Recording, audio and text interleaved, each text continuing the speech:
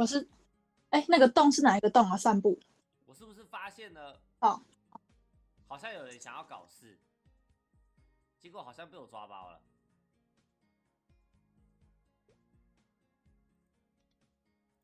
干，为什么去了？请问你躲在这里要干嘛？请问你躲在这里要干嘛？请问你想做什么事情？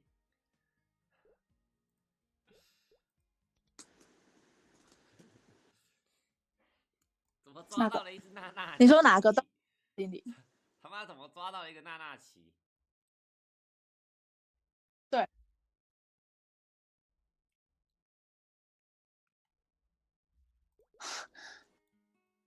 他们残血了。哦。懂。他妈的，还有不是啊！救命！帮你收一收，帮你收一收。我根本就不知道我到底在干嘛，好快！我现在在散步路。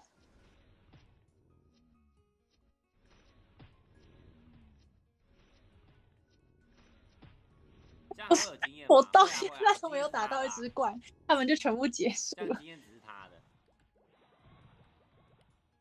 好了，我要走。这里你在哪个洞啊？继续验人。拜拜。最底下。嗯。哦。干。哦哦哦哦。这个。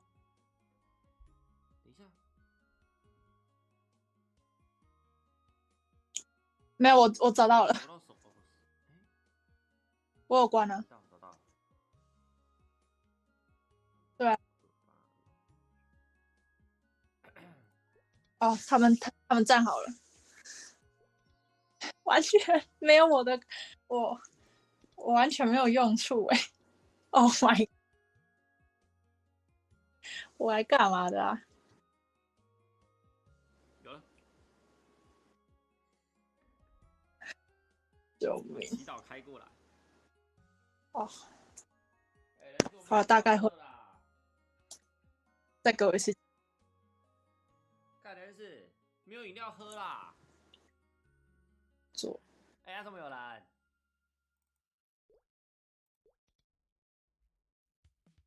哎，我关广播了啊，为什么还在跳？喝水，喝水。好啦。喝水就没那个 feel 啦。哎。哦，好了，我会玩。反正又喝不出味道，会有一点点甜甜的感觉。我没有2台电脑。哎，你们等我，我去拿个饮料。等一下哦，马上回来。他这样电话又会断掉，会卡。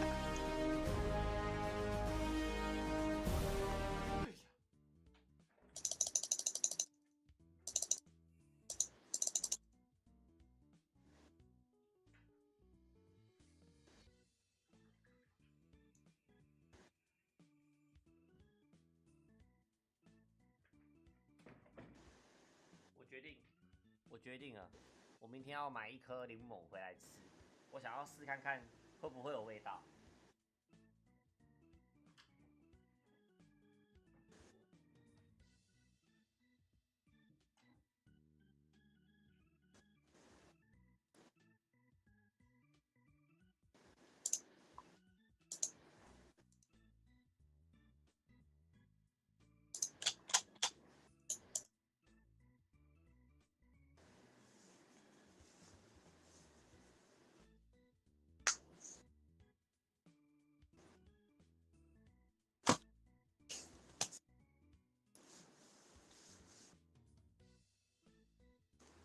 做。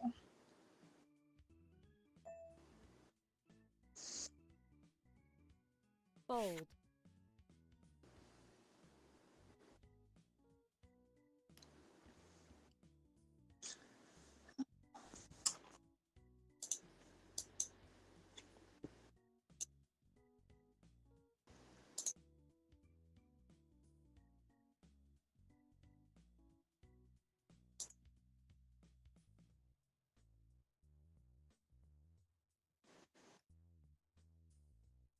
这样比较习惯，对不对？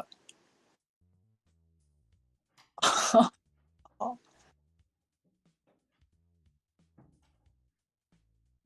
哎，回来了，来喽，来试看看这杯红茶有没有味道。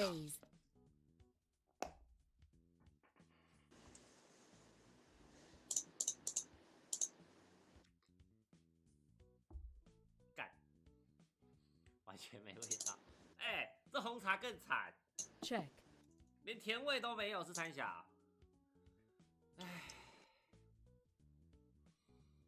没救了，没救了。Call，哎，所以我现在就算喝一整罐， All in，我这礼拜还要回去。现在就算喝一整罐的，那个什么酱油，也不会有味道吗？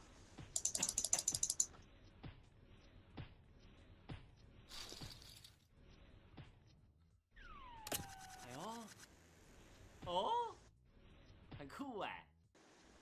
他妈的，喝了我就死，他妈喝了我要去洗胃了吧？你的肾会还好，他妈我的胃会坏掉啊！我的肾和胃都得坏。2%，喝完洗肾。 3%吧。你确诊的时候3、4吃牛肉分。面那个汤跟喝开水差不多，很咸，很咸，很咸，很重咸的东西，多少会有点感觉。是我在雷吧像我？今天有吃整包黑胡椒，就是整包黑胡椒粉，我整个往嘴巴里面倒，有一个人不见，到一点点咸味，还是会有，但是不多，但会有一点点的咸味。我今天是去那个，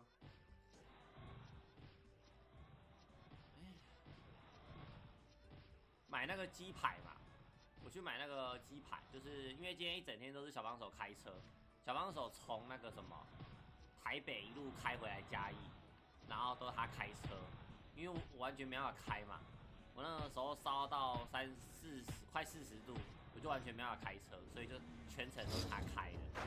然后他开回来，然后我们路上停在那个湖口休息站的时候，他就下去帮我买那个，是湖口啊，不是西螺休息站，西螺休息站，我们停在西螺休息站，然后他下去帮我买那个鸡排，然后就跟柜台要了2包的胡椒粉，然后有1包我就直接往嘴巴里面倒，完全没有什么咸味，就是一点点的咸味而已，很过瘾。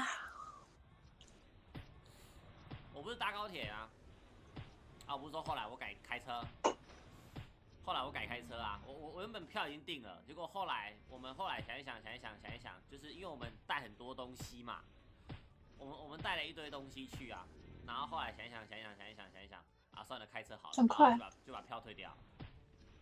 我原本有订那个早鸟88折优惠的票，然后就退掉。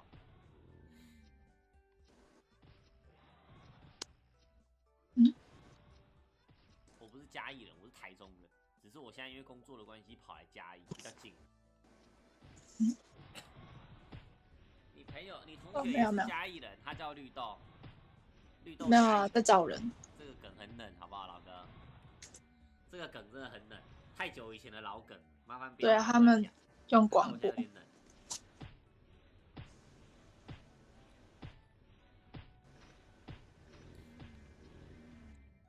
西螺休息站很有名的，不是那个包子吗？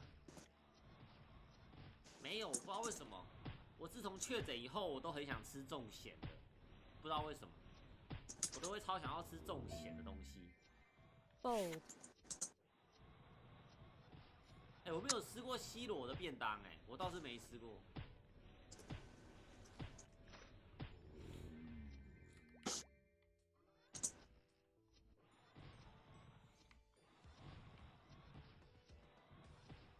看片也都是看重咸的例如 NYKD 那一部啊。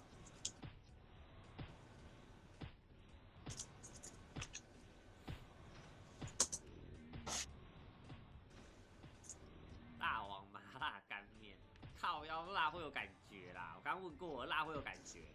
我刚才已经有问过了，有聊天室有那个确诊过的人有讲过了，他们说他们有去试过吃辣的，是会有感觉的。我他妈的没有傻到人家都试过了，我还去试一次。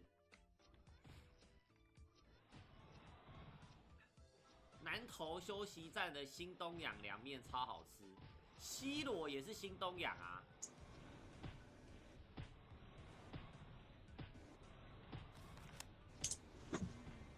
我跟你讲，退100万步，真的假设辣没有感觉好了，你他妈你在苦本寿的时候你也会有感觉，好不好？我上次去林寝他们面馆，吃完那个辣面之后，我回家2天厕所，屁股痛到烂掉，靠腰，真的是屁股痛到烂掉。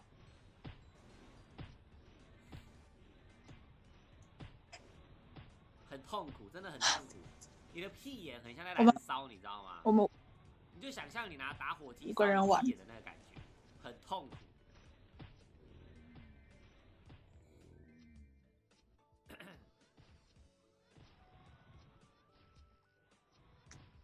我去打。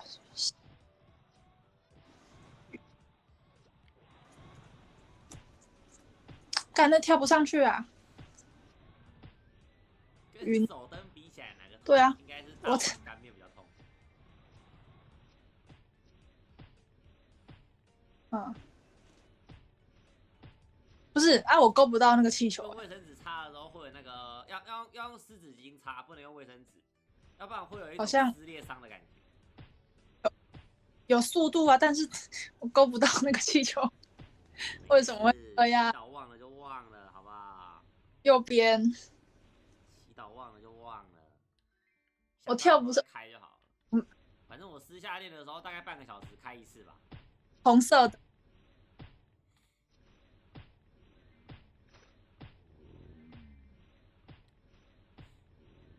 没有，右下都有人打。现在 WC 比多少？看你买什么东西吧。雪花6万就没哦，就是难怪哦，那没有，没有枪手，就是少枪手。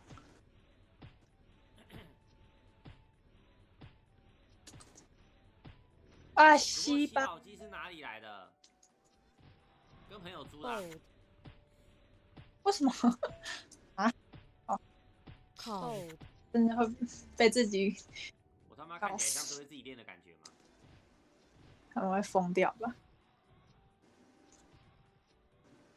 哦，我连跳这个都很有障碍啊！雪花8万啦！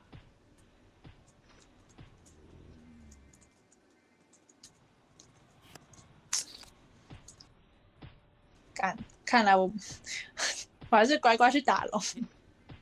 我前2天把我的2000血全部卖掉了。干我的超雷的啊！救命！哇！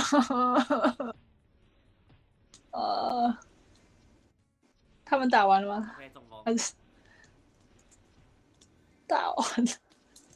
我毫无用处，完全已经打完。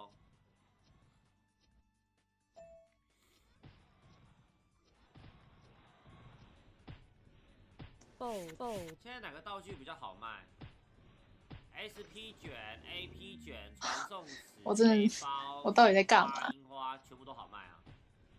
哦，这个目前繁中服的玩家人数来讲，你卖什么东西都好卖啊！我是来混分的哎。什么都好卖，广播也好卖，什么都好卖，什么都好卖。我不要去那，就怕好恐怖。点数卖而已，什么都好卖。玩家人数那团感觉很火爆。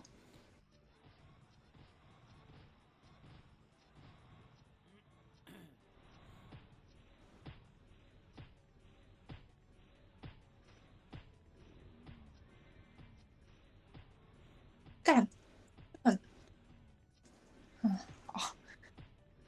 哎，400是谁？不会是我吧？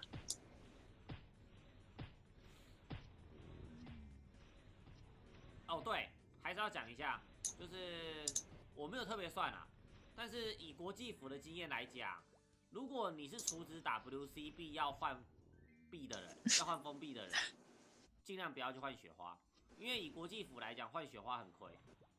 基本上要换传送石或 SP 卷或背包，不要换雪花。我不知道繁中服的币值啦，但是以国际服来讲，通常如果你今天是想要封闭的话，不会去换雪花，太亏。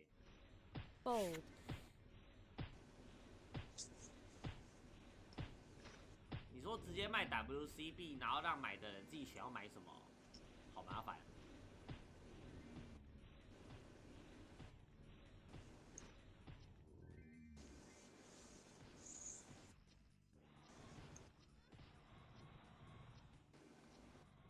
国际服有一阵子很缺封闭啊，就是四转刚开的时候，那一阵子很缺封闭，因为大家都爱用那个大法都爱用那个四转技能练的，那个时候超缺药水的。Raise.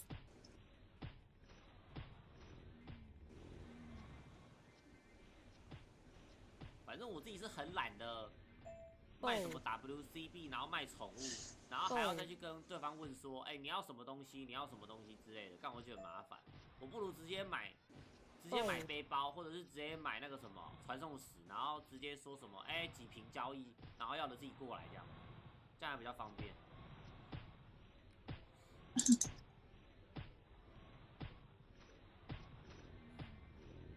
但是怎么办？我觉得我的药效好像退了，我开始感觉不对劲了。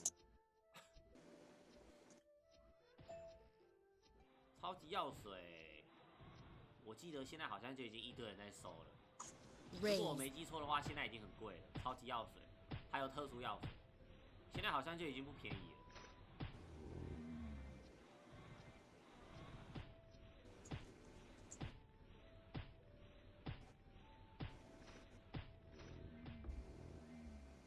祈祷又没了。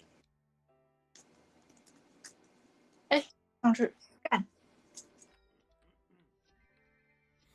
超级药水怎么取得？打怪啊，打怪不就会掉了吗？我有用处了。打怪都会掉啊。我占格子。这样有过吗？121下来。Bold.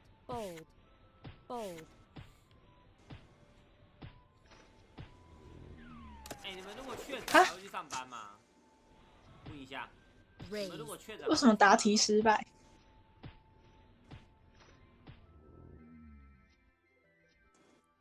还是在家里玩阿泰了？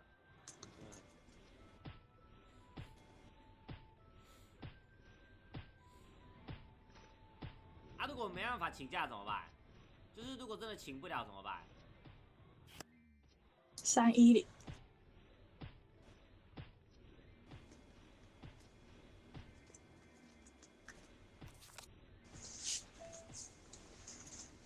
过了。Check. 让公司一起中标，分享欢乐，分享爱。Bold. 坐在主管旁边啃。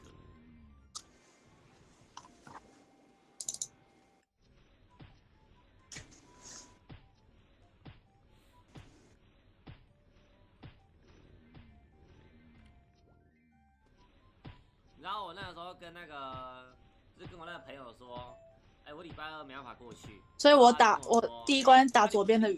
台北就回来了吗？怎么你开2场啊？我就说我没有开2场，我只有开礼拜日。因为每次第一关已经结束，然后我都没有打到一片。好，那你先不要来。他说好，那你不要来。对，可以的。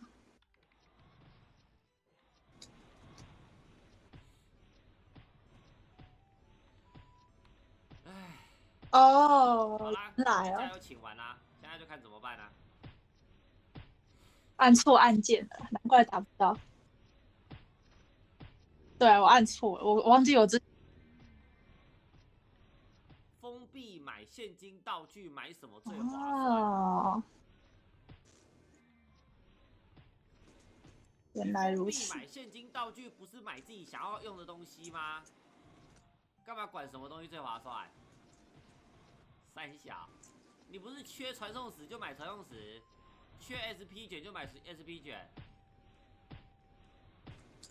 你管什么东西最划算？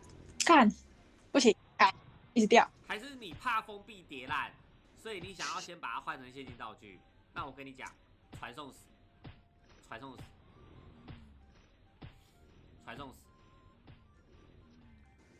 对啊，我特休已经请光了，我特休请光了，进错了啦。然后现在有一个重点，就是我还要去澎湖，怎么办？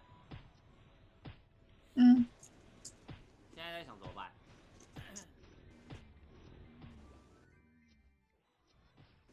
？82等的刀适合来这里打吗？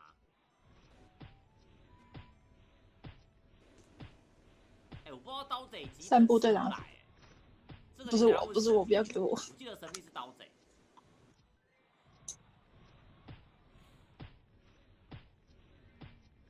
传送石什么时候需要用到？随时随地都需要用到，只要你很懒，你就用得到，随时随地。传送石绝对是这个游戏需求量最大的。可能跟雪花有的拼啦，但是我们不考虑买雪花嘛，因为买雪花一定亏了。这样有过吗？过了哈。所以一定是买传送石来卖。换队长。有指导就不用了，他妈的最好会有指导了。对啊。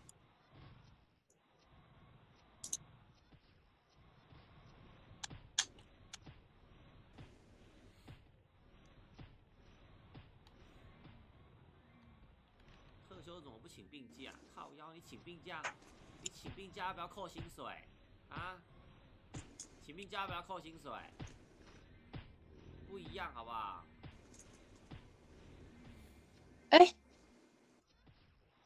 洞在哪里啊？这个我喝什么补 HP 的鳗鱼饭？烤鳗鱼。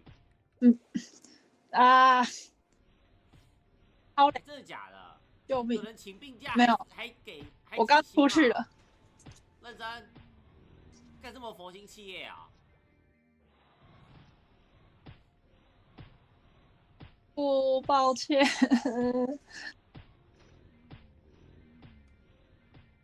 我还没有待过请病假还付薪水的公司。对。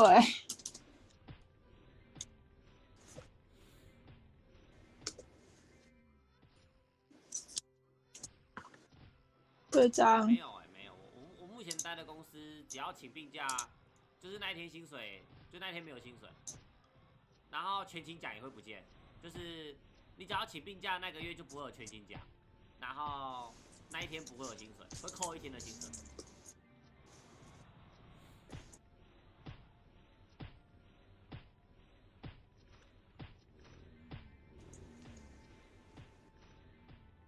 你们公司是6天全薪，我干这么好哦？我没有遇到这个。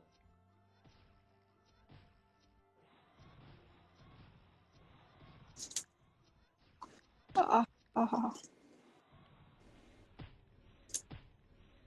哦天哪！我现在有过啊！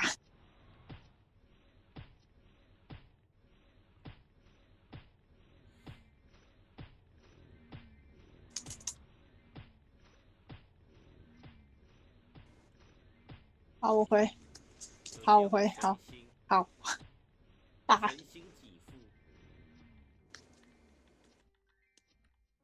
这样子，如果我一有事情，我就请病假，可以吗？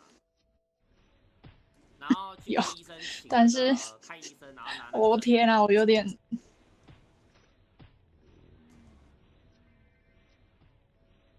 有一直掉啊，不想玩了。你抢周杰伦跳那一天请病假，结果没抢到。不想玩。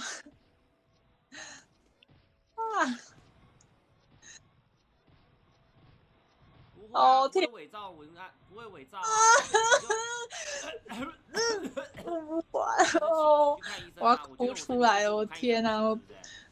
看医生，我有那个就诊的那个什么收据，我哪有伪造？我真的有去看医生啊。对啊，我真的觉得我身体不舒服啊。天，我喉咙痛不行啊。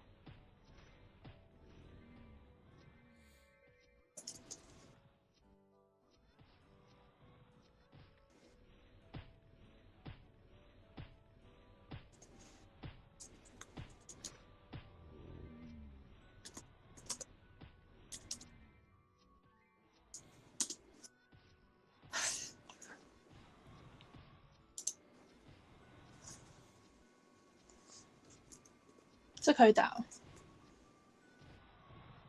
我在自言自语，不用理我。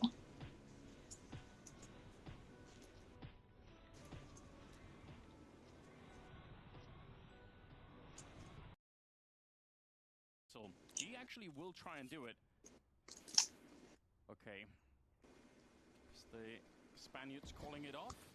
I was hoping that was going to be a real Orc versus Orc fight. Back to a classic position though. Easy to take the shot and just fall back on the CT side. Push. 不要，你们那个太快了，我会。 First with that one. A minute on the clock then. Yeah, they are getting close here, Tyloo, into this inner push. 到底为什么会一直跳不上去？我很烦。我的手到底是有什么毛病啊？ Call. They do need this extra assistance from the utility. And Heroic have had great reads on Tyloo's movement. 哦，你看， An important smoke to slow things down. Otherwise, Sunpies would have had a very clean shot. 30 seconds here. There's still only 2 people. There is an opportunity right now for Tyloo. If they get one entry very clean, very fast, then it can be done. But it's not going to be for Moja, and a nice adjustment. He saw it coming. Sunpies hits the headshot. They finally get rid of X-Cloud, but time's running low.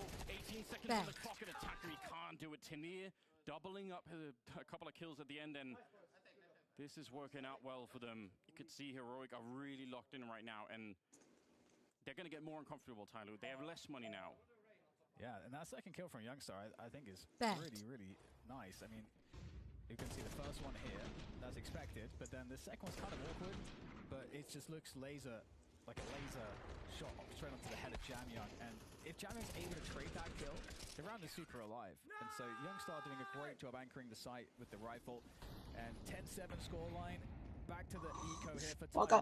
我现在要干嘛？ And that's going to make life very difficult because, you know, you were saying Tyloo could find themselves in an advantage if had they won that last round, but now it's going the other way 哦， entirely. 他要当队长是吗？我看来 Yeah, they've got everything they could want right now. 022。 Even the Orc on X-Cloud. 这关到底有没有过啊？ Classic train weaponry. Still haven't seen anyone pick up the CT side auto sniper yet. Bold. Oh, Those of you who have been go. around for a very long time will remember. That was a thing at one point. 哦 But 哦，有了。 a modern version of train, which is a shame. There's an enormous amount of walls to be shot through on this map. I think more than on any other map, really. 哎， The current version 我 of 刚刚 train. 按错什么？为什么要点点点？是我吗？ Those big windows inside of the B bomb site that go into the C connector, you can shoot through those. So if you want to play an after plant where you plant the bomb at B and then是 play 我 the C 吗？ connector, you can stop the defuse. Well, I don't know how, but Jamyang's found a very long-range kill against the Orc.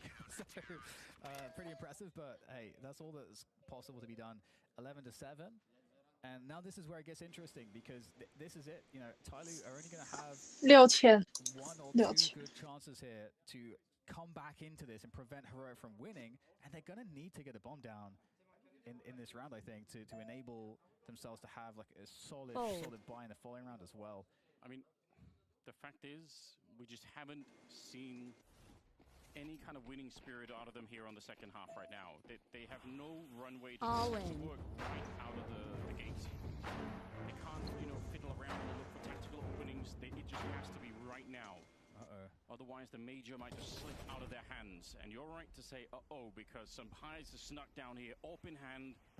If you're not careful on the other side here, you're going to walk into this shot, and that could be the beginning of the end. They are leaning towards the B side a little bit more. And so far, Heroic haven't necessarily caught on to that fact. They are still worried about that Ivy position. Sometimes taking a full look into T-spawn, and you see nobody, and that's a big indication that something is up here. how much longer before the rest of heroic start to rotate? 第一关5000，然后第二关6200。哎， Youngstar's monitor. They don't have the bomb enders. 哦对了，3步， They don't have the bomb. But why, Dan? Someone has to go back and get the bomb at some point, or they just have to kill everybody. They should definitely have the bomb right now. So this is a complete disaster. I don't know if anyone from Heroic is going to figure this out in time, but that's going to slow down this round. They've at least scaled. Heroic are already saving, and the bomb's not even gone down yet. So that's no harm, no foul. Yeah, I'll let you have this one, Dan. You're right. No harm, no foul. I'll be reasonable. That's kind of crazy. I mean, that is definitely a good indication of the amount of pressure in this situation that you forget the bomb. I think you're right. Yeah, I'm so glad for Tyloo that didn't sort of end up blowing up in their faces. It could. Flanks. I think LNC was moving into a flanking position, so if he had been 10 seconds further up, he would have found the bomb, and it's a very hard round all of a sudden. But don't worry, it's all in the past now. We don't care any longer. 11-8, and Tyloo win the round. 啊，6000是 CD 哦。 Kind of crazy. It's Bold. interesting too. You know, Heroic, they had more than enough money to continue to buy. 6个啊。 Decided, you know, we're just gonna keep everything. We understand that we lost too much space on the site, and that is the B yard for you. If you allow the Tisa fully, 6200是散步路， especially if they have a lot of util left. 很好。 And I think, to be honest, the path to an upsetting loss here, if you're on the heroic side, it's about losing the money. So they can save a couple or more rounds like this. It's not a big issue for them. They just control the money. If that happens, I guarantee Tyler will be right back and swinging hard at them. Early utility coming out from all sides here to try and control that front B position. It looks like it could be some more pressure headed this way. I'm not quite sure if anyone's pushing up Pop Dog at the moment. He's going to send some troops in there just to make absolutely sure that no CTs are there, which you have to do that. Youngstar smoking up once again, so just buying more time, but when that smoke fades... 哦哟，一直要重点很烦哎。 Otherwise he could get trapped on the high ground, which is really uncomfortable. 我不是啊，我不是。 没有，我说他都要点那个啊。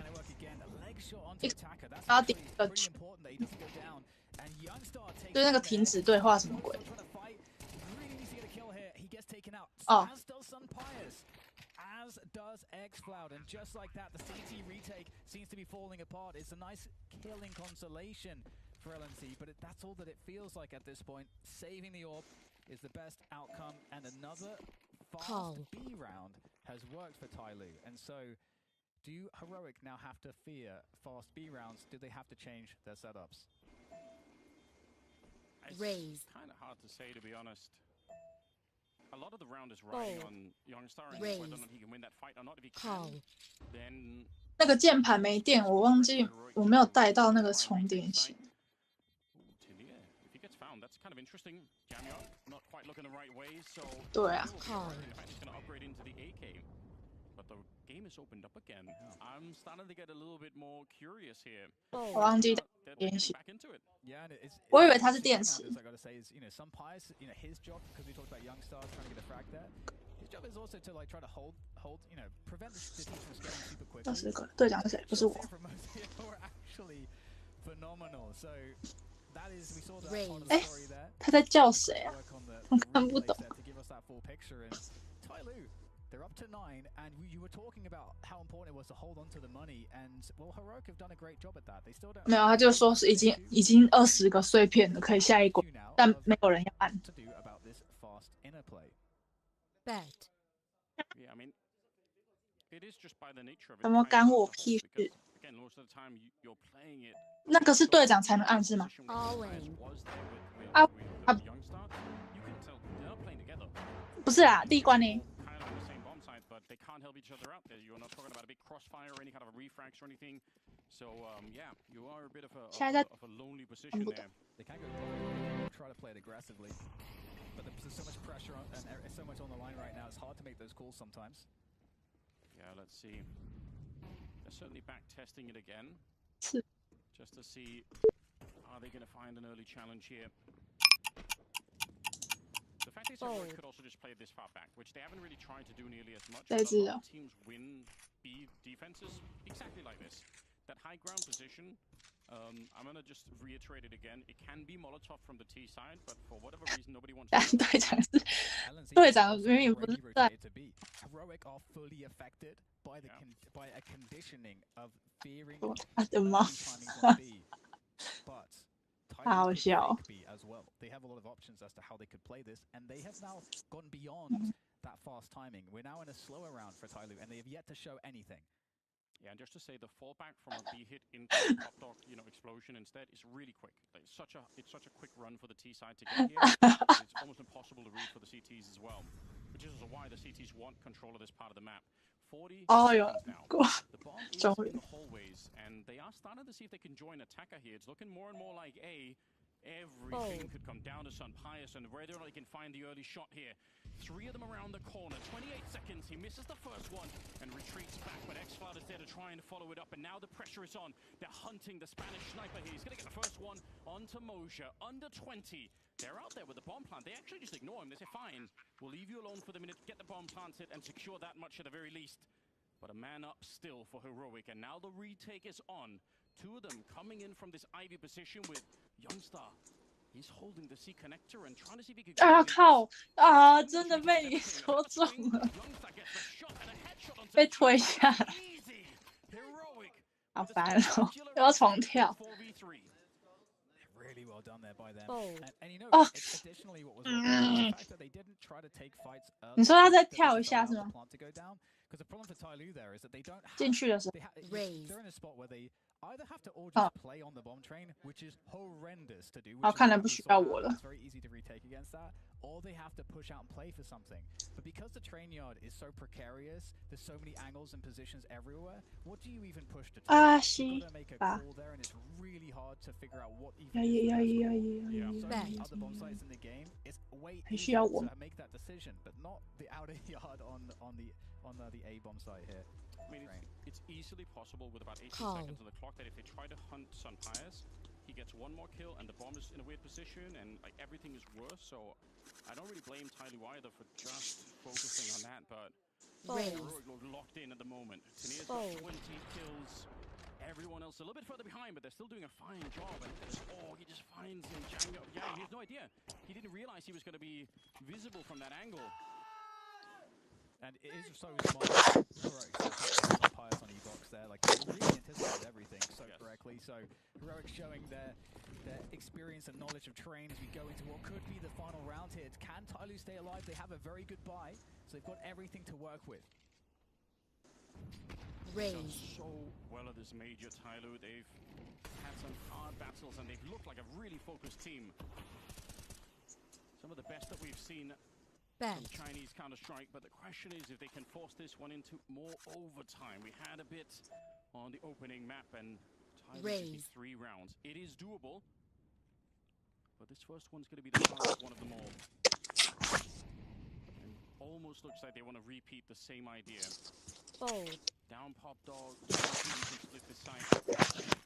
Might run into Sun Pius straight away again. Yeah, 1 minute left. So again, hitting that slower timing. Does indeed seem like they are interested in a split onto the A side. Tyloo need these opening shots. I mean, this is. 有点好的。 To be honest, still only 3 here, but in a couple of seconds, one of them's going to rotate back. 30 seconds. It's essentially a repeat of last round, but this time, Sun Pius hits the first one, and he's going to stand his ground. He wants to send Tyloo home. Wants to send it back from Austin. LNC goes down, but we're at 22 seconds. They're pushing him. They're all around, but missing a shot as well. 17 seconds. They found a way to crack through. Double kill for Moja. And now Youngstar is up on the train looking for the headshot. Bomb planted as they nearly line up for a double kill, but it will not be enough here. Heroic. It's going to take more effort. Another fight still to come. It's Tyloo to win the round and get 1 step closer to overtime. What is a mosaic on right there? The entries just kept coming one after another. that was insane because from some Pius' perspective, we looked at it and we're like, this seems kind of hopeless. He connects that first shot, trying to scale from that pop dog position. It's not going to work, but this certainly did. Along the side front of position, Messiah able to get so many kills. Youngstar even looked incredibly dangerous here with 10 seconds left and the bomb needing to be planted. That was desperate right to the end, but we're back into this, and it starts with some Pius, a positional change, and he has a reward from that. That is something that they have not seen before. He's pushed that ramp. They throw so many grenades at it that he's down to 48. 哎，这里不能跳吗？干，是怎样啊？ He wants the peak, but unfortunately the flash is just going to make it impossible. And obviously on the other side there, Youngstar, he knows. He saw that up. He's like, all right, fine. We have a little bit of it to work with. Some Pies is still here. Is it going to be back down pop dog again? They've done it twice now. It's worked. So on some level, you probably feel like just, you know, get one more. If they win this one, there's no more money on Heroic. It's very likely going to be overtime. But it seems like they've changed their minds. Check. They want to go back fishing at the B-bomb site. Youngstar in front with a counter utility already in hand. He's got that incendiary deposit right on top, but they're pressuring him. He gets the one. Now lining up for a bit. It's a double headshot, and that should be enough. Youngstar with 3 kills in the round could send Tyloo home. G back here. What could you do? 30 seconds left. They are not even hunting him. They're just waiting. They're saying, fine, we've got the bomb. We've got everything. We can't lose this one. Point blank range using the AWP as a shotgun. But all of the work is still ahead of him. He turns the corner here. They know everything. Tanier's right there, just waiting for the smoke to fade in. G, his luck is up. Edgeloud to get it, and Heroic survive for one more match, sending Tyloo out of the major.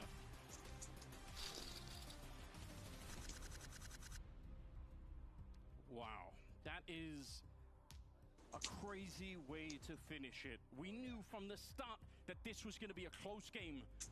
Everyone could play all of the maps. It came down to the wire, but ultimately, Heroic just a little bit stronger today. And we're at that point of the competition where it almost feels unfair that one of these two teams has to get disqualified from the tournament because they're both so good and they both show a better competition. And what an amazing fight this was. Both teams had moments of just stark hopelessness. You know, we saw Tyloo. They had winning the rounds after the pistol. Both teams had a lot of struggles, but both also showed so much class. Yeah, that's absolutely true. What it means to Heroic. They obviously swallow on the Tyloo side. Not enough ice cream to drown their sorrows in the world, I think. Unfortunately, going to be too much to handle here. We've got an interview ready to take us through, so let's see what's up. 好好哦，法师都可以瞬移。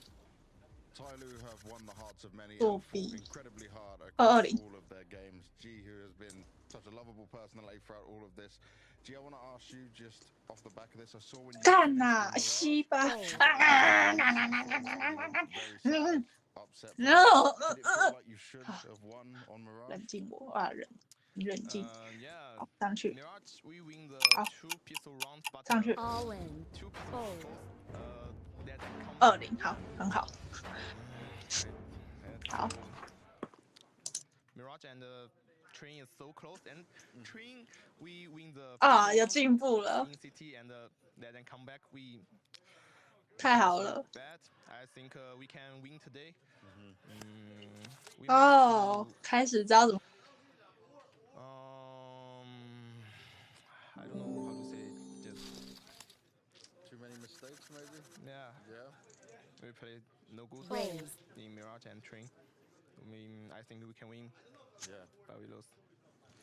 It did look like you had good chances for your overall, though. The major for Tyloo being able to get to stage 2, the fight you put up. Can you still see like some good progress from the team that you can compete with international teams as well? Raise. Bold. Jack has to be on hand to help. So, just does it feel like you guys have made some progress as a team to be able to compete against other international teams just through the journey here at the major? Bold.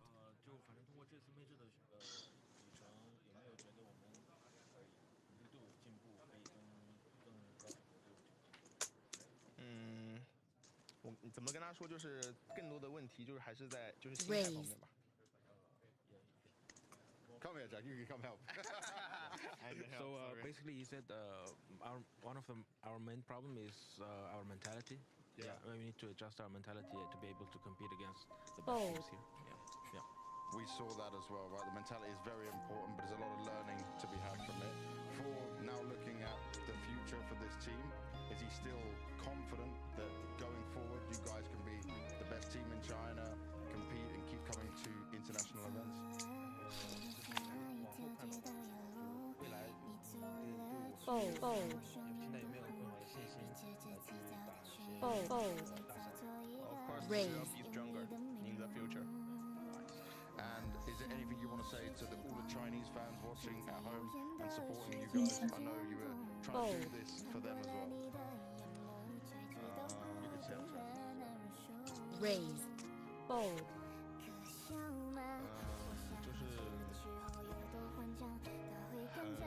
很抱歉没有能更进一步吧，就是 Call. 感觉本来可以有机会能赢的，但是我们犯了哎错误。就是希望大家可以去一直相信我们吧，在未来我们会就是变得更好的。然后希望大家给 LB 两个， And G, I know 对不起， made many fans, people around the world for Counter-Strike. Anything you want to say? 往左一点跳下来就好。 Fans, 哦 I'd love to see what you do, see your personality. 啊啊！我果然还是最没用的，救命啊啊！这个游戏怎么那么逼人？ Strike loves G. We all love G here, but it's sad to see him go. But the best of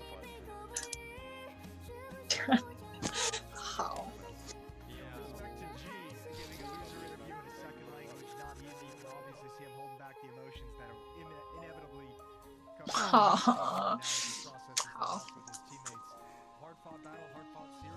Fold.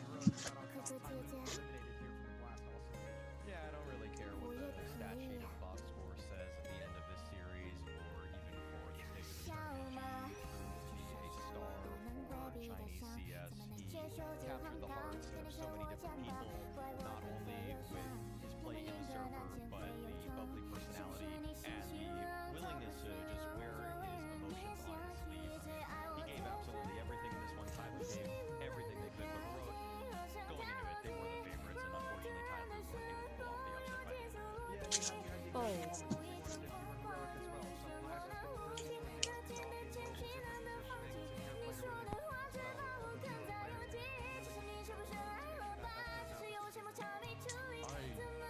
Tetsuya really, that sucks, man. 哎呀， Bro, you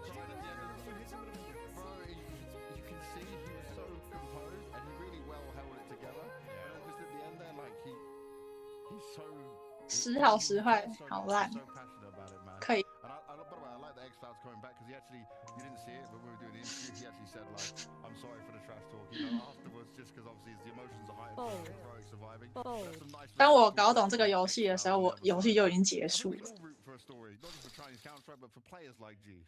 On top of it, I feel like G is more welcome by Western audiences than Eastern ones, because I've heard rumblings. 完全不需要我。 He's okay. I mean, he's a good player, but I think just the boisterousness is not something that a lot of Chinese fans identify. 202， 我还是去 Again, Jam Young 战 is the 你。 most popular player in Call. China. That dude is pretty solemn, pretty quiet. At least for us, like we don't really get a lot. It's different, right? Like, the Jam Youngs of the world are praised in China, but for us, we love the G's of the world. Exactly. Heart on your sleeve kind of moment. Yeah. But there are plenty more 哎 games，没有树哎。 Counter-Strike must continue, so we are done here on the desk. We're leaving for now, but guess who will be taking over after? Call. The three. 为什么我没有树？ Wanna get the last one? No, I'm excited. And Pimp as well. Just go. We'll see you on the other side. Asani, of course, Fold. you fight again yesterday. You managed to survive. 过了吗？ Check. What do you think was key in terms of keeping your head above water in that matchup? I think we keep our mentality very strong yesterday on the both maps. It was a really close game on both maps, so it was really hard and we kind of struggled a little bit on both matches. But we Back. do it and our individual stepped up. Call. That's why we wanted. Speaking of individuals, last time Always. ahead of the game, you said, look out for you. And so, you know, absolutely hot. You know, solo tournament. So so far. Is there any reason why you've felt so comfortable in this level for your team?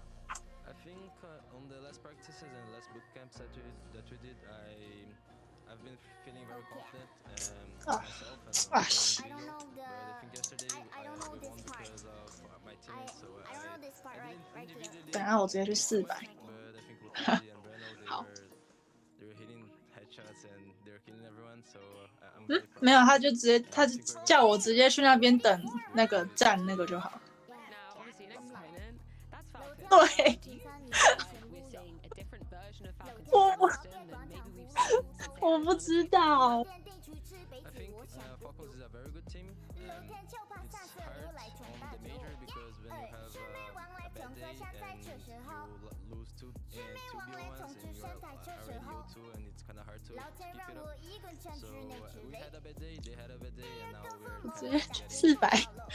So I'm pretty sure we're going to win. We're very confident and we're going to do it. If you could put it down to one thing one element in the game where you have the edge over Falcons, where do you believe MIB are better than Falcons at the moment? I think when we are on the flow and we are communicating and we're like pushing callouts, very active and playing a proactive game, I think we're on our A game and I think we're best in the role when we do it. So I think we should have the momentum, and when we got this, we can win them. Nico, great to catch up with you as always. Undoubtedly, I can only imagine for you guys, this wasn't the ideal start to the Oyster Major. Was there any reason why Falcons you feel like came in particularly cold to this event as opposed to Cold. events previously to throughout the Odyssey? 03。 Bet. Raise. 再次。 I'm not really sure the reason behind it. Maybe we were a bit too afraid to play, too afraid to make mistakes. We didn't have the best stars on the house as well. We didn't lose a lot of pistols this event as well, so it's a bit stressful. But I think the win yesterday was super important for us, and I still have a huge belief in the team that we're gonna make it. We just have to take one game at a time, just focus on ourselves and just kind of try to find our groove throughout the event, if that makes sense. So I'm still confident in ourselves. Is there a certain added element of pressure for you guys, just considering that I think a lot of people, would have expected you to be in stage 3, it was just due to the VRS points and how that was kind of weighted when that was decided that you ended up in stage 2. Does that add an extra element of pressure that you feel like maybe other teams aren't experiencing here? Cold. I mean, I don't think there was pressure when we started, but the pressure started rising up when we started losing. It's kind of hard to not think about the pressure when you put yourself so much behind on the first day. That's when we came in, it was all fine. We knew what we had to do, but then when we started losing, we're like after we lost the first game, then we threw some rounds against late vision on our CD side, and we had a bad start on the side, and then we started maybe like overthinking a little bit. So the pressure was not there when we started, I would say, but it just kept rising because we did not really play our best. So and that put us in a tough spot. But this is something that we have to deal with, and this is part of the game, it's part of this event. There is always going to be a pressure that 哎， not our mark, but 撞一下。哎，要被撞。哎呀。 we need to find solutions together. We need to stick with each other. We need to be there for each other. And if we don't fight together, we are not gonna make it. So yeah. I feel like you guys found the solution on that stage versus OG yesterday. First 2 rounds, pretty close, pretty back and forward. Was there a key turning point for you that you felt like everything clicked, you guys get on the same page in this game? I don't know at what point I felt, but I just like seeing the boys taking initiative when we play. Like we would react from what's happening on the map and not just wait for a call for us to finish the round. So this is something that we just need to loosen up when we play and just not be afraid to do mistakes. Obviously, I'm not talking about Raise. but when you see an open, you see a space that you have to take, we need to go for it. Otherwise, we just make lives harder for ourselves. And this is what I'm seeing yesterday on the run. We get an entry on mid and then like we start searching on a B or A, and then the round just kind of plays itself. So this is what we need more.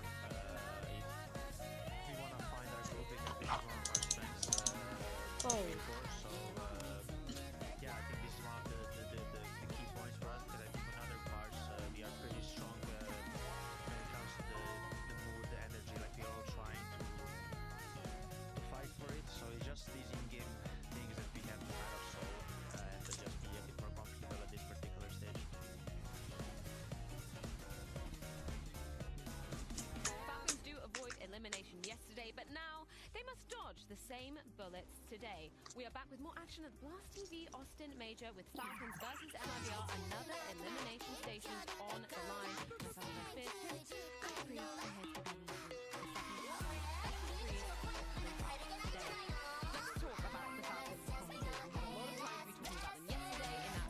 All in.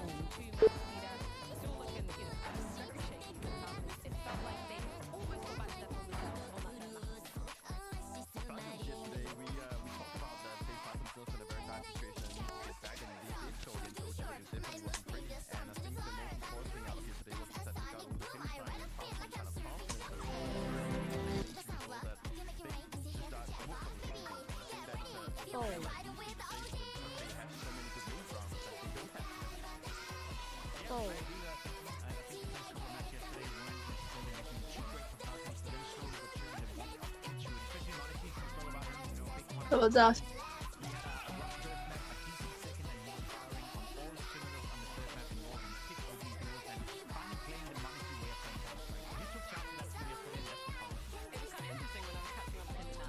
所以呢？哈，4月1号是金牛。哦，03。我。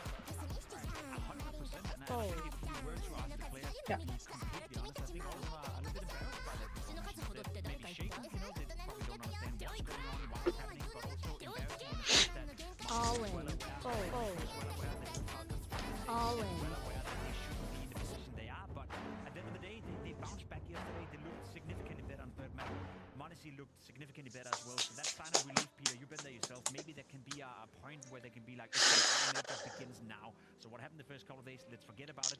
Now. I don't recall Monty having such a bad start to tournament ever. So that must also been very new for him. Maybe that's also why he's reacting the way he is. But for him to have a better day yesterday, it was still subpar what we know he can deliver. But for him to actually see the improvements coming out of day one, that must at least do something within his own mentality to just move forward and see this as a stepping stone into playing themselves into the tournament. And they are, everyone in Falcons has a way more expectation. I think Magis was one of the guys that has actually stepped up tremendously for this tournament, and he's maybe the one that has the head on the chopping block and one that's been criticized a lot. I think Magis has been instrumental in their way inside the circle, but also outside the circle. Like, he's just shown so much character. Like, he wants to go and prove that he can play good Counter-Strike. He's been hyping up the team when they've been looking the most down. And I know for a fact that within Falcons, when things are looking dire and they don't get to a point where the confidence is going their way, he's always the guy. He's always the one to remind them, like, guys, we're playing Counter-Strike for a living. Like, this is what we're supposed to be doing. Like, this is the best thing we can do.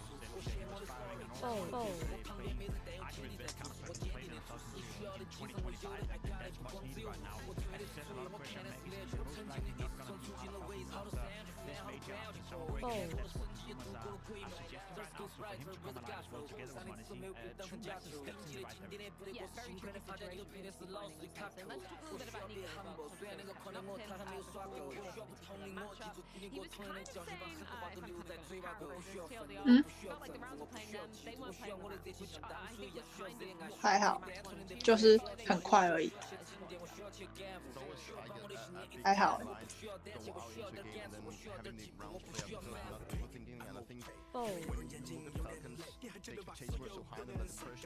神经病了我，神经病。那我真的没有要睡觉，我要没有睡觉才能，也不能啊，怎么可能可以？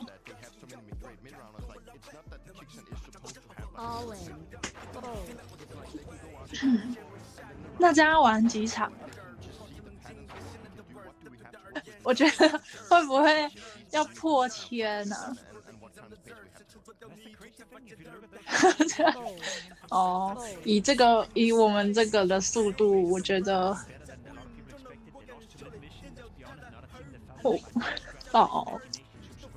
我这一团有点，这一团大家人对。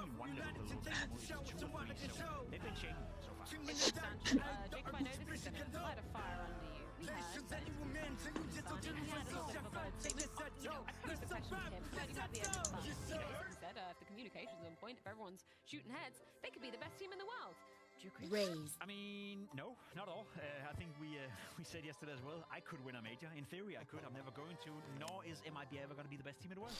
I like the fact that he has confidence in his own team, I guess. I'm not a big fan of having false confidence. I'm not a big fan of talking yourself up to a point 你说你们那一团的？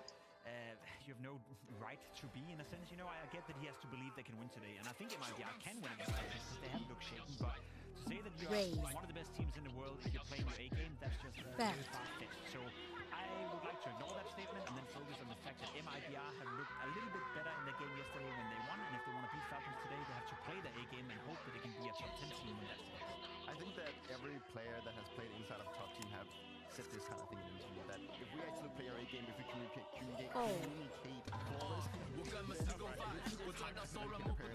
communicate flawlessly, then yeah, sure, we can play like the best team in the world. But the thing is that he showed as well, and there's so many, I feel like there's so many things that MIB has no into and kept going for them to actually perform the way they done it. We saw Max go down over that Nico interview, but Adrian, you confirm if we do go to third, any comment, any takeaways from those? Yeah, I'm here to learn a little bit because I think MIB has met when you look at their win percentage and how maps they played. I know Anders is a big application looking at that and being like, listen, they don't have a map. MIB doesn't have a strong pick, so to speak. 18 has been a little bit of a weakness for Falcons as of late. We saw that in this tournament as well. The game against Bait was not good at all. Monster didn't have the offense in the first half, so I'm here to learn whether or not Falcons have learned from that game and if they can win convincingly. 抓不到人。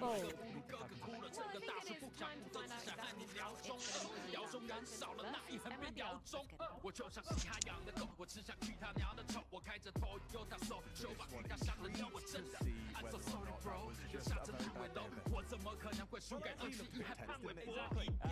carried over into day 2. Let's see if the consistency day 3 the odds. Definitely don't think so. Massive favourites Falcons, and understandably so. They came into a field full of fledglings. Falcons found themselves as the favourites, and they faltered as the world number 2 on day number 1. Yeah. There's blood in the water.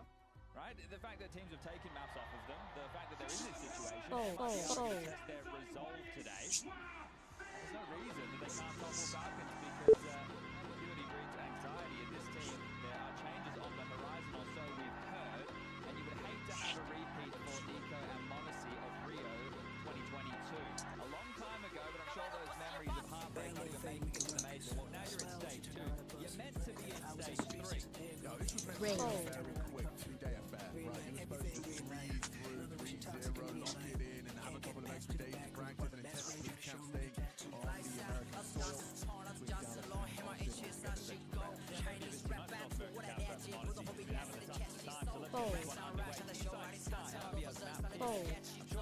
Call.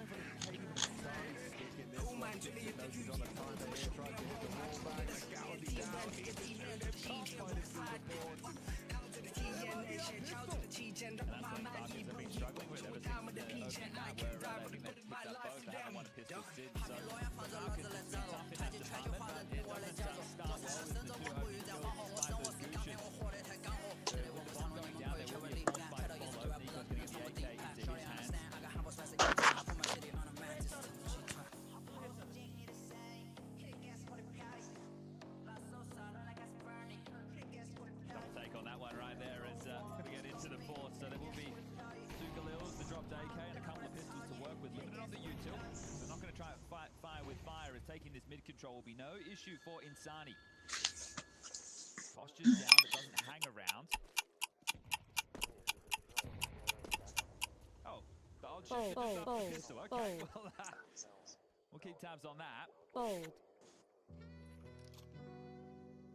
All it took, single round. All in. A little more belief for MIBR. Bold. Bruno playing a block with you two there. You can see him on the jiggle as warning Bold. shot comes out of Tessess.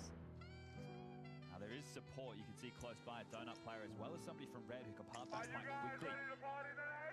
They're going to be able to find this opening kill. It doesn't seem likely. I don't know. The jiggles. This is almost a flawless way in which to get this information safely. A la, Inner on frame. You'll be able to get this info as a bit of a beacon for his team. There you go. Block and smoke can land on top of it unless they dare disrespect the incendiary. All in. So that extra It feels like you might have to reroute at this juncture, but they are just going to linger in A main. So there's no information right now for MIBR towards B. They stack 3 players over towards there, so now it's going to be a little bit easier to break in. Breno up towards Tree. Insani over towards Temple. Yeah, they're really backing him. 什么意思？ Now it is up to Insani to get anything more. He doesn't really have the help, but he manages to remove Nico from the pack.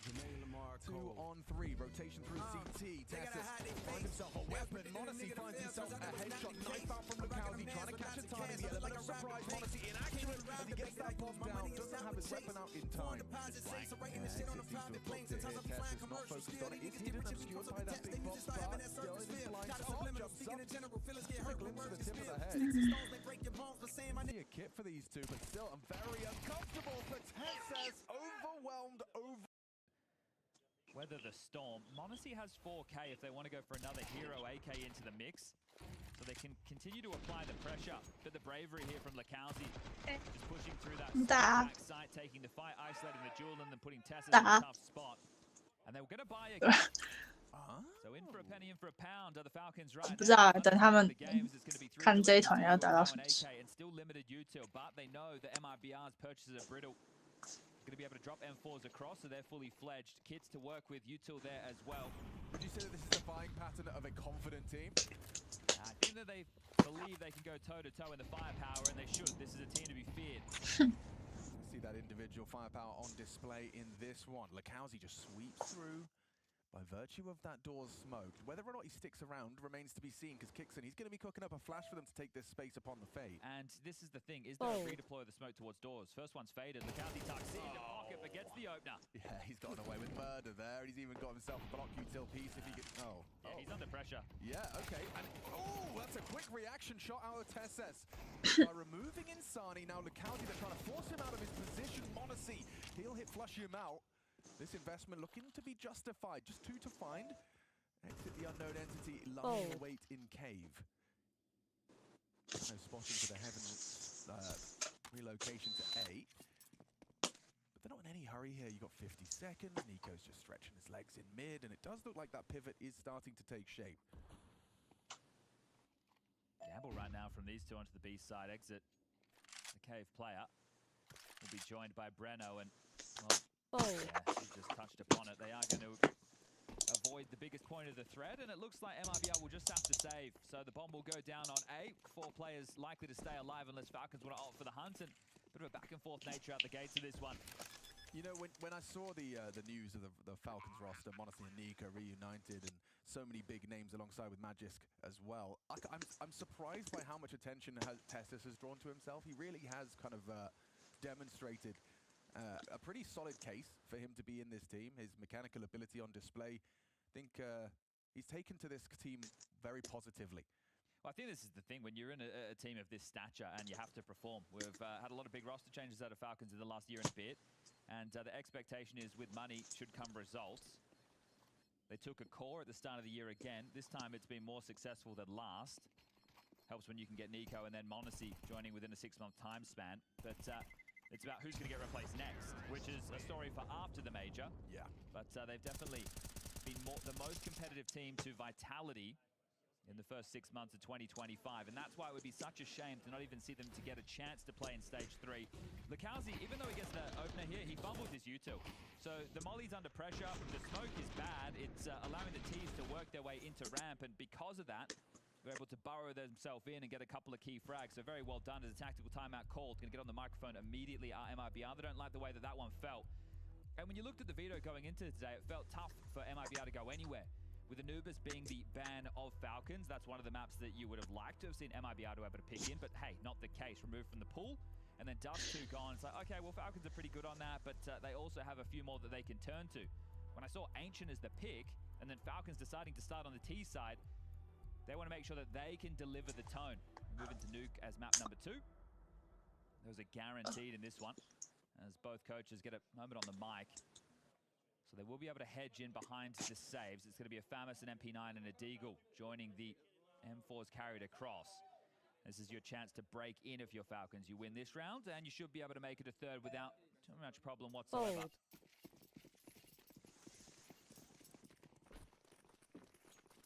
Heavy towards middle and A right now. Red smoke lands. Standard exchange to U2 and an A main push into a double kill. So that one's quick as you like. There's an aggressive maneuver to get the space to get the info, but they get nothing, just 2 deaths. Do you have any slight chance a little beacon of hope would be safe here and a cracking Deagle shot prior to the smoke, but no. Well spaced, well timed. Nothing for him to find through there. So the investment falls flat. The problem is when that's the 2 saved M4s. Yep, really maximizes the hurt. If that was the MP9 and the Famus, or even the Deagle in the mix there, okay, then you still might give it a go. But right now they are just going to try and save again because they know they'll have nothing to work with in the next. So that's pretty smart. We'll tie it up 2-2, and we'll have another save. I do feel like Ancient's one of those maps where I see it more frequently. You know, you talk about conditioning, a style of call that you used to, leverage an awful lot. But I feel like the A site is a really commonly used tool in that department, as in like showing early proficiency. No, hey, we can take A, and then suddenly you're going to force that extra CT fully invested away from the more mid and B focus. Yeah, exactly. It's just to weaken up the strength that they can have for the lockdown of mid and B, because a lot of the Ts want to get B lane control and get out middle, grab that space at the same time, whereas A, unless you're going all in like that, it can be tougher to work with, but we'll see how it activates the lurks later in the piece. Want to see a couple of red-rated games in the best of ones. He kind of turned it around against OG, but eyes are on him to see if he can perform to, well, what is expected of him. That's what I said. Too much North American Counter-Strike. Farming noobs in Face It, right? It's a different level of Counter-Strike. So maybe overstaying their welcomes in Dallas. Chad, I saw a very cool stream clip of him hitting like 15 kills in a row on Deathmatch. Oh, 15 whole kills in a row. 15 kills. That's crazy. And the lady's voiceover lines for the multi-mega kills sounded very excited. So we're out mid, and you know that they're rather unequipped. Yeah, look, there's a few things that I think people tend to forget about with Counter-Strike at the highest level. And you can see that with complexity. This should be a bit of a farm fest, so unless Insani grabs another, there's nothing really to worry about. Smoked up for now. And that's them blocking and trying to channel them in towards red. So you have lost Nico, the highest rated member for Falcons so far, but 2 kills straight through the smokes, and the round is over. So, as I was saying, complexity. Yeah. People thought that they were going to be good in stage 1 because of the caliber of teams, but you had a stand-in. And people were like, oh yeah, but what about G2 with Stewie? You were talking about completely different teams. And we're also talking about Hauser. Stewie was replacing Hooksy. He wasn't replacing one of the best players in the team. Hauser is like a top 10 AWPer in the world when he's on, right? Definitely. So I think complexity got overrated. This isn't to send any junior slander. It's actually to say Hauser's a great player. That's what that's to do. Wow, so Chad hates North America confirmed. Well, North America hates themselves. M80 eliminated now. So at the moment, if you're a North American Counter-Strike fan, you better be loving Brazil, because they're the only ones that can keep you spots going forward into the next major. Budapest coming up later in the year. But nothing to really write home with. 这是笑话。 If I was asked my opinion of how I think this game is. 为什么耶稣打篮球会输？ That should be. But again, if you'd have asked my opinion on how the first day was going to go, 为什么？ I'd have said the same thing. Yeah, but this is the thing. We've seen individuals on this roster show part of a different team before, crumble under the pressure of being one of the favorites in an event, and play terrible Counter-Strike. And coming in right now as the world number 2, and up against, look, if you took a look at since Modesty joined the other teams that they had lost to in the world, it's only Vitality and Mouse. So of course everybody has them 3-0 in the pickings. Of course everybody has this team to be able to take the victory. They get into the best of 3, they kind of get wobbled, a big slap in the face from OG and map number 1, but they turn it around. So now that that's out of the way, they can set their sights, and any day of the week I would have Falcons chewing it up and spitting out any of these names. Yeah, it's funny, isn't it? I mean, yeah, you painted a very clear and, dare I say, a beautiful picture there when you think about it. When you look at, the only teams they've lost to aren't even in this stage of the competition. They are in the next stage, the stage which they'd be beating all of these names to get to.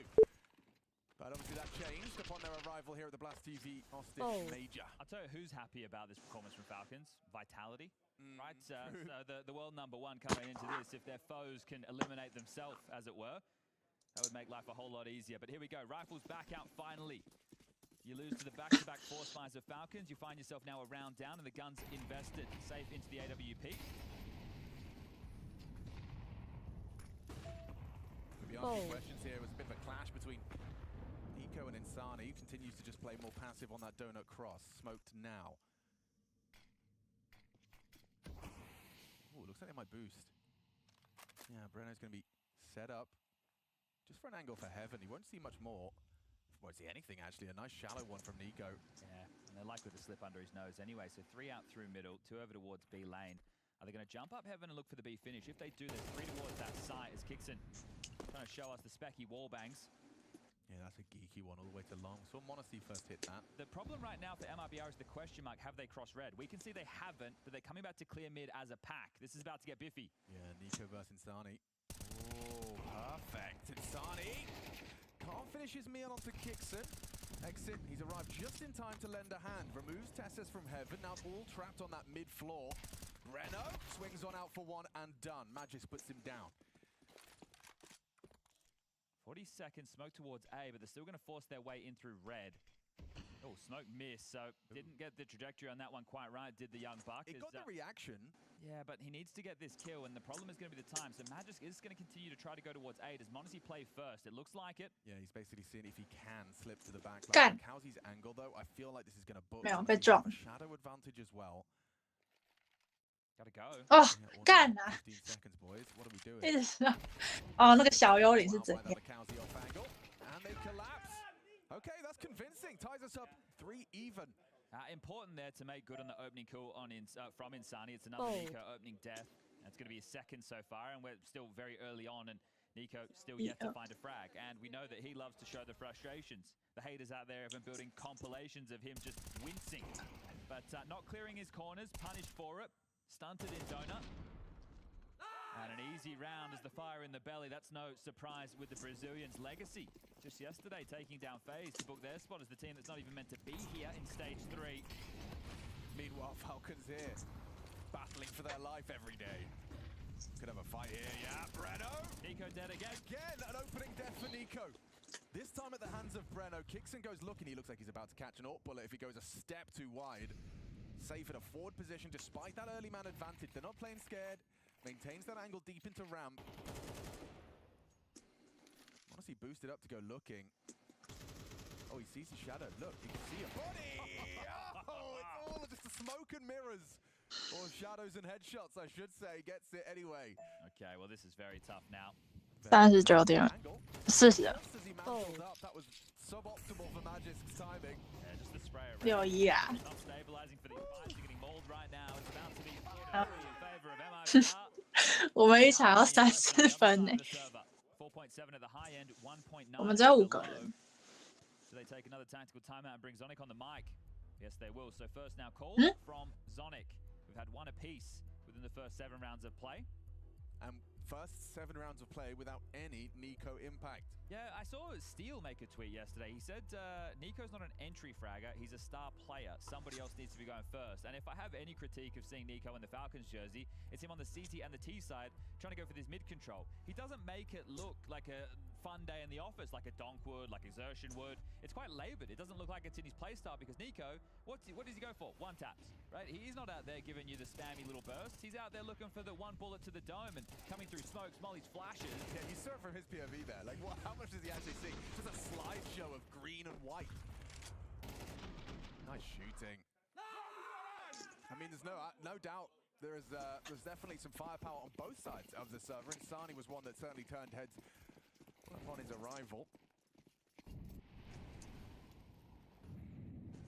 And what did they elect to do with this?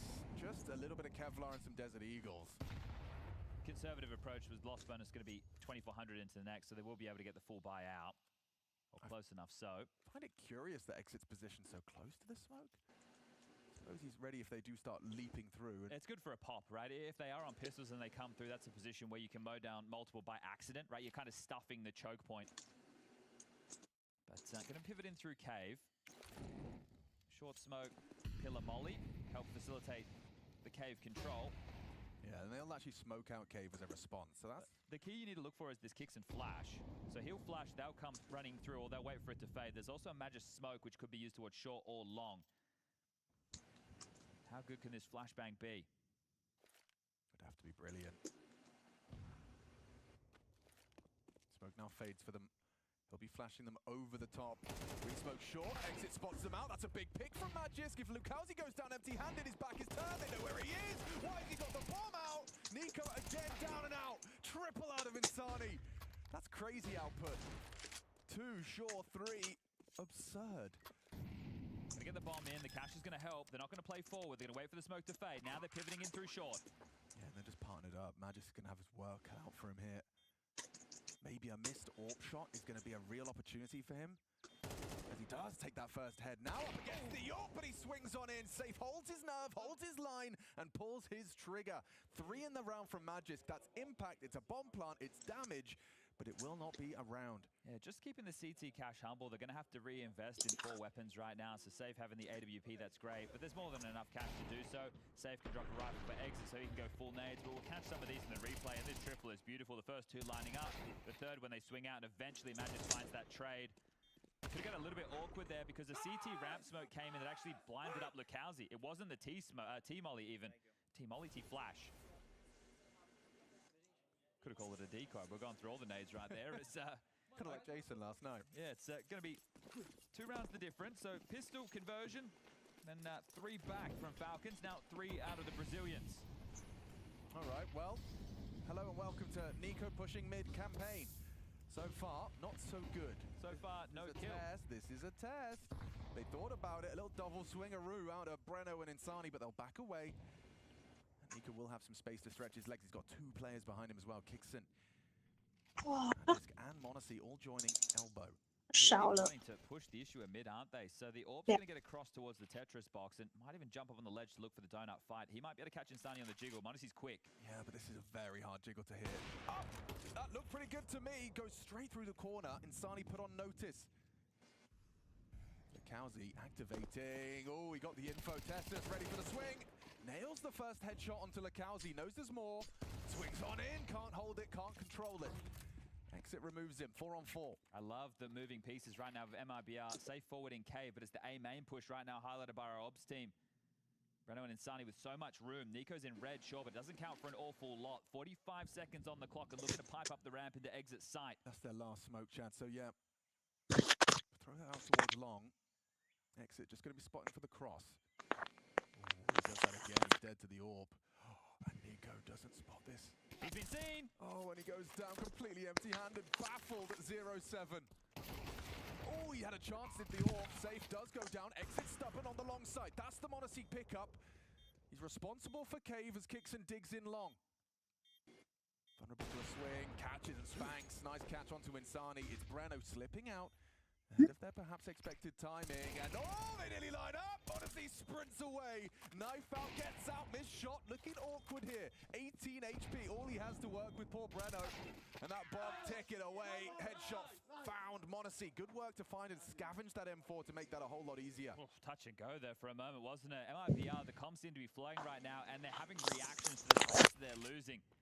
This is great work from Tessus. The jump spot, he sets himself up for 1. They get in towards B, but they're boxed in. So Kixon being given the space there by the AWP kill. And he has to go into the rifle.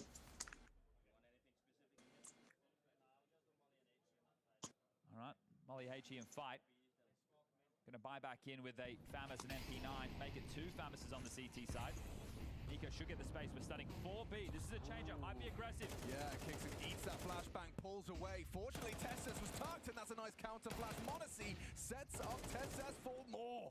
Look at the assists in the feed. 3 members go down.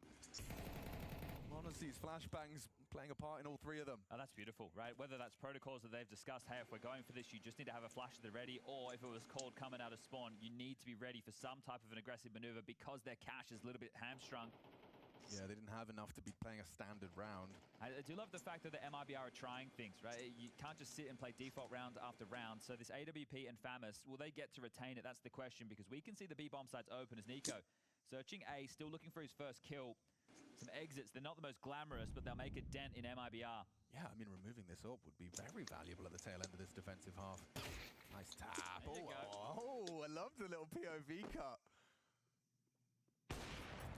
Yeah, just go B now, guys. Nico's coming. And Safe is trying, attempting to save. Oh, yep, he's seen you. He knows what you're up to.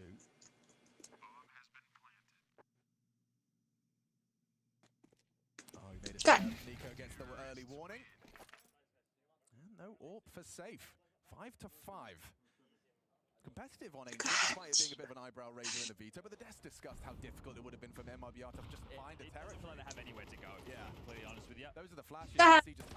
一直撞是怎样哦？要 Either he called for it or had previously requested it, because as soon as he gets flashed off, he pulls back into the smoke and Monacy starts to flash. But that's what you need to have ready. If there's any time delay on that, the flash is too late and your teammates are dead. So really well handled there from Falcons, and now it is going to be the eco out of MIBR. So a chance for Falcons to take the lead. A big red stack. Yeah, and they're just counting on someone getting a little confident and walking into the smoke. Watch Nico tilt if he dies without a kill here. He will. This is a prime opportunity to just completely like farm him up, right? You could just sit in mid, your teammates start planning B, and you get 5 running at that range. That's certainly what Nico's set up for here. But he'll slip away as his team prioritize the finish on B. Yeah, been a lot of action over towards B, hasn't there? So I'm curious with the last rifle round if at that point they try and head over towards A. A little bit of trickery out of Kixon for the final round. But together, the snake slinks down through middle.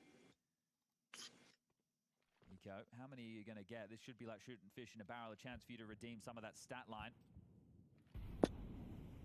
Might even be Monacy. AWP posted from the doors. He's just pivoted away. Spots the shoulder. This is the first, but Nico now he can just knock him down. There you go, controls the spray in for 3. And LeCounty, the last man standing.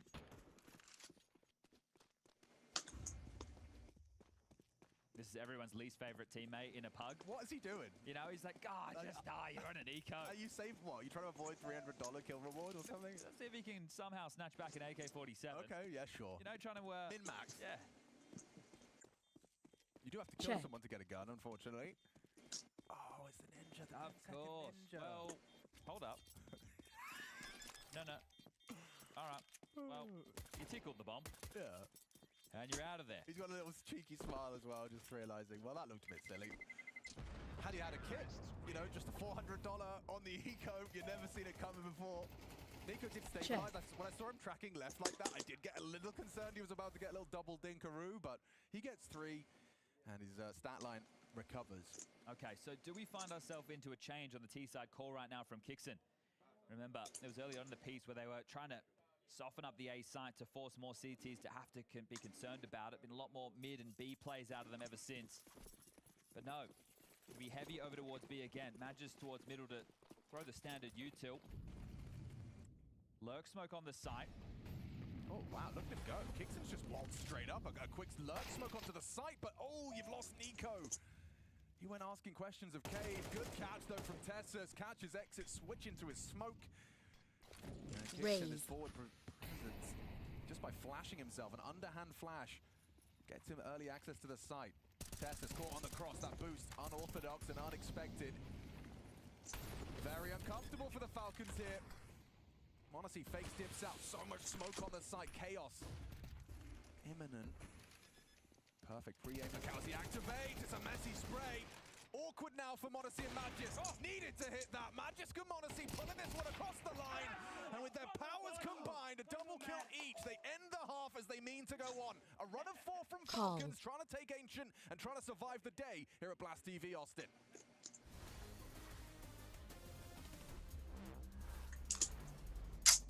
Welcome to Roles and Responsibilities. I'm here with Big Sarah. Oh. Thank you for joining me. You're the in-game leader for Pain. How long have you been the in-game leader? You've been in this team for 6 years now. Yeah, it's been a long time, but being agile, 2 years. When I used to play with PKL, I used to say a lot, give some calls mid-rounds and this kind of thing. So for me, it was easy to play and say rotation and reads, this kind of things. So for me, it was the best decision that I ever could do. To talk about positions on CT side, what's your vision as an in-game leader there? Because some in-game leaders such as Apex who used to play, star roles like Connector on Mirage, but then you have the Hooksy style who's going to be jump spotting B apps every round. I tried to play like a B on Mirage and didn't work well because mid-round rotation, guys come mid and let's fight together. If I'm B spot jumping, I cannot have this read, We were playing Navi. That was like a 12-8 for us, the third map. We were in city side and we lost 4 rounds in a row just because the read of the guys from mid was not good. We just made the change and said, guys, these kind of things, it never can happen. Yeah, you want to be in a position where you can affect the round. Where do you play now, just out of interest on Mirage? Connector, yeah. Nice place to be. Nice place to be. As an in-game leader on this team, do you prefer CT or T sides? To play my own game, CT side, but I prefer T side because I can control and think more than CT side. What maps are you really liking right now? What's working for Pain? Nuke is not a secret. We made some changes as well about T side. Outside of Nuke was impossible to play. I'm now playing lobby because I was like playing for the team all the time and just dying all the time first, and I was, what the f am I doing here? We made some change and worked well for it.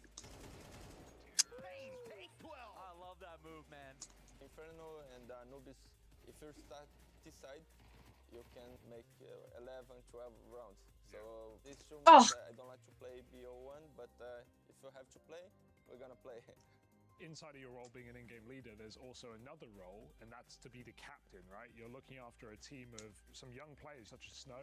What's it like bringing up someone who's 16, 17 years old when he first joins a top Counter-Strike team? Snow is like a sponge guy. If you say something to him, he just absorbs all the time. Exceeding all expectations, it is Pain! When I'm not playing, I'm on the server. I just like to leave the Counter-Strike. Big Sarah, thanks for joining me, and good luck to you in Pain. Thank you.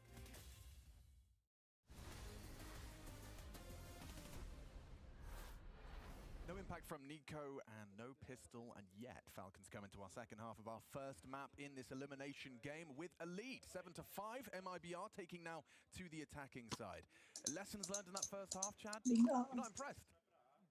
It's been pretty pedestrian Counter-Strike across the board, I would say. Obviously, very high hopes for a team like Falcons in this event. You want to see them start hitting their stride. I think the positive is some nicer shots being hit out of Monacy. Yeah. Still some rounds that had to be pieced together late, but it's pretty default Counter-Strike, and I guess that's what Falcons are known for. Maybe why it only takes Gum 2 hours to prep for him, but here we go. Second pistol round, straight out the guts off the red smoke. A-main Biff.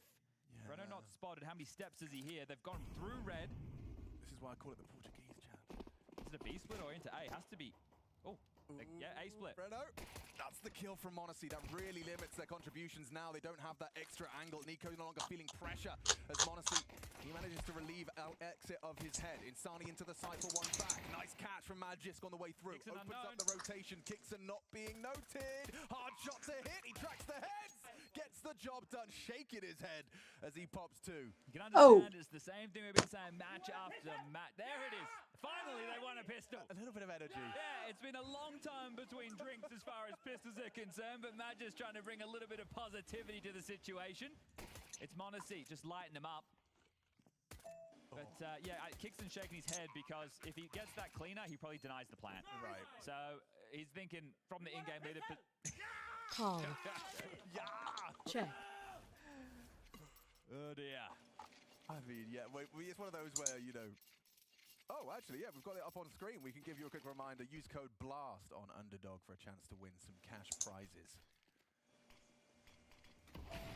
Call. Getting forced off the back of the plant, Alex. They've just got the hero AK. And A-main searching again. Dig from the Glock. All right, get out of there. We've seen enough. 2 players brought down to 50 HP by Glocks. That is a tough one to deal with. Nico's going to jump spot red as Insani's able to work his way out middle with that aforementioned AK. How much impact can the young Brazilian find? Dixon looks like he wants to start searching down ramp with the MP9.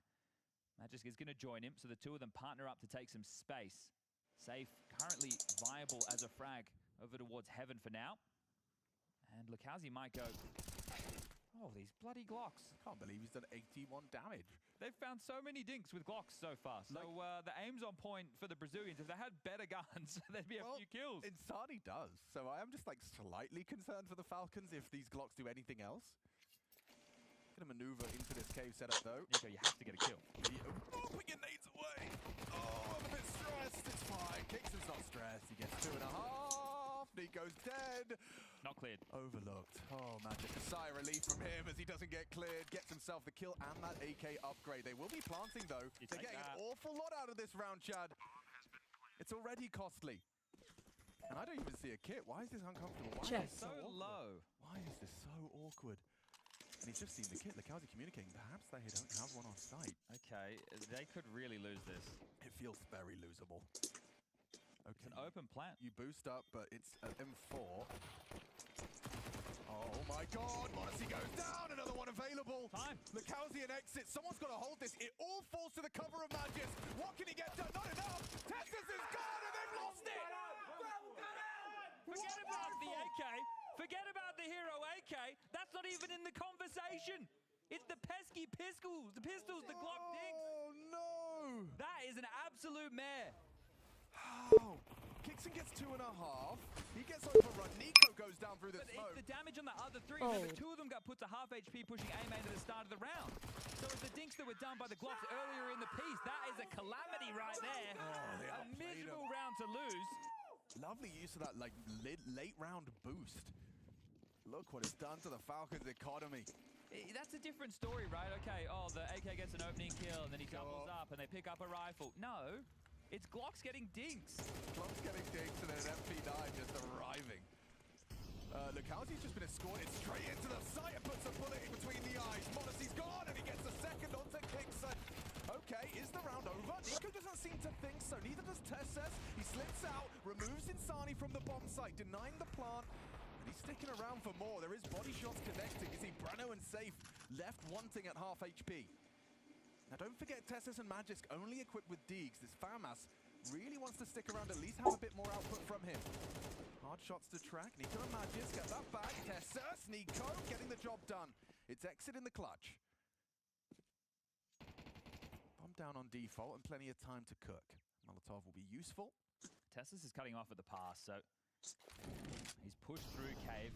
They come back around B lane. Nico's also departed. I don't love this from Nico, but Tessus, you love to see that. Spams him through the board, and he played that round to perfection. Didn't he?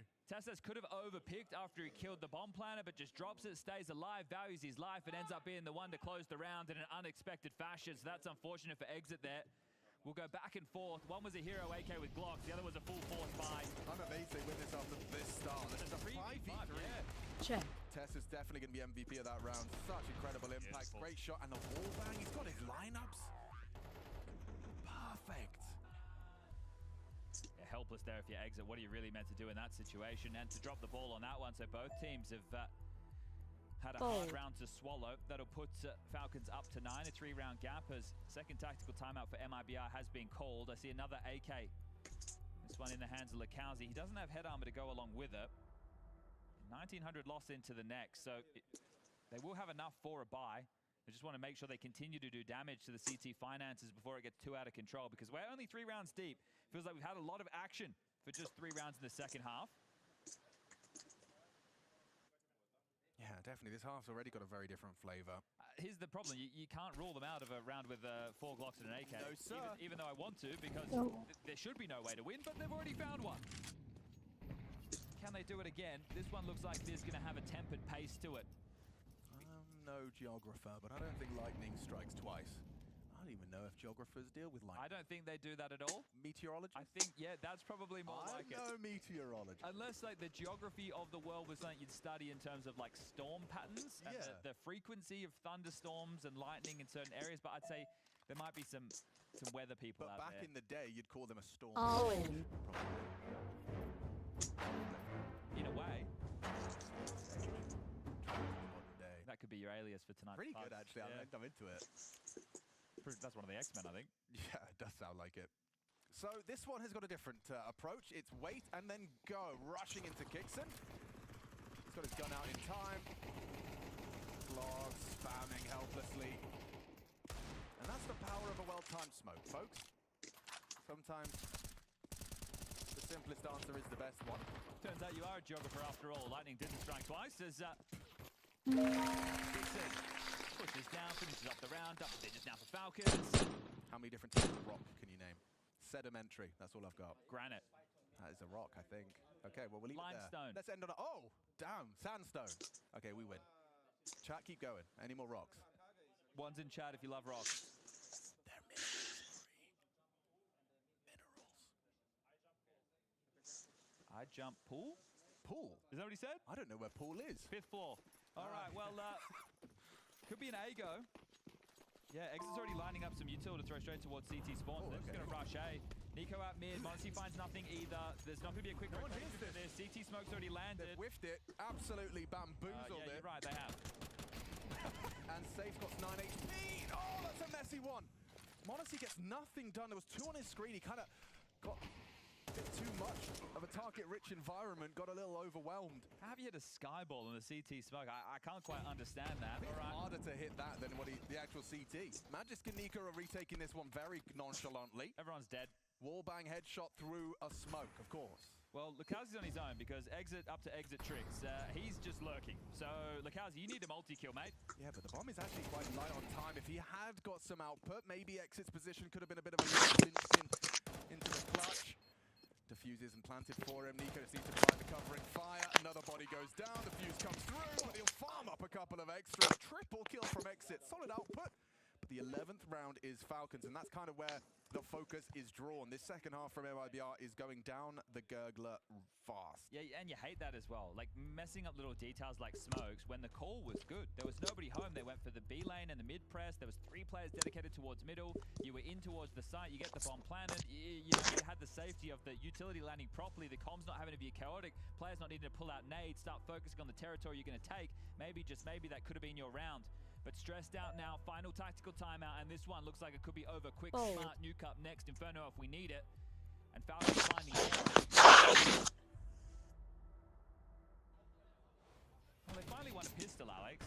Next map, let's see if they can get a pistol and a conversion. Well, that's, yeah, you have to go it stage by stage. They're just going to power up. We got FaZe versus 3D Max coming up next. That is a 2-1 fixture. I'm excited for that one. It's a team that a lot of people are intrigued to see what kind of level of form you can get just immediately throwing a wild card AWPer into the mix. Well, everyone's loving the FaZe hype train at the moment. It's just that simple. Push. Well, a partial. So essentially, you still have some threats, but you're playing for OT. And what I find interesting, Chad, is that Nico's cheated over as well. So how are Falcons going to operate without any mid-info? Is it just a kind of question of, like, at some point, Monacy checks the red cross, like, in his internal timer? Feels like this is part of prep. Okay. Just playing this heavy towards B and staying so staunch with it. Now that util drops elsewhere, it actually pulls Nico away. Tessa's starting to pivot back from cave. Monacy still posted on the line. Oh, he's actually missed it. Just looked away. Started to move his scope just upon the first peak. See, there are concerns right now for Falcons because they didn't have eyes on middle like you touched upon, so they don't know if anybody's crossed towards red. So Monacy will have to worry about that. Nico needs to worry about A. Magisk covers Donut, which now makes this B defense a whole lot weaker. Yeah, it's just the 2 of them, and Kixon's just tucked in the cubby. So he's just going to try and play spoiler. It looks like Tess is kind of selling him down the river. And no block utility between the 2 of them. Oh, Cave, though. It is a very tight choke point. Here comes the util. They'll concede. Yeah, okay. Play and retake. Bomb should go down. Well, Tessus could maybe do something here. Still a tough angle. Not comfortable angle, especially with good flashes like that. Now the Tech-9 surge forwards. They confirm Tessus' presence, and the bomb will go down. MIBR have got this far. Anything else seems like a bit of a pipe dream. I say that. Lakowski does remove Kixon. And Sunny in the cave side. It's all Speedway. So no threats from late ramp, Molly. cave. Flushes them back, but Incendiary won't spread, won't force fights. It still is a fight from Safe. Makes it work with just the P2. Mad just gets low. Softened up for that Insani D. Kind of needed to hit 2 consecutive bullets here. And yeah, swings into Nico. Plenty of time for a 12th round on the defuse. Okay.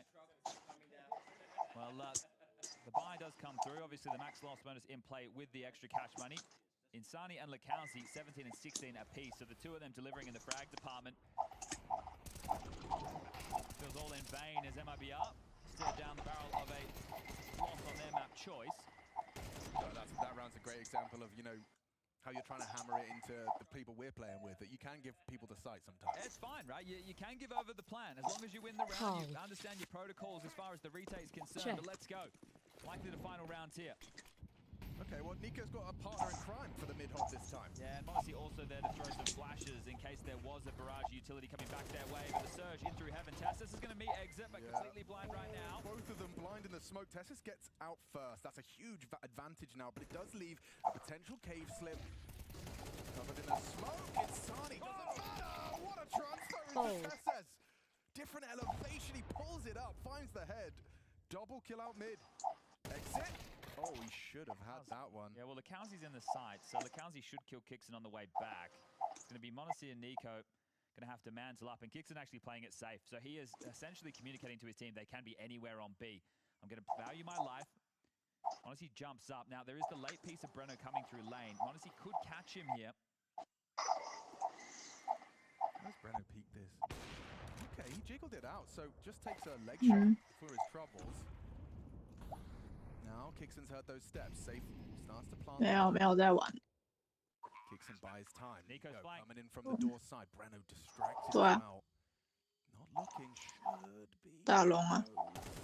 Yep, not gonna take his time with that one. 我他妈被踢出去了啦！ Now, should be safe, but he's 他在找队伍了， pull the trigger. Now getting uncomfortable for Lakowski. 莫名其妙就被踢出去。 Safe distracted, eliminated now. Lakowski getting closed in on. He knows where they both 不想 are. Has to isolate these jewels. Nico and Monacy though they've got 不想要。 and he gets overwhelmed. A convincing start to 太 the 烂 series. Falcons, it was necessary. They are on death's door and they stand up and 我还是乖乖打龙就好。 Underdogs might smell blood in the water, but right now, MIBR are looking like fish food. We've got Nuke up next. That was their map choice, falling very flat. If you thought there was a weakness because of bait, maybe that was just day one jitters. The most dominant form we've seen from Falcons throughout the entirety of the Austin Major so far. Dupree, looks like Falcons are back. So far, so good. I mean, I still think that Falcons has proven us that they can still play some good rounds. I think Falcons has shown also that they are in a position where they get, when they get things going, they play great. But at the same time, they still show a lot of weaknesses. I feel like there's been a lot of rounds where we just see them fall completely flat and then just look super silly. Yeah, it's hard to disagree with that. I feel like it's still not polished, it's still not clean, but then again, you're winning 13-6 after what happened yesterday and what happened the day before that as well. I think it's very hard to be negative in a sense that it's significantly better than what we've seen the first couple of days. So I still think they're trending upwards. I also think there's a case to be made then, and you can probably attest to that as well, Peter, that sometimes you play up to the level of your opposition. And I think Falcons are one of those teams that whenever they're facing a good team, they will also inherently play better Counter-Strike. And I think them facing the likes of Bait, them facing the likes of Linvision, them facing MIBR, I think it drags Falcons down to a level that is not necessarily justified. Yeah, it's kind of mental to reflect upon, you know, before coming into this particular tournament. From the point that they added Monacy, they only lost to Vitality, they only lost to Mouse, right? That's the caliber of opponent that we're talking about. And then we're talking about Monacy, it's great to see him back in the server today, isn't it? It's definitely like I still feel like he has misses, but it's just way better than yesterday. Like we saw some of his more characteristic hits with the AWP as well, and also coming into round 9, we saw that Monacy, he came into the round and saving the things for Falcons. You know, it actually didn't look too pretty. You know, Nico gets caught off by in this situation in the flank. Then they know that they had to speed up on the opposite side, and then Save comes in with a little bit of a bad miss here. But overall, it just looks like Monacy understands the situation that they need to go for the aggressive plays here. Monacy, he hits the first one, then he gets an outkill on this one, and then just falls back. And Freya, we talked about now the fact that he picks up the M4. We talked about the fact that maybe he's actually not feeling confident now because he gets another uncharacteristic miss right here. But he's out of bullets. He actually goes back to the M4 and just instantly goes for the fight. Love the fact that we get to see Monacy on the op. You know, one of the big critiques I had when they lost to Bait in that opening game on Ancient was that he didn't play the op in the entire first half. So I think, and I hope that's something Monacy would have said and localized as well, maybe even Sonic for that matter as well, have realized that, listen, we have to treat our economy in a way that we allow Monacy to get into the game. We know he's capable with the rifle. You see this in this highlight package as well. There's going to be kills with both the two guns, but I think Falcons are a better team when they have an AWP presence, and I think Falcons are better when Monacy's playing there. It was something that I kind of wanted to combine, when I checked in with Majest yesterday, he was talking about, we have to treat this as individuals, right? We have to step up individually, and then Nico saying a little bit more on that today about being proactive, being reactive to what your opponents are throwing at you. Were you content with what you saw from Monacy in terms of that aspect in this particular map? I think it was good to see that he just lived up to the expectations of himself, and also the fact that he knew that I let the team down yesterday. I needed to prove myself. I need to prove everyone wrong that what happened yesterday or the day prior to that was just not just me, And for him to get some confidence building into this one was great to see. And also his decision making inside of this game was good. I feel like he understood very good, especially in the round we just saw that I cannot just stand still and just be like super stale. I need to go for kills, and then I need to equalize and play off my teammates way better than he did the other days. We've spoken about AWPing, we've spoken about rifles. Let's talk about the pistols, because prior to this, Dupree, Falcons, they lost 9 of them? Is that correct? We've addressed, it's correct. We've addressed how important pistols is. Like, pistols coming into these games is always do one thing, it's going to build economy, but it's also going to bring confidence, And at this given stage, the whole A gamble thing for Falcons finally paid off. They also did that against Bait. Monacy hitting another banger shot here, and it just, he just creates the scene for the rest of the players to get some good kills inside. He tries to bring things back.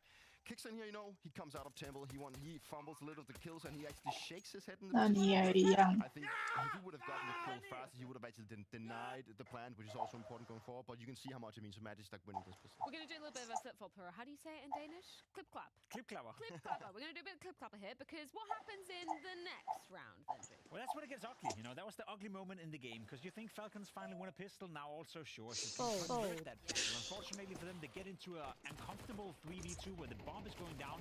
You're playing against an MP9 with no armor and a Glock with no armor. And the cool thing about Exit, the only thing he does in this round is boosting Lukowski and making sure to stay alive. Then he ends up dying at the later moments, but you think to yourself, that is unlosable. At that moment, 8-6, we think Falcons, oh no, this could be really ugly again.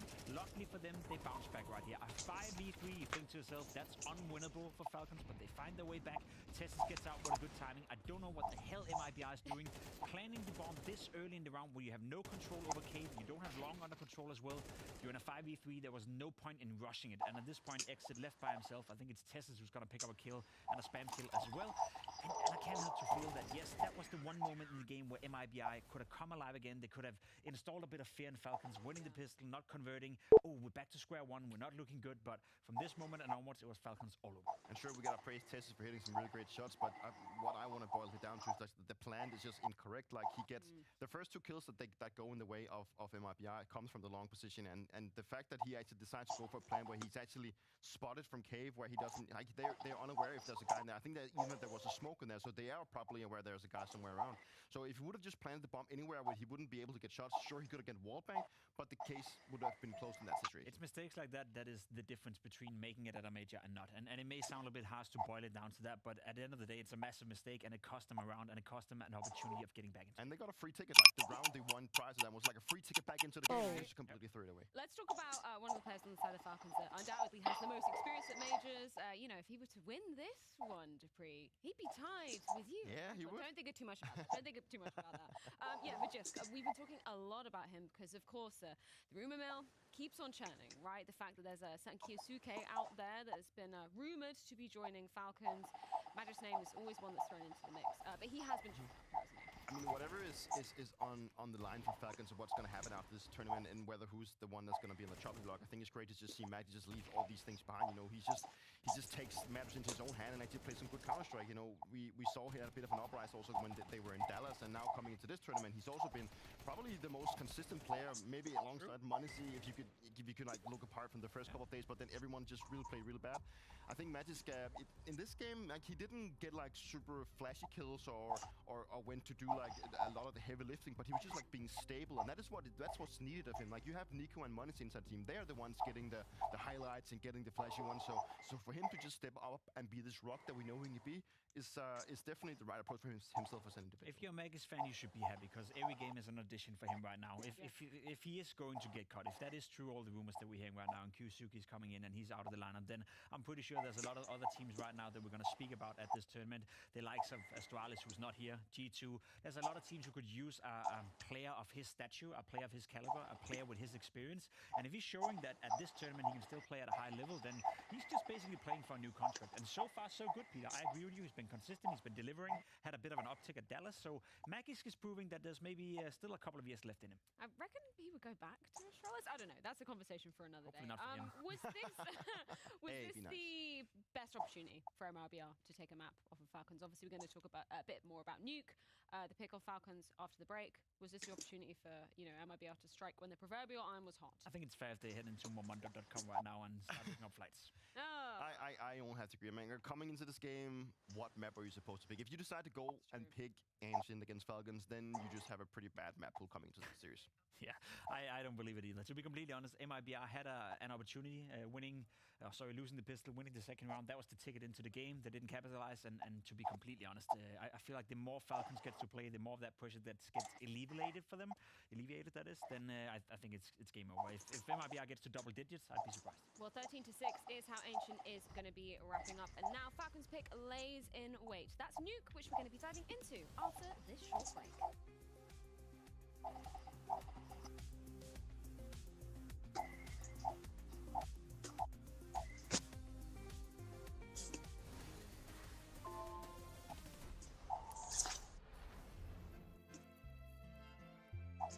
Counter-Strike, like a fine wine, has aged well.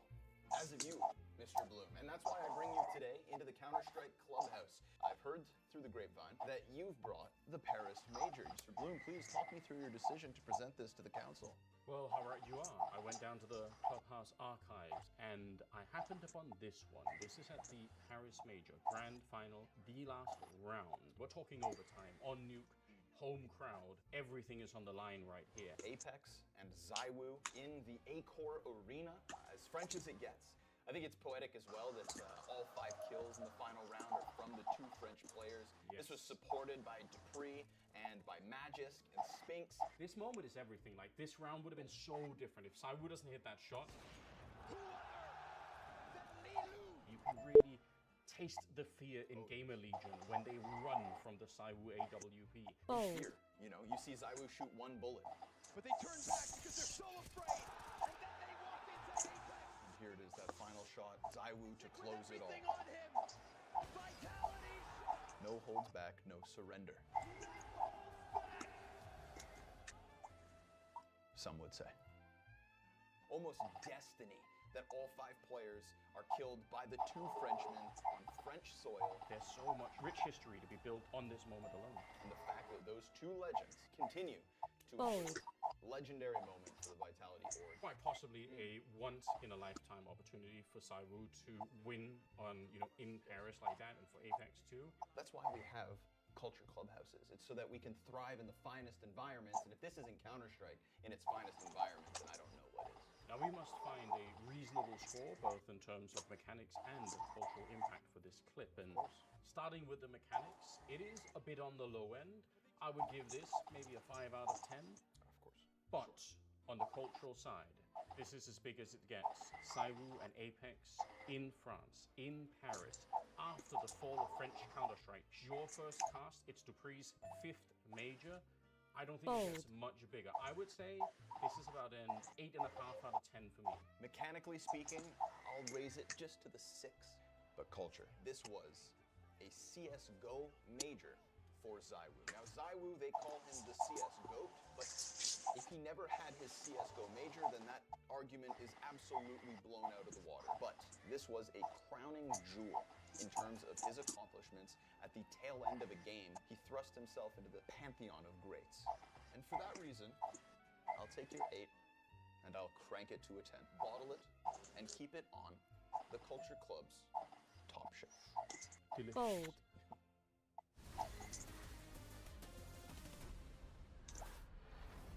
Nuke as the pick of Falcons coming into this series, and a chance for them to go 2-2 here at the Blast TV Austin Major. Obviously, we've seen them playing a hell of a lot of Nuke in their careers.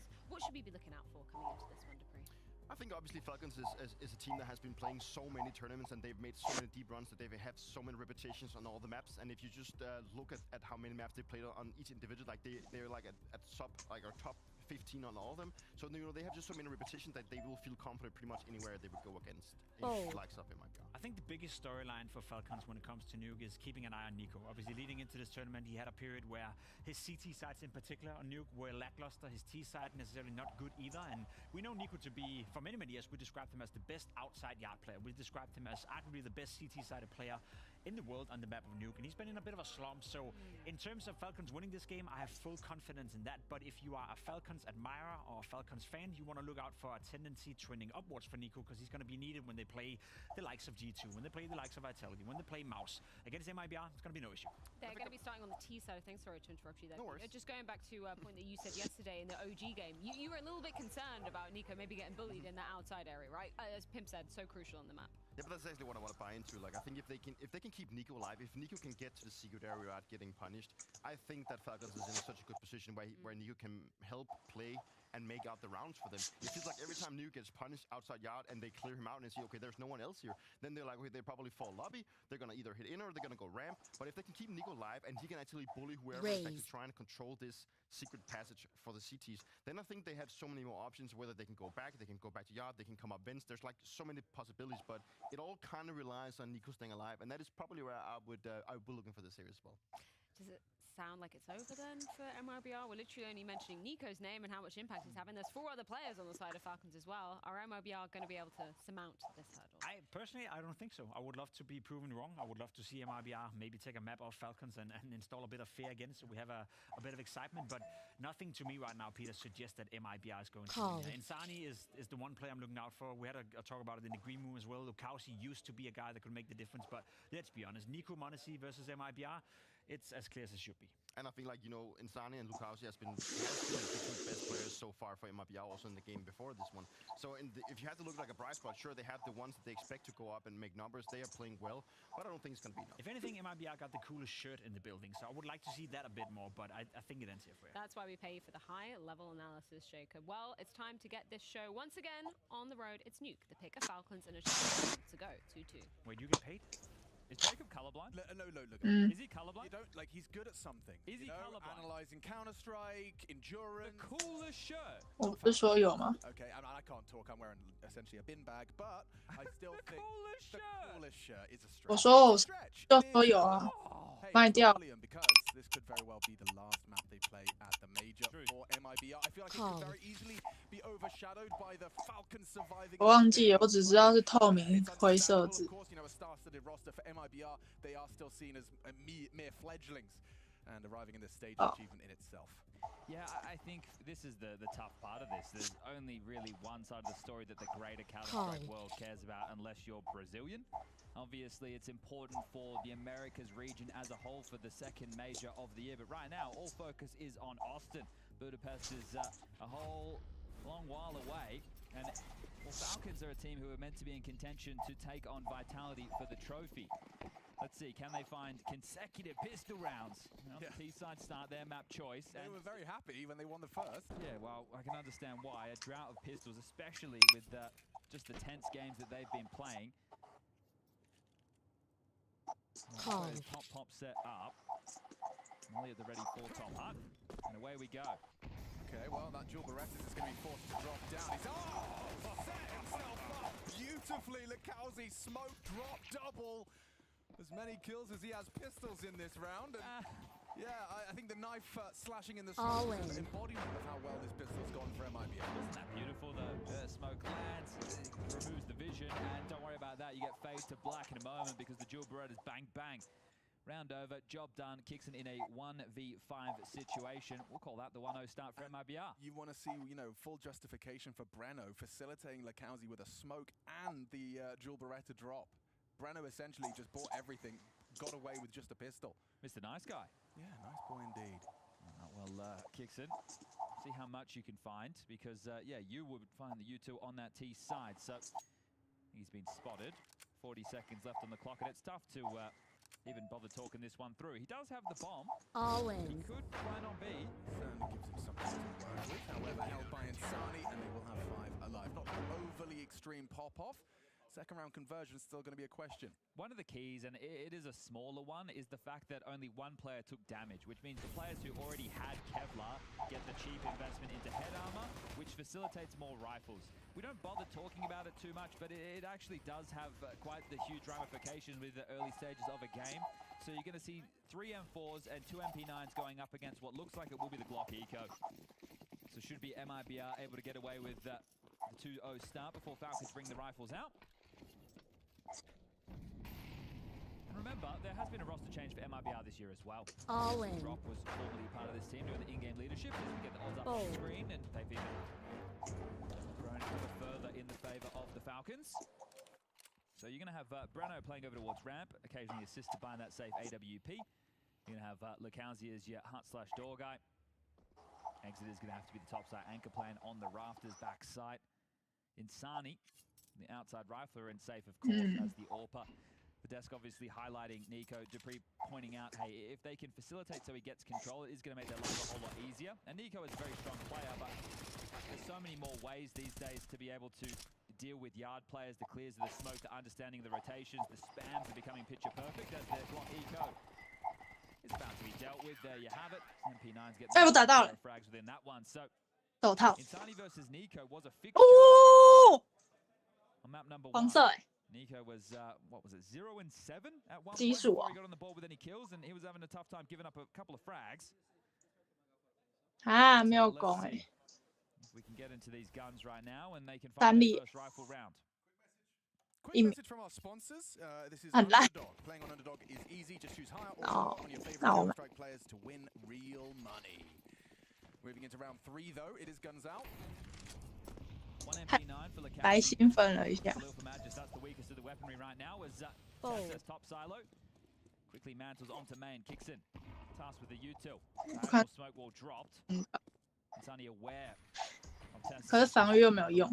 Now, just talking about it, can Nico get across to secret, or is that even part of the plan? Is the first clear of the smoke? The speculative shots, nothing found. 做什么都很不顺利。 Another HE. Second smoke wall, so you can just see how much utility is exhausted to get this control. But Lukowski's already down to secret. So he's in a position to get early information, trying to play an off angle against Nico's AK. Tony drops back over towards Hell, and they're quite clustered up at MIBR.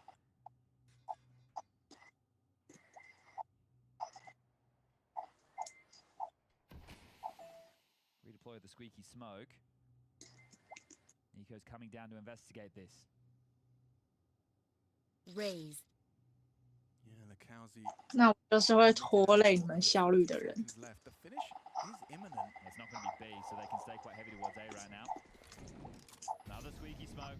Feels like their setup could be tough to break. Up in the rafters, overlooked. It will be safe. Does connect. Match is gone. They need to find the player on the site. Safe drops into kicks and a free frag. Exit flushed forward by the Flames. Gets confirmation. So there's a safe hit. Up the vent. Low HP. It's Breno in the clutch versus Monacy. Doesn't call the bluff on the plant. Monacy allowed to get that down. Now Breno swings out and he wins the duel. Monacy looks up to the sky in frustration. Sure, you got the bomb down, but MIBR, they'll keep these wins flowing. We can just see how telegraphed that was, right? For MIBR, they know the impending doom of that execute. Nico had the secret control, but he didn't apply any pressure. And when he did start to investigate, there was so little time on the clock. He didn't get the kill, gave over the opening death, and his teammates did a good job to still trade in towards that A side, get the bomb down. So, yeah, secret's called completely clear. Having that space is great, but you have to do something with it. You see certain teams, they round the corner, they get the molly over to the double door side, they make sure that there's nobody close.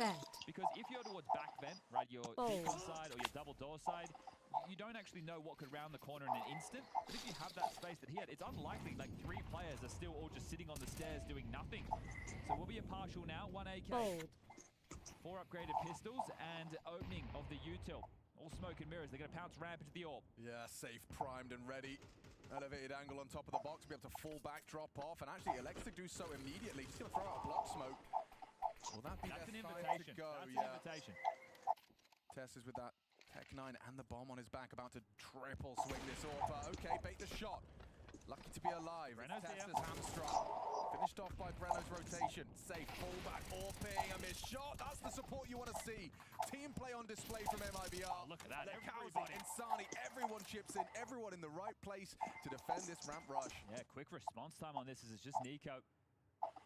Only one yet to frag again, so two extremely slow starts from the rifling superstar in the start of both these maps. Sure, it's only 4 rounds played, but when he plays such key positions, you want to get him going early. So 4-0, about to be the case for MIBR as Nico. He's going to look for anything he can. They've actually started to push up ramp, so he might just get blindsided as he peers back down.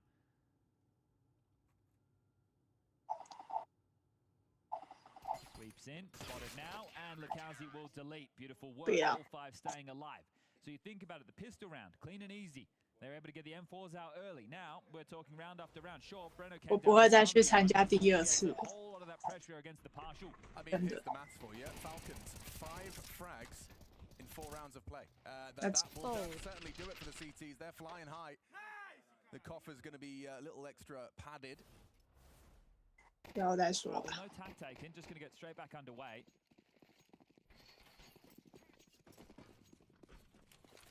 This time a bit more pace from Nico. Yeah, he's going to be working on yard this time.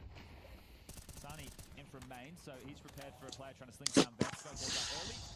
There's the clear, nice and high. And slightly premature. Nico can wait that out. Is there a second HE who's going to power through this? Oh, he's holding for it. Oh, Nico, despite that, still hits the headshot. That's an opening kill for Nico. Impact being felt as Tessus gets aggressive. I love this from Tessus. Depends on the timing as he mantles up. You see there's a player in the heavens. That's Brenno. He's just dropped down into the side. So high alert right now is the lobby anchor. This time there is follow through down towards B and nobody home at the moment. If Magis just gets one here, he got that little shoulder jiggle, does tame the spray. Finds Lekowski. Did he hear Brenno on the swing through? I think he did make a step. Yeah, concerned about more in lobby, but that's keeping him so busy. Feels like almost a shoe-in now. Yeah, okay, well, they've sprawled out everywhere, haven't they? Lobby control, you've got Tessus who's gone all the way outside. Now he's going to flank ramp. It will just have to be the save for MIBR. Does Tessus hard clear this? It's not an easy one, but step straight in. Safe will take it for free. Brenno goes down in the interim. Magis is playing this. Look, it's not the most glamorous role. He's back in T-spawn where he started the round, but his impact, it's massive. Stalls them out, drops back, removes an avenue for them to save. Eggton and Safe really going to try and tussle with him because they could lose everything by going for it. Yeah, Exit and Safe are trying to exit and save. However, Magisk is in a position to really slow them down if that bomb radius catches either of them. If they were just a little lower on HP. Yeah. They're crawling in. They're on high alert, though. They know he's disappeared. Oh, what a ridiculous save. Just on the other side of the wall. You've got quiet neighbors, Magis. You don't even know they're home. Okie dokie. First round on the board, and it starts with a Nico opener. Yeah, that's his first and most impactful kill on the map so far. Who would have thunk? Is that the first of many? Wasn't that long ago I was proud of myself for asking you about the lowest rated player on Nuke for Falcons. Yes. Being Nico. Yeah, well, look, he's had some up and down times within this jersey, hasn't he? They've had some heartbreaking grand final losses, but considering how quickly they've got there. Well, exactly. You know, they hit the ground not running, but sprinting. All right, well, this time doesn't have the follow-through outside, but they've got the response they were looking for. Insani has started down secret immediately. We talk about this. Red pole, not secret. Aggressive Orc draws the line and removes Tessus just as easy as that. Couldn't have come in a better round because it's so lobby-centric right now. Now you're already walking. Bold. A man disadvantage 4v5. Now testing Brenno and comfortable onto Monacy. A second is crazy. A headshot, instantaneous deletion. Kixon's removed, and now Nico and Magisk forced to try and come up with a 2-on-4. Well, they're hoping for an over-rotation, but they don't really need to move too much. Lekowski's already down towards being safe. Here he is again. Re-sweeping through. Last seen in this exact position, besting Tessus, and he confirms to the boys that it's either heaven or they're coming down ramp. Well, Insani's going over to deal with heaven and hell right now. You can see just how curious he is of the possibility. Lekowski is on his own. There's rotation is far away. And Magisk has that bomb with 37 encroaching onto the site. Lekowski staying active. Now that Util drops, their intention is clear. Macalzi stays hidden. A single kill would be good. He needs to kill that covering player. It's Nico. Ooh, some damage, but with 96 damage inflicted, Nico flicks. Tough spot for Nico now. Two going to come through D because he's going to have to be sharp. An extra kill really sets up Magis, but with such low HP, a single bullet can best him. Nade of the door, he unloads, he gets his. Magis, the unknown entity, only so many places he can be. Times it well to engage on the first. Swings on out, isolating Jules! Oh, it nearly came together. A really valiant attempt between the two of them. 2-on-4 goes 1-on-1. Okay, well, the defuse comes through. Exit will secure that. Might be able to get Safe's AWP back as well. Yep, can grab that just before the time expires. So, well done. They had the man advantage thanks to Breno on ramp. His double kill felt like it should have been more than enough to secure that round, but they gave it a good shot, didn't they? Here it is again in the replay. On board with the over-the-shoulder cam. And the double is beautiful. One, great. The trade, not immediate, as they make the most of this. Tactical timeout called from the T side. Falcons wanting a moment to talk this one over. They do have money for the buy. Monacy even now equips the AWP. So they can have a full rifle round. Kixon gets the delight of whatever he'd like to call with the conference of Zonic. Stressful time in the Falcons jersey. Looking to bring success to another organization. Vitality Australis, both thankful for the big man's contributions to their major trophy cabinets. The Falcons hoping to find that same success. Under a lot of scrutiny as well from the community day after day. People preying on the downfall. It's hard to argue with the talent in the server. It hasn't come to play in Austin just yet. But if they survive the day, tomorrow they go into a 2-2. Their opponent, well, the possibilities are endless. All boosted up. Safe this time outside. And he's going to get found. Lovely work, Monacy.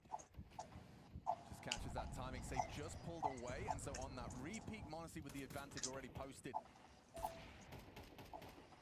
Strong position for Insani to find himself in, especially if they try and split into top side late. Brennan's going to poke his nose up secret, so great information. They've sold ramp, okay? They've given it up completely. Oh, and the it works. Yeah, well, Magis was just in hunt, wasn't he? Okay, well, that's info. And that's a free kill back, so we're just leveled out to 4v4. That is tough. Monacy did some hard work there to hit a necessary shot outside, and it's just a 4v4 situation. He's really just going to try and walk into A. They've cleared outside. They know that nobody's home. Oh, this is a tough round for the T side with such little map territory so late into the round. How far does Breno go? Exit burns in, drops down. Tessus puts him in the dirt. Quick drop, vent. Okay, so bomb maneuvering B. Monacy to try and cover their rotation, stop that vent. Rotate, but someone slipped down the vent. Oh, okay. Breno will be the unknown entity. Nico's going to be furious. How is it possible that I'm getting shot in the back of the head? Oh dear. Breno in the 1v3 goes 1v2. Looking for that bomb, sitting in the open. Missed shot from Kixon. How is this going wrong?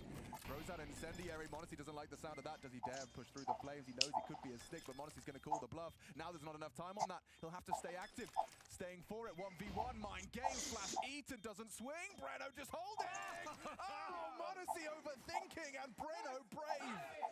Even takes him down. The loose piece down the vent, and the amount of output there. For a moment he couldn't find the bomb, but sticks the landing, and 6-1 reads the scoreline. Timeout? We just had one though. Yeah, exactly. You're not taking another. This should never have been able to happen. Just slinks past, the orbs over towards T vent, comes in, surprise. How many bullets? Jump scare. 1, 2, he can't 3, find 4, the 5. bomb. It was the erratic movement of Breno looking for the bomb, like he's like looking left, looking right, crouch, uncrouch. Kixon couldn't track him, and then a very awkward 1v1 for Monacy. Well, you were bang on. They did take the tack timeouts. This one's just to screw the head back on, maybe to discuss what went wrong or to try and wash it away, because you're still into map number 2, 1 to the good, and this is the T side of your map choice, so you have to start slathering on a couple of rounds. I think 4 is probably enough, but at the moment, that means 3 more need to be added to the total. So as long as you don't let the frustrations of that one get to you, should be able to start whirring back into action now. Get the AWP back out, the AK's in the mix. What a round out of Breno. And to think about it, the money's still not great over there on the Brazilian side of the server. Sure, it reads 6-1, but it's min-loss bonus if they do lose the round, and they don't have a lot of leftover cash to work with. Yeah, just the exception of Lakowski would have a little bit more to work with, but that's it. Okay, well, this time Nico and Monacy working on that early yard fight once more. A break, that's what Monacy was hoping for. Just in the right angle is safe. Got the better of him. Yeah, wins it out this time, gets a bit of revenge, and Tessa's just walks straight into his crosshair. Yeah, reading the default like a book, huh? I know it's a little bit more different on a map like Nuke. It's not as standard as a Mirage or an Ancient in terms of the positions you'd find yourself in. Nico picks up the AWP, that's never a fun sign. It might be fun if Safe was to go looking for answers, but why would you? It's 5v2, you're holding enough. Just Kixon and Nico. And this was off of, I mean, they've burnt 2 timeouts in this half. The biggest problem I have with what happened in the last round, then obviously Brenno manifested the gap, caused the chaos, as we can see here. Exit denying exactly that. It's just been a lack of opening kills. The one round they do have was Nico getting that AK kill as he slipped through the standard straight wall smokes in front of Red, kills Insani towards main. Then in the last round, Monacy gets the opener, Magis gives one back immediately, and that felt like a bad death to give over. So you've got Safe, Lakowski, and Brenno all with 2 opening kills apiece for the CT side. This is a unwinnable 2v5, now gone 2v4. Nico just thinking about, oh, I thought he was thinking of saving, so are they really going to give this a crack? I mean, Kixon swings into Brenno just as he looked away. Okay, they're going for it They now. are giving it a go with 15 seconds left, and no one's on the site. Insani will have to come up the vent. Never, never fun. Nico not covering though. And Lakowski, oh, he nearly found him in the smoke, but it does give him his position away. Nico chips in with another. Kixon set up for a potential clutch. 2 on 5 is a crazy ask. But now a 1v2 feels a little more manageable. Chip damage inflicted. Nade for the encroaching. Chips on Insani. Kixon, that smoke fades. Loses his cover, loses his head. MIBR, a solid CT side taking shape now. 7 already under their belt. Okay, well, the bomb goes down again. The loss bonus is there. You could justify another buy, of course, on the T side, but what are we going to change? He lost a pick there. Monacy unable to beat Safe in back-to-back rounds. Then Tessus was a free kill. It's crazy that they even got the bomb down in this, so props to Nico and Kixon for that. He's showing some frustrations there. Still got the mic mute etiquette. Oh, The timing. wow. See that? What a camp. Yeah. Just a glance as he swings. Yeah. Oof. I mean, you can only imagine the level of pressure these individuals are feeling right now on both sides of the server. Certainly, as far as expectations go, Falcons themselves and their fan base expecting a whole lot more of them here. The big money, big expectations. And that's why they've got some of the biggest players in Counter-Strike. Nico with some space. Yeah, when I see Nico 比较酸 this early into the round, I have expectations of him. Oh, for that kind of action, straight headshot ahead of the smoke wall. Beautiful. Okay. So between your yard holders, boost is perfect. Yeah, Brenno, he's in the prime position, doesn't exercise any restraint. Just goes But, straight and is punished. Honestly, swings into the AWP. 3 on 3, has to respect the flame. Decision-making tree is wild right now. Exit, he reveals his position in lobby, smokes the trophy return, and then leaves. Yeah, he's got a lot to worry about. Lakowski's already hedged down towards the B site. He's playing Joker right now, just going to hide behind the single box. Tessus, Nico, and Kixon are going to be able to group up. Nico is worried about, hey, where did that smoke come from, and has he disappeared? So diligent work over towards Squeaky. We can see nobody's home. Exit opting to play behind the CT. Venom might get caught by a timing. Nico sticks the landing. Yeah, it was a tough spray to commit to. Converts it in half a magazine. Well, we discussed the finances previously. Yeah. And you've already got 7 rounds, so I don't think there's any harm in giving over a second, holding onto your guns, and going again for it in the next. Exit should be able to buy something with the 1400 coming through. And Safe will be able to drop potentially a FAMAS or an MP9, depending on what his teammates want. He already has a belt of utility, so that's quite nice. Lakowski, if he holds onto the AK, that'll be great too. So they'll have at least something to fight for within the next round. But we've been here before. Falcons need to punch through with consecutive rounds to open the bank of cash, at least as far as their side of the server is concerned. It'll force MIBR into eco territory, and that's down the stretch where maybe, just maybe, they could still walk away with 5 in this T side. So really well done, Nico. There's his second opener, and that one was a thing of beauty.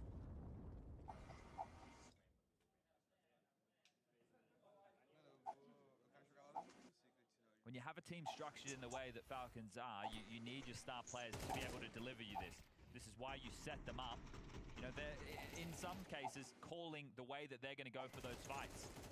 I wouldn't be surprised. Actually, I would be more surprised if Kixon said, hey, Nico, can you go get the timing as I throw the smokes? Nico's probably gone, you throw the smokes, I'm going to peek at landing. So tactical timeout called first from MIBR, and understandably so. It has been an easy stroll down the sidewalk of the CT side of Nuke. Currently 5 rounds to the good, and it can still get a whole lot better. There's M4 territory as discussed for exit. It's going to be a 5-7 for Breno. Well, it was at least. So indecision in the purchases. Bought in, sold back. Where do we find ourselves? No, he's just gone back into the same buy. Okay. No, they're taking the eco. All right, well. It's like all of us. You know, you go window shopping, you see something you like, you try it on. Yeah. Oh, can they make up their mind? I've said it 3 times. They bought, they sold, and they bought back. Okay. It is what I thought. Exit with the M4. Famus dropped over to Insani. Breno with a 5-7. Okay. Now we go.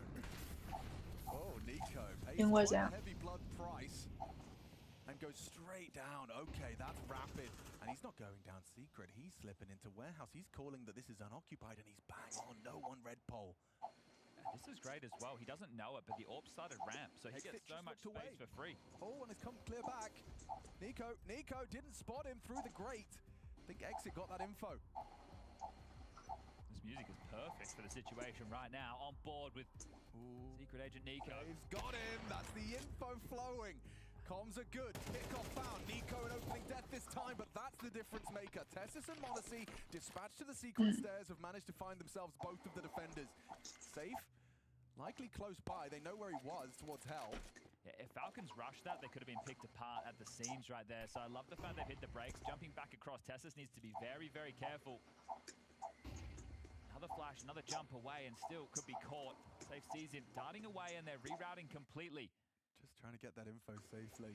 Tessa's in the vent, Magis lobby, and the other two going to poke their head back up the secret stairs. It's Lakowski on top side, highlighted here as the next man to be under pressure. He's got a lot of work to do because he's concerned about Heaven as well, simultaneously as he's going to get potentially walked on. Hart is another threat. Magis makes that clear.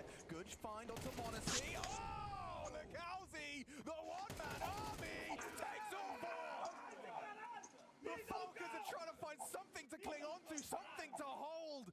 And Lakowski's holding his sight strong. You just see right there how the spacing works against Falcons. The player wrapping around the right side from Lakowski's perspective. You're going to catch it here. Essentially lines up as the hub player comes out. The Danes double up, and that is trouble. There is no trade found.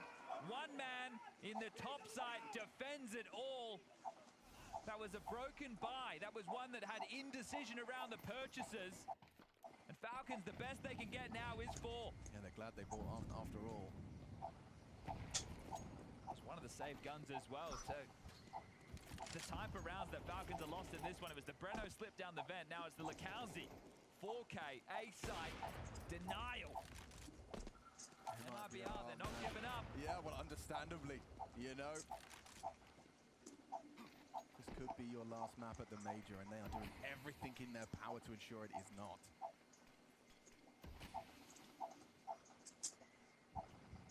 CT side flow nicely, as are their communications. A little bit of a lobby flavor to this one. Yeah, Lakowski's coming looking. I think he spotted the barrel of Madness because he pulled away again with the info flowing. He takes full lobby control. But with it being so quiet, the implication is that they have to be elsewhere. Yeah, they're playing some very confident Counter-Strike right now, aren't they? Obviously in the last having to deliver from an anchor position, but this time taking the fight to them, and they know that they got Falcons under this pressure. Like just straight away, like as the solo lobby holds, suddenly there's 3 CTs walking into your position. It's almost a bit of a... Hold up a second. Yeah, because Safe is going to be tested by a little boost. Flick. Oh, comfortable for him. Puts Nico down. Banging his head off the doorway for that safe info retrieval. Insani can do the same from Decon, and now they're just rotting that clock. Playing wicked games here with Falcon, just pulling them all across the map. Kicks and reveals their intent. They want to try and finish towards this A side, but Lakowski again making it difficult. You've got to get another one of those, Tessus. Heaven is occupied as well. You want to have to plan Heaven side. You have to. Insani, he could just deny the plant right there. 7, 6, time is of the essence. essence. No time in the round. Falcons have lost another. Can he get enough the time? He certainly could. He certainly could. He's holding on, fighting for his dear life, safe on the hunt. Does he even bother to pick up the AK? He just wants to focus on living. Didn't want to be condemned. No Kev, no Web. Has anyone ever called a weapon a weapon? I don't know. We add that new one to the vernacular. Yeah, but, that's a new one. Great. Look, as he pushes in, deals with Magic, who has been good at anchoring down the lobby position. But this is all too little too late from Falcons, right? These kills are coming in as just this spurt. There's not enough time on the clock, and the frustrations are brewing. They're really struggling on the T side of their map choice. Yeah, that's the hard thing. Doesn't matter how much experience you've got when you're in that seeing red state, when the frustrations are just inescapable. That's when those unforced errors are amplified. They carry over, they linger. This is more harassment towards Yard, just the constant clears, the jarring timings, and it's 5 Galils to finish. Good angle for him. Oh, wow. That's an AK, that's a kill. Wow. He got first bullet, it was the dink. It was just a Galil, it wasn't an AK. Yeah, and he pays the price for it, the ultimate price. Okay, now you've got to recover. You ask questions of Breno, who has had a lot of impact already in this half, 12 frag deep. And again, he connects. He connects twice at the same time as Lakowski beats out Nico. It's too easy for MIBR right now. They are on elimination game, fighting for their lives, fighting to survive here at Blast TV Austin, and they got 10 in that first half of play. My name is Jacob Winneke, and today I'll walk you through a little bit of a map analysis on Nuke. It's between Spirit and Eternal Fire, and what I want to showcase for you guys today is how you condition your opponents to feel uncomfortable and maybe deny them information in order to cause rotations and then losing your rounds. Now we have Spirit on the T side and we have on the CT side, and I want to set the scene from the get-go.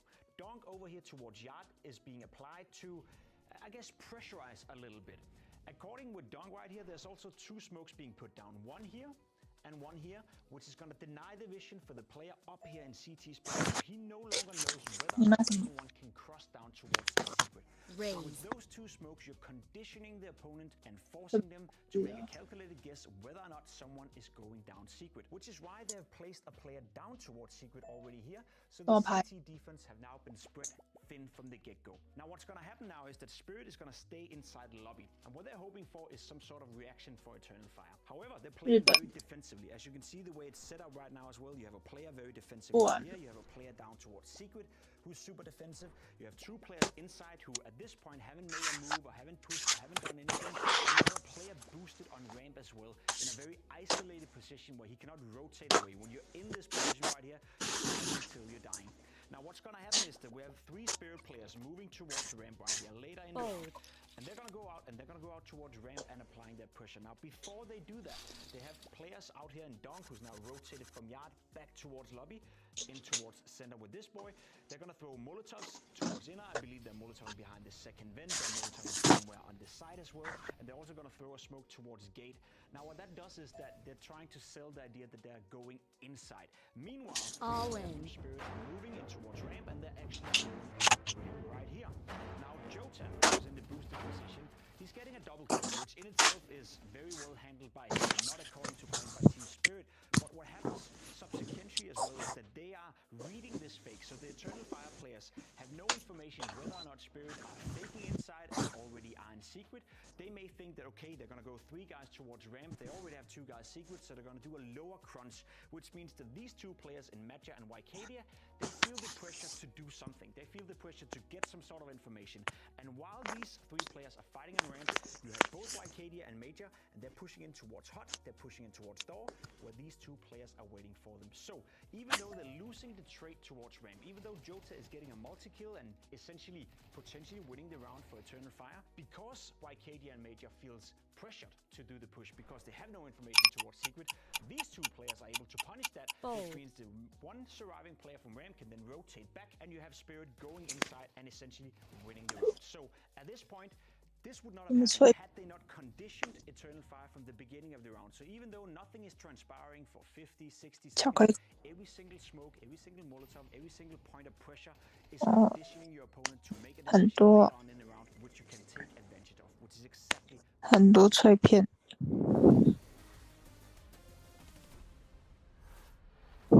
哦，你买的吗？你啊，都是你。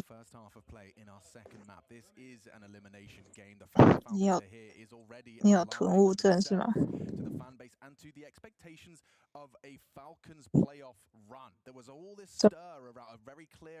什么很多不一样的口味啊？ Falcons were in that and seeing to be the only team that could push Vitality, who are coming into this one feeling like it's a shoe-in. I think if this was behind closed doors, there was no cameras, there was no public eye, and you told them you had to play Bait, Lin Vision, OG, MIBR to go through the next stage, they'd laugh you out of the room. This is worrying. This is only 2 rounds T-side. Sure, they won Ancient, but that was their opponent's 被自己口水呛到。 have a weak map pool at best. To start somewhere, and pistols have been a real problem for Falcons. Can Monacy's dual Berettas be for success? No. Safe will immediately cut him down after his first. Not the same output we saw from Lakauzi's, and 蓝罐牛奶。 Uni water。你说你从那边带来的？ He did him so dirty in the first, a very convincing start to MIBR's first half, and doesn't look like it's going to go that way. 你不是在那？ Through squeak, Magic smoked off, Kixon needs to hit a hard shot on a jumping safe and has done so. 你不是才拿几罐而已？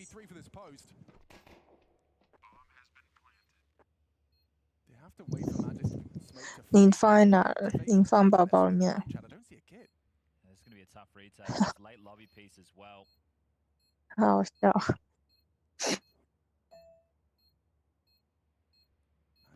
他还要付，他们还要付你钱。 Quick deletion of the first. Nice from Magis. Can he get any more? Does so. Just exit. They need to be defusing. Magic has to hold it. Nico has to hit this shot. Falcons, if they want to have hope, but no! But he hits it off the defuse. Is that actually going to be? There's no way. There's no way. Yeah, I don't even know where he was hanging around. He was hanging around out of frustration. Yeah, that's that was it. The round was done. 那个女神日记很重要吗？ It whistles past Nico's cover. 那可以拿到什么？ Well, this map's over. Yep, I guess we can stick a fork in this one, but I mean, how? How is this happening? And you bang on, Nico has to cover. 不是很重要的。什么？你说可以自己选。So.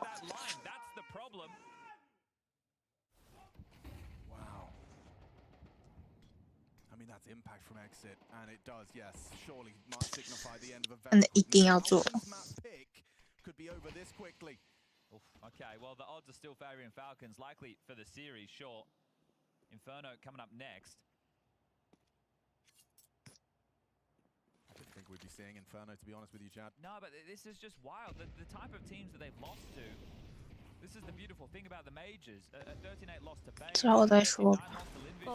They lost a map to OG. Ooh, Nico's Deagle's done something naughty there. The third is crazy. Oh, yeah, he wasn't ready for safe. Still hits one into the belly. Gets him on 50. That retrieval mission could cost Tessus his life if he's not careful. Gets away from the flame. This is where I hope that the desk is hypercritical of situation. Nico gets 2 kills, they have a number advantage. What are you doing? Why are you going for one more?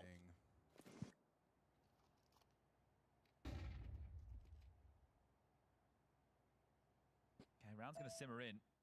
Safe and Breno. Breno's had some impactful moments throughout this safe as well with opening kills in the AWP. Famas, it's an MP9, it's a scout. The bomb is across secret side. Nobody's rotated down, but they're not to know that. 30 seconds. A finish will have to be found. Breno can find a kill or some information. That'll help inform safe for the finish. He's actually going to get a free timing right now and get this kill in main. Yeah, I don't think Kixon's at all looking at this possibility. So slips through main. That's what you want. The trade from Magis, because position is noted. And with only 10 seconds, you'll have to swing through. Magis lets him. You can go as much as you want, mate. I know the time is against you. 8, 7. You just about isolate the duel. Does he fake it? Does he call the bluff? Monacy not playing scared. Pushes him in.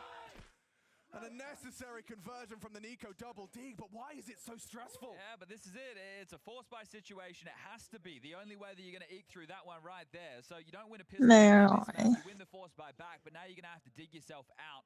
The bomb doesn't get planted. They will force buy back in because of the lost bonus situation. First 2 are beautiful. This this is one of the things as well, when things aren't flowing, players, especially star players, start to feel like they have to do an awful lot. Man, I didn't see the time. Oh, no longer wondering if Magic knew the time. He definitely didn't. Okay, well. Looks like they're going to sell a fake towards outside. Breno will have the HE, can blow open the door.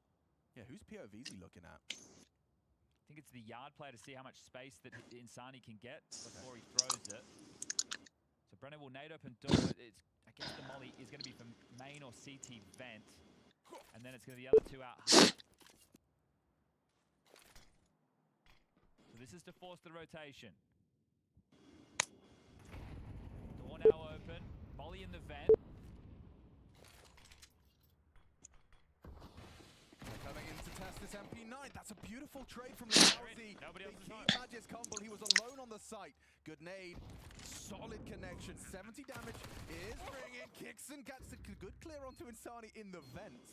He has to come up still.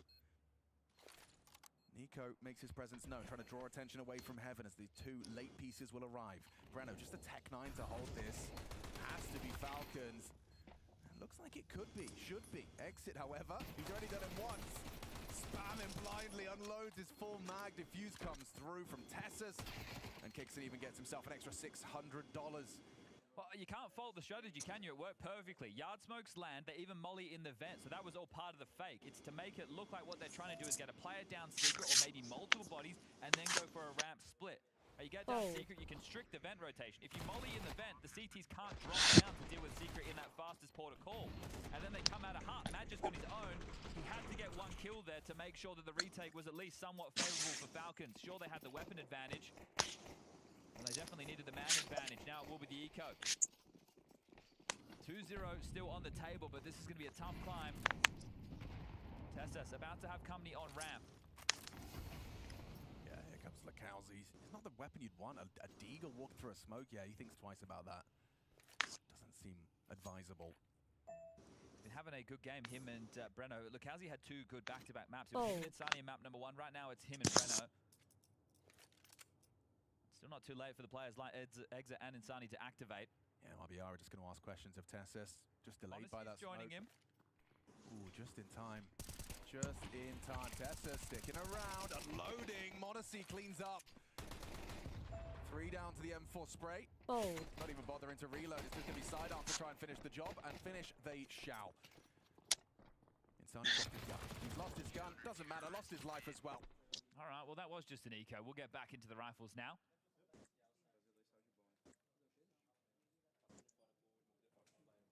Make no mistake, though, MIBR still absolute prime candidates to take us the distance to Inferno here, a 10-2 half. I love the micro decision here from Kixon. He had an MP9 carried through, but because they're working with such a fine margin of rounds, as you've just highlighted, he has upgraded into an M4, right? Why take any risks on carrying that through? You don't have a lot of rounds to work with. This isn't the first half, this is the second, and you can't risk giving over 12 this early. Nico aggressive, behind the blade. Insani and Nico likely to clash. Masked by the smoke and loud. Oh, and Insani doesn't matter. Finds Monacy. He was on top of blue. Just sticking out over the smokes, and Insani, while running, just drive-by kills him. Nico has to get away from this. Yeah, they're going to fade pretty soon. They'll park one on red, catch that secret rotate. Tessus under so much scrutiny here. Oh, they passed. Oh, a jump scare for Tessus. Saw the bomb. Yeah, and a necessary trade out of exit. Forced a big rotation. Magisk has hedged down ramp immediately. Nico's now taken the ramp position. Kixon is going to have to worry about everything under the sun. We'll have to eventually worry about them going heaven and hell. He's worried about main. He's worried about heart. He's worried about squeaky. And MIBR can just hit the brakes and let this one simmer. So Kixon takes the round into his own hands, pushes into a safer haven of the squeaky door room, giving them space, but also giving himself less to worry about. Nico also starting to activate. So back, or is he? So coming in through lobby, Kixon needs at least a kill here. Raise. Yeah, but you're surely going to be double swinging this. It's not going to be an easy duel for Kixon. 2 AKs peeking, you know, they crouch walk in. A real golden opportunity for one. Nico the other gets that belated trade onto exit. Remember, Magisk is lower. Yeah, and Breno's been lobby this whole time, just come back down the ladder and waiting for Nico. So Lakowski side swipes him, and the plant should be uncontested. Kowsey has that bomb on his back. Magisk will slip up the vent and start to his crawl. 2 AKs are behind him on that site. And Reno hits the first bullet. That's what you want to be seeing if you're MIBR. They put themselves on 12, and notice this kind of mute celebration. They're not going to be popping off. They know that they've got to win a whole other map after the end of this one, but the fact that the third is even a discussion is a sign, a warning sign for Falcons and their form here. It has not really changed too much from the best of ones.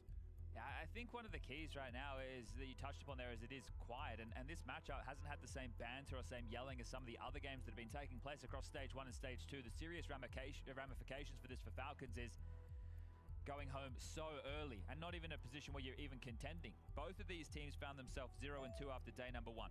It was losses to Bay and Lin Vision for Falcons. It was losses to Legacy and Namiga for MIBR. MIBR took down BetBoom to send them home yesterday.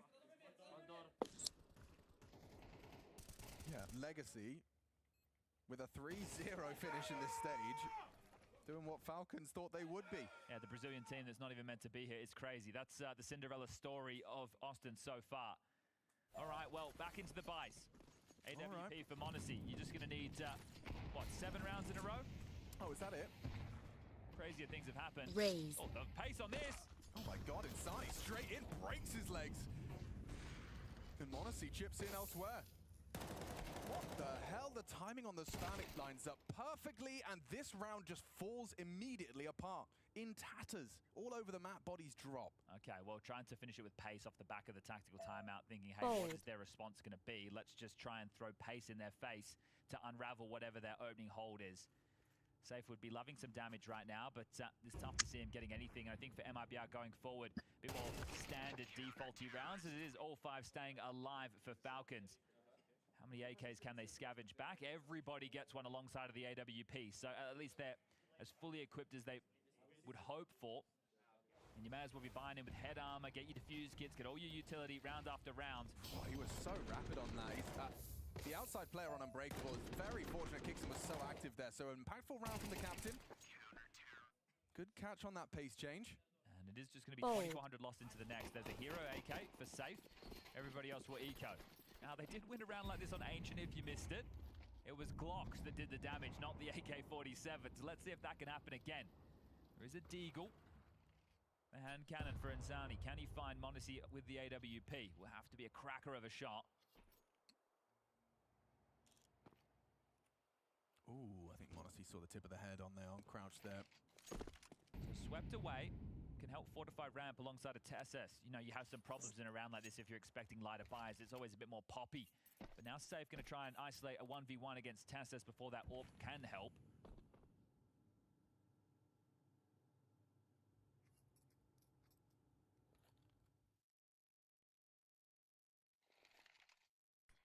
Suspiciously quiet. That forces a smoke and now a redirect, or at least a hurry up and wait out of the Brazilians. Just one more round. 5 kills, and this one seems like the most unlikely of the bunch. Yeah, but you'll play for those kills. Doesn't matter how late that clock gets. Respect the smoke, start to accelerate soon. Insani trying to get across, and he's found the gap. This, however, is hell. Nico giving him a sound cue. He doesn't realize what he's just given to Insani, an opportunity. That's enough of a distraction. Comms flowing, now rushing into Tess's spray. That's what you're expecting to see. The hero AK gets nothing done. Yeah, it's just a tough one there for Nico because that's Counter-Strike timing, right? He starts thinking, okay, there's not going to be anybody outside. I think I'm going to start moving elsewhere to help, and then makes a step. I think he spots maybe the tip of the Deagle, almost gives his life away in that situation. So the Counter-Strike god's not smiling down. Yep. There you go. That's Counter-Strike. Okay, well, that was the eco. Now we get the buy. Safe, with the hero AK, will have to operate with something lighter. He gets a Tech 9 instead, but the rest of his team are fully strapped. Can Insani accelerate into this yard space quickly? Oh, negated early by the Deep Sea team Molly.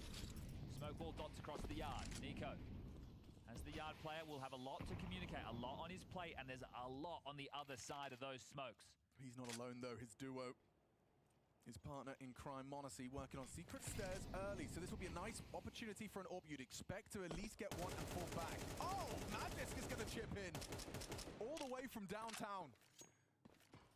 committed to the spray, finds Insani through the smoke, and now if you still want to commit to B, you meet the AWPer. Feels like the setup's poised to be perfect from Falcons. Oh, and even if the drop, the unorthodox approach, Monacy, he ain't scared. Raise. He gets his frag. Nice reaction shot from the sniper. All right, pivoting back now, Nico Redpole. Good position to deny all of this. And he stays tucked. He doesn't want to give them the way back in. And that's Kixon covering Nico. Look at the team plate. Call. Synergy on display now. Is it too little too late, though? Don't forget, just one single round. Kixon's a dead man. Exit bowls him over, but swings to his demise. Okay, well, that is the first 2 kills for MIBR in the last 3 rounds of play. Those remove 2 AKs from the board, so they're not going to have those to work with, but it will be another partial investment now from MIBR. Now, they shouldn't be worried too much. See, with this kill here, it looks great, but it's on Insani. So the problem with that is you've taken down the standard outside crawl player anyway, so you don't exactly know what to expect. Good point. So as soon as Monacy kills Lakowski and then understands there's more, at that point, Falcons get a better understanding of the picture, the strategy that the Brazilians are called in with. And they are going to take their second tactical timeout. Now, they've got 1 more of those to burn. Take a look at the top left of your screen. You can see Falcons have nothing. And, well, they're not even going to get a chance to take it unless... Falcons keep going. Yeah, well, look, if we get into overtime, we know that there'll be replenishments of tactical timeouts. This is where you hope in the lab that you have a great pocket strat, right? You know, what type of set piece have we calculated? Last time, they brought out the lighter buy. They did the outside smokes. They got Insani across. They mollied it into the vent, and it actually just left Magisk on his own towards the top side. So you could throw a similar pattern of util, and they actually have the util to do the same thing again, but you could have a different finish. Okay, yeah, clearing 10 off the rib. Set piece. Imminent. Ooh, and a little bit of damage just through the corner of the box. It's confirmation there's bodies outside, and plenty of bodies now. Tagged up by that HE. A little bit of flak damage, re-smoking, and oh, he was holding. Monacy, good awareness, and spam from Nico. Removes the threat. That was easy. Yeah, there is no 1B. You know, there is perhaps a chance for Safe to get this bomb down uncontested. I think the ramp player might be able to get... No, he's planted Safe. Okay, well, you take the $600. Thank you very much. It's just going to be Breno, so very late to this. Unlikely to find anything whatsoever as the diffuser's already been stuck. Mad just down towards the lower deck as the last man standing will just have to saunter on out. He's got the Kevlar, it's all good. He's going to be able to upgrade into head armor, no dramas. So all good in the hood because, again, there's still plenty of rounds to work with. 3 more, though, to complete this comeback and take us into OT. You go down 0-2, you go down 10-2. Like, Falcon's just doing it on hard mode at the moment. Want to get in as many reps and rounds as possible, apparently. Right, yeah. It's all Zonic's plan. All part of the plan. Get them all warmed up. All right, well, that plant has actually facilitated a safe AWP. And he's even got the trimmings, some util, some head armor, all the goods. Can it be the difference maker? Oh, Monacy's under so much pressure. He still gets one. All in. Down the fence with the bomb, though. That's an awkward one for the CTs to manage. He's done very well to survive the nade barrage. So quick. Yeah, but look at the lobby hold. Exit lingers. Catches, kicks in quick to it. Lakowski will not be forced out. A missed incendiary. He still has a vantage point. Behind the site, can pivot between them. They're all coming and channeled through that narrow choke of ramp. Bomb's already almost halfway gone. Yeah, this is already looking like it could be the last round on Nuke. MIBR, have you done enough? Is there anything from Falcons on this retake? Couple of pieces of util, well placed. Breno reveals himself as he spams away at the control side smoke. Gotta get a move on, boys. They're advancing. They need to be defusing. Look at the time. They've got to get on that bomb. Lakowski catches another. Nico doing his best. Molly towards the bomb site. Nico fragging up the storm, but exits done it. MIBR take us the distance. The Falcons are on death's door 2. Loser of Inferno's going home. World number 2 versus Brazilians, and the Brazilians take us the distance. A vent dive is going to send Falcons to hell. The insanity of that call, the damage done to Monacy still finds one, but they get that bomb clown and quick smart, and we'll call that a quick one from MIBR. Dominant in the first, not so much in the second, but that buffer around, it was beautiful. The Brazilians with resilience. What a way to be closing that one out. Inferno will decide who is heading home here from the Blast TV Austin Major. But man, Talk about a rebound from MIBR. Good job by MIBR. I mean, I think they actually played really great on Nuke. They came off get-go, I think it was a 10-2 half. I think they played really great. Like, they had a little bit of a struggle closing it out, but you had the individual at Lukausi having some impressive rounds. Very impressive rounds. We spoke about it. Lukausi coming into this game, we said and highlighted he's been the well-playing player for MIBR throughout the tournament. So if they wanted to make a comeback, it had to come from him. Bueno as well had a good showing. Insani with a couple of moments. I think we got to give credit to MIBR. And yes, I agree, they played good Counter-Strike, but Falcons, man, I don't know what the hell they're doing. We're going to show you a couple of rounds where we feel like that's where they're losing it. But overall, it just seemed like they're shaky. Like, I thought it was a day one thing, but no, it's Falcons not playing good Counter-Strike. I think the retake was like the last round we got to see, like the retake, like the bomb was even like halfway gone before they even started the retake, and the retakes was something I touched upon yesterday as well, and the day before that, it just looks so slow. And like you can see, like the vent dive call here from MIBR to actually speed up things was really, really good. And they get down vents without actually getting contested too much. They get the bomb down pretty early. The lobby crunch does not work. Exit actually plays off super well. And then you can just see the retake. Like the bomb is always about to explode. And at this point, no, even a molly dropped the bomb. There's no way back from that. It's the reaction and lack thereof and hesitation and maybe, I guess, the fact that they're a little bit stubborn in the way of playing. You know, they're stubborn in the sense that, yeah, we have to do a retake all four together and we have to group up, we have to wait for the utility. But fact of the matter is MIBR is rushing out the door in the beginning of the round, which means they have all the utility in the world to hold Falcons at bay. And at that point, someone got to make the decision that we have to get in before that utility goes down. Otherwise, you lose your window of opportunity. 9 out of 10 times, I'd say Falcons, Nico, Monesi, those players, they realize that in the moment, but they're hesitating right now, and I don't know why. Lars was talking about that ambush, you know, starting it for Falcons, just coming into yesterday. But that was just a pure ambush of utility coming out from MIBR, perfectly timed as well. I think we've got another example of that when we go back to round number 7. This is Breno with a beautiful clutch, isn't it? Yeah, it is a beautiful clutch, and I love the fact that he's the one keeping his composure. I love the fact that in round 7, he seems like the more experienced player. Again, Exit makes a bit of a mistake. Tessus gets a nice kill, drops down the vents. I like what I'm seeing right here from Falcons, to be completely honest. They get down, they get the bomb down as well. It's a 4v2 at this point. Now, Breno is in behind enemy lines, and he is that cost of money. He got the first kill. He didn't realize someone was coming from behind. It's still a 1v2 at this point. He doesn't realize where the bomb is, and then the guy on ramp panics. He swings out, kicks, and misses a free kill in the side of Brennan, and I'm pretty sure that we don't get to see it from Kixon's point of view, but it's not pretty. Molotov goes down, Flash comes in for Monesi. He doesn't bite the bait. I thought the second time he faked and didn't stick to it, that was the opportunity. He then the third time goes for it, and Monesi doesn't bite into it. This round, look at the scoreline as well. 6-1 for MIBR. Had Falcons won this, it would have been 5-2. There would have been MIBR. Falcons would guarantee themselves 期末东西交完就不用去了。 T-side rounds, and I'd be like, yeah, they're gonna win this game. 礼拜2的课弄完了。 moment where MIBR bought the ticket back into the game. And this is where you see, like, sort of the 礼拜4跟礼拜5的还没有。 But then at the same time, we touch on Ancient as well. That's a situation where they just look completely silly. And, you know, sure, the clutch is more like on the individual players, and obviously Kickson from ramp is clearly missing. But the fact that he wins this round, and he looks completely out of it when he goes, I cannot find the bomb. You know, it looked like it was going to go in the way of the Falcons, right?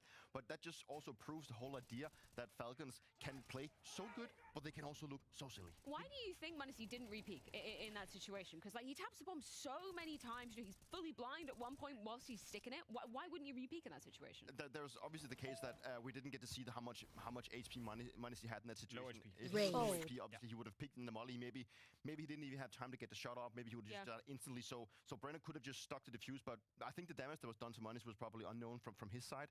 So the fact that Monesi throws out the flashbangs, you know, to try and get a reaction, like Brennan he sticks the bombs a couple of times before he realized that, okay, now I only have this option kind of to stick it. But he's never touched the bomb right here. Monesi can definitely hear if he's touching the bomb right. Monesi and Kixon have to communicate. Why would Kixon ever peek out from ramp? Why would he ever peek out from ramp? Wasn't he 98 HP? Yeah. He was on 98 was 98 HP actually. Okay. I was called green when he was on, but he was not apparently. Doesn't matter. Whatever. Why would Kixon ever peek out from ramp before Monesi tells him he peeks the bomb? I know the bomb is planted behind, and Kixon is maybe afraid that he's left out behind. But at that point, it's a very simple 1v2. Monesi have to be the first point of contact. If he sticks the bomb, peeks out before that happens. Not only does he miss the kill, you know, mechanical failure, missing an aim duel. we can't really blame him for that. That No. can happen to any player out there. It's more so the lack of communication between the two players that I hate. This is not Falcons. That's not the second best team in the world playing Counter-Strike right there. They're losing to a player who cannot find the goddamn bomb, looking left, right, and center, and they make it look silly. I know we're looking at the minutiae of that particular round, why they're losing. for good reason, because we like to get nerdy with it. But let's look at the wider context of this situation. Now, once again, Dupree, Falcons one map away from being eliminated in stage 2. This is not where they find themselves. Like, this is not where they're supposed to find themselves. You know, like I think the win on Ancient, for me, felt like it was this is us bringing it back into the tournament. Like we got a comfortable win on a map that we feel comfortable on. Now we're just gonna go to Nuke and take it. But obviously we also saw like weaknesses from Falcons playing its OG yesterday on Nuke. So for them to find themselves now going up against beyond the third mob of Inferno, it's obviously going to be difficult for them. But at the same time, they're also just like they have to win it. Yeah, well, MIBR, they do equalize the scoreline, which leaves us down to Inferno. One more map to see if Falcons will be eliminated here at the Blast TV Austin Major.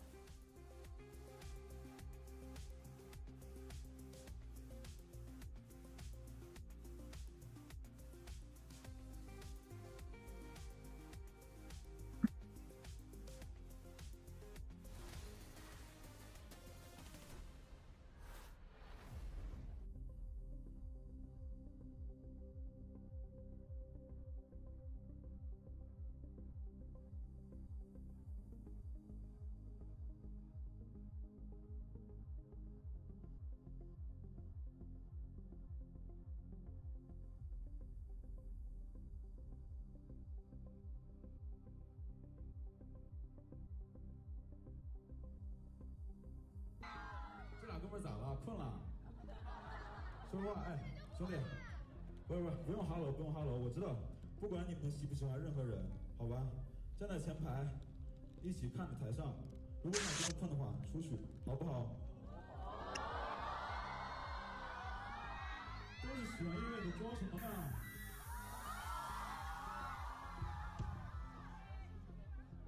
？OK， 没事，好久没来这边了，我不想那么愤怒。其实我就想跟昨天那两位兄弟说声对不起吧，我觉得，因为我觉得真的就是到我这个地步说，我觉得不该说那样的话，然后我不应该把个人情绪带到舞台上面来，然后给大家消化，我觉得是不应该的事情。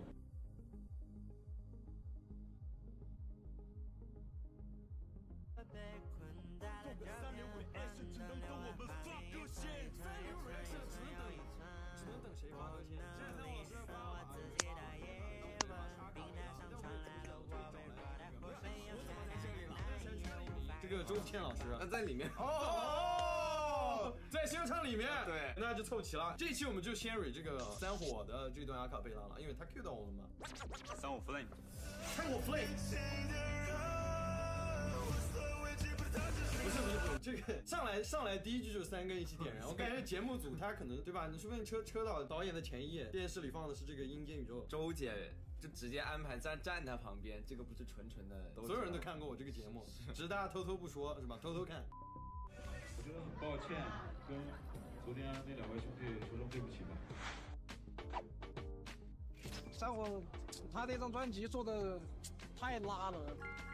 我觉得任何平台你能让大家……哎，说我刚刚说什么？按个什么大胆？说什么？三火，他这张专辑做的太拉了。错误的，做的太好了，或者是中肯的，做的太好了。我们这个现在一回看，其实我们当时错，其实是一张好专辑，天神。看到他小时光狂奔美国的时候，是港口身边几个鬼。什么东西啊？错误的，下一个。我觉得任何平台你能让大家喜欢你的音乐就是你的本事。正确的。其实我是非常喜欢他写的旋律的，我更想正确的看到他 rap， 毕竟这个是新说唱，说唱嘛。我觉得他应该很明白怎么样去让别人记住。别人的都是什么什么说唱圈最高热度唱歌，牛坑年度最佳专，他拿出的是抖音话题7.7，他能拿出的比较就是7.7亿话题度很高了，一人一口唾沫就把你们淹死。说的这个说是对的，数据可以决定，数据可以决定一些事情。就我这次来节目，我是要证明我自己。对 You ready? Yeah, I'm ready. Hey. Kinda. 他去年有一个事件搞得也挺火的。难道有知名度就把他分到更高的段位吗？让我很不爽。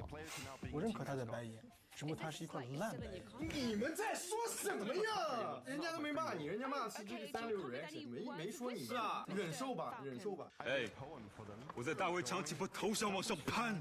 他永远不忘自己来自哪儿。没想到走出来会有这么多人酸。就我。我依然记得很多人渴望把我秀的脸包装，恶就捧你，红着眼睛往上翻。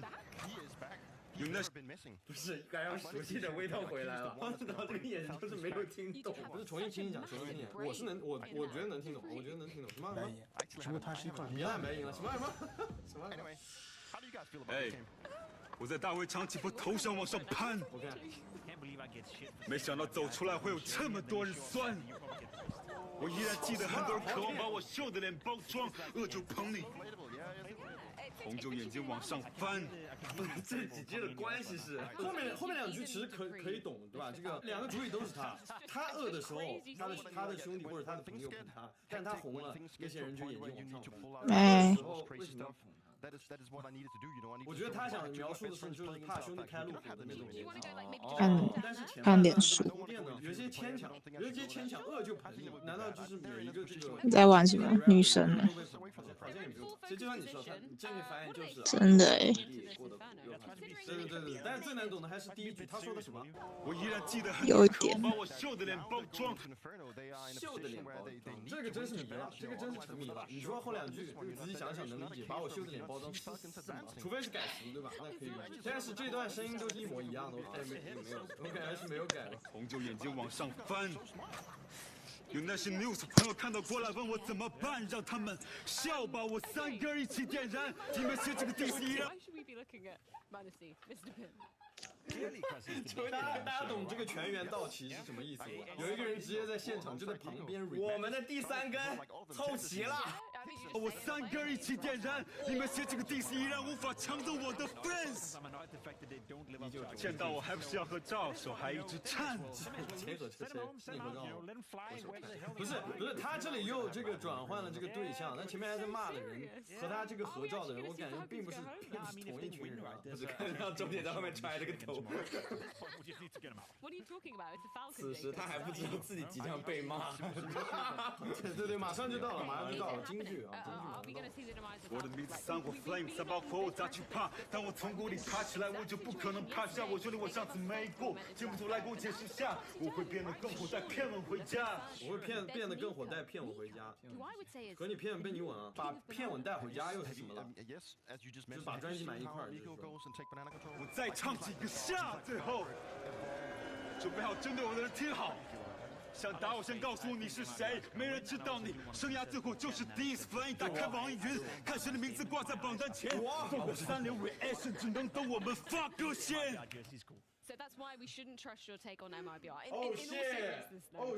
谁都不许抢，谁都不许抢走这个名号。这个 Q 就是我。再听一遍，我感觉周姐还没反应过来。没人知道你生涯最后就是第一次翻译，打开网易云，看谁的名字挂在榜单前。放个3流 reaction 只能等我们发歌先。一点不难过啊，3流 re 3火不是非常什么意思啊？什么意思？文字上对照啊，对照。3流 re 3火，相当的合理啊，相当的合理。我再唱几个下，最后准备好针对我的人听好。想打我先告诉你是谁，没人知道你生涯最后就是第一次翻译，打开网易云，看谁的名字挂在榜单前。可以抛个环绕声。有 haters keep hate me 的被子里打字呗。打字呗，这种词儿也能写到打开杯。气死我了！我现在就要发微博。有 haters keep hate me 的被子里打字呗。我早就 sold with Gotti A3F Jenny Mars way let's go。Hold on， 你觉得呢？我觉得确实什么东西？你说的这么模糊是什么？你在害怕什么？就是3火和艾弗杰尼马斯威这些是齐名的，不是他自己说齐名，那就是他也不是齐名，他说 sold with them， 他应该说的是他 feat， 他和马斯威没有吧？听说啊，他马上要合作，不是？大家可以期待一下他的专辑。假的，不是马斯威主动找过他，但是因为后面不会这么坏啊。不是这个事儿，不是他那个道歉那个事儿。最后一段了，最后一段了，最后一段。给不给？给不给？来。如果没有我，这个节目还没有去年的火。有黄子韬，有2条1条去年的我。怎么没有人欢呼啊？一般这种充其量会有他别绷不住了，嘴角是绷不住了。其实我觉得大部分确实还是比较好懂，但是难崩确实还是一样的，有点难崩。有些地方还是很幽默。你说如果没有我，这个节目还没有去年的火。真的假的？今年虽然选手就是新生代比较多，没有你就没去年的火，因为他们没有3火。我觉得他玩的是这个字面意思，没有这个火。有黄子韬，有2条1条去年的我。老子1条都不给你，还给你2条啊？这么贪心啊？2条？我以为3根已经很贪心，现在2条。后备上场我演拿手，你这是干啥呀，哥们？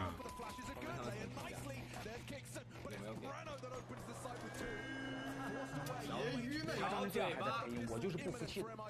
他本来就不应该是在发音，我听不懂他在说什么，感觉比较搞笑。话题度在白眼，甚至在黄金，但他的实力只能在前面。山火我觉得他不会写歌词啊，然后我觉得他唱的也很一般啊。如果是说咖位够高的话，就是白银的话，那我觉得不好玩啊，这个就没有正儿八经在比说唱。他们怎么这么凶啊？这里要说点这个真心话，我没有那么讨厌山火，不是没有那么讨厌，就不讨厌，我们不讨厌。现在这个剪出来，他在现场十分可怜，非常可怜。但是天神也确实是他写的，而且他的这个歌里 diss 我们这个36人，所以我们在这个视频里稍微调侃一下，我觉得也是这个有默契的回应。对啊，还有别人评价，没有正儿八经在比说唱。对。什么？就完了？你去弄。好吧，他们意见是统一的，好像我们这个解释好像没尴尬对视，尬气，我现在也很尬气。咋了？咋了？松弛感。向微信黄子韬发了个点，然后再回了个咋了？咋了？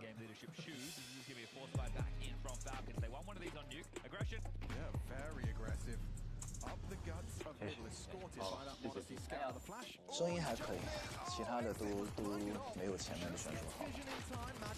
我觉得就是他没有踩着 BPM 在做，你知道吗？gap 有点多。觉得可能有自己的判断，但是我觉得我唱的没毛病。爆火的方式真的可能害了他，没有任何音乐水准。我感觉他太想证明他不是你们想象的那样子了，有点用力过猛。确实有一定的。哎，这个还蛮，这个是最切中的一条嘛。说烂白赢的也是他，他没有任何真的是啊，是一个人。他太想证明他不是你们想象的那样子，有点用力过猛。我觉得这个是最切中，他还有点太想证明这个。他如果唱那个啊，其实更能用。也许啊，平行世界。看完觉得他很心酸。我是感觉他其实被小火，我其实还蛮想看一下就是3火在节目里配着伴奏。有看到现场的观众，然后现场算了，他现场也不一定，也不一定。我们只是来就是 feedback 一下这个3流，我们只是来证明我们确实是这个3流人。I don't think you can go fast in this round.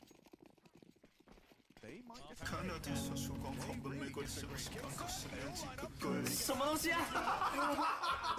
什么东西啊？他在描写他的梦境。哦，这是梦是吧？梦。Hello， 观众们，大家好，我是道爷，这个是 Max 李轩，这个是。Hello， 大家好。之前我介绍你的时候，我说他参加过上一期嘛，然后我介绍这个人，我说这个人也参加过上一期，我就没有想到你们是认识的，我们是很久，就是周子谦老师看到了我们那期节目，他觉得这个节目啊也太好玩了嘛，也太好笑了，我自己也要参与一下。哎，但你知道我那个你们的 server？ 我知道，我看了，就是你是吧？没事，那我们今天来录什么呢？期待已久的倩姐点名要录这一期，是3火发布了他的新专辑。为什么我一定要 react？ 还是因为没有？什么？我一直很喜欢他的歌。那你唱一首，预备起。为什么还没聊天？我们他是主角，对吧？这期新专辑叫《天神》，那就从天神开始啊。专辑按照顺序来，对，天神 intro。my way，好像我刚就他的绝望，我看得到我的脸，明白人们摔死在地上的样子。天使们累的累在半空，自卑的看着我难过，我不想我弟被安慰，哭了不需要安慰，你懂吗？我爸妈把我想看完的快转让他们相符，我心里有太多力量。他没有用那个正常的态度，他平时的声音。来了。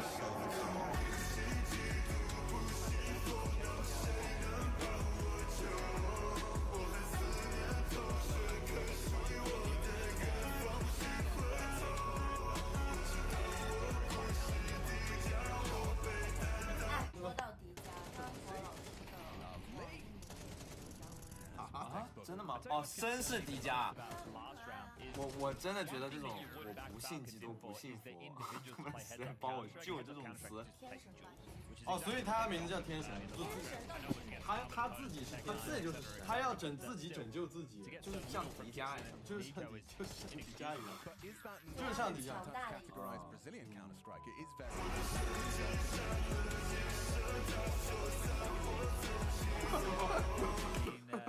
这是他的手机铃声，他手机铃声三火走起喽。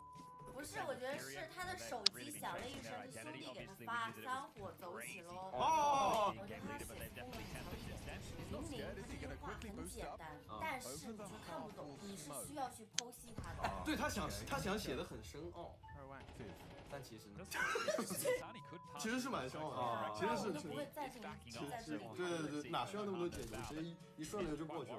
我的兄弟是顺流，继续。我也看到了失败，这一切都是没该有的惶恐也站起来 ，Can't try this。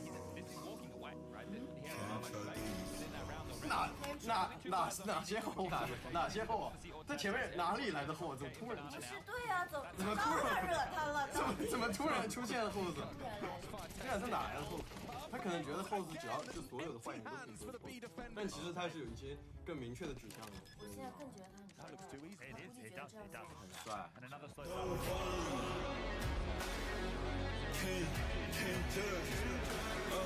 Where's the past？ 没有的抽筋，我像那个情人，他们多久时间了，就算那个夫人的命。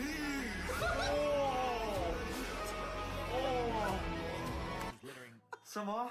我听到了什么？不是，什么话？我第一次没有因为他的歌词笑，我是因为他的唱腔。他那一句怎么唱呢？什么？不是他们多久时间了，就算那个夫人的命。像牛叫。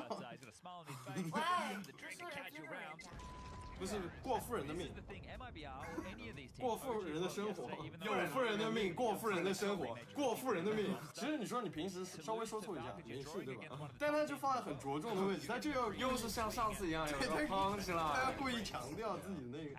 下期期待后面的发挥。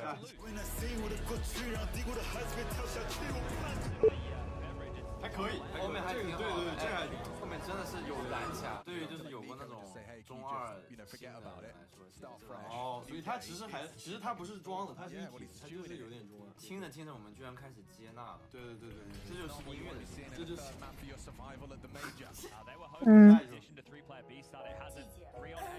哦，这首就是他在抖音没有，对，很火的那首，我已经会唱了。刚看你。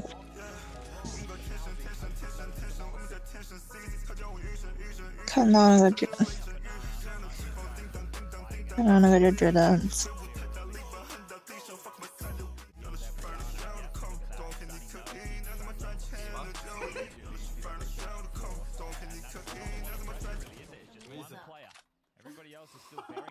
让那些凡人都学我的口吻，动画片你可以。就是我知道。你居然知道？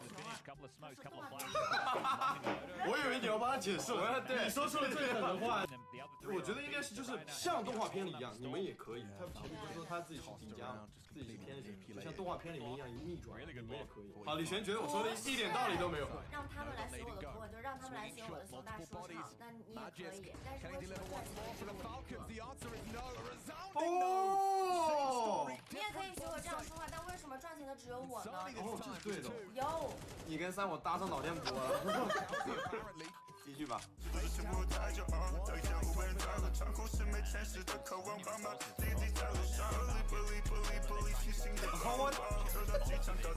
我们再听一遍，再听一遍，我们再听一遍。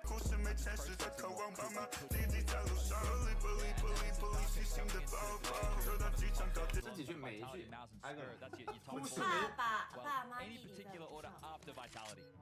三火在楼下。玻璃，星星宝宝，这是人写词啊。宝宝是要叠词，玻璃，先不管了，先听吧。玻璃星星的宝宝 ，OK。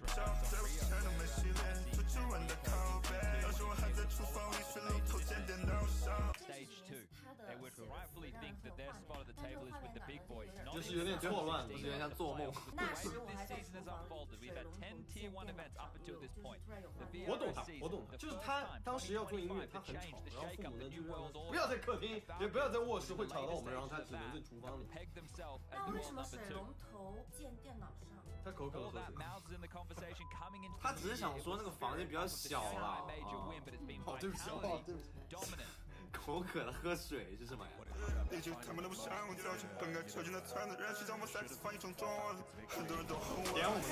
我们。说你俩。不是，我们不是因为他把 six 翻译成中文，就是很多专业歌手其实都有非常露骨，他写的太幽默了，太搞笑，就在那个 vibe 之外，让我们有点出戏的。我们对这个词倒没有什么修饰。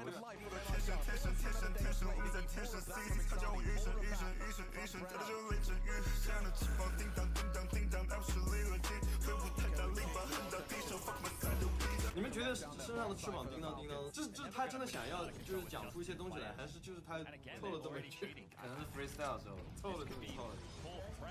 其实我还有一个问题，我们 go， 他想说 we go， 对啊，你要么说我们走，要么说 let's go， 我们 go。上一次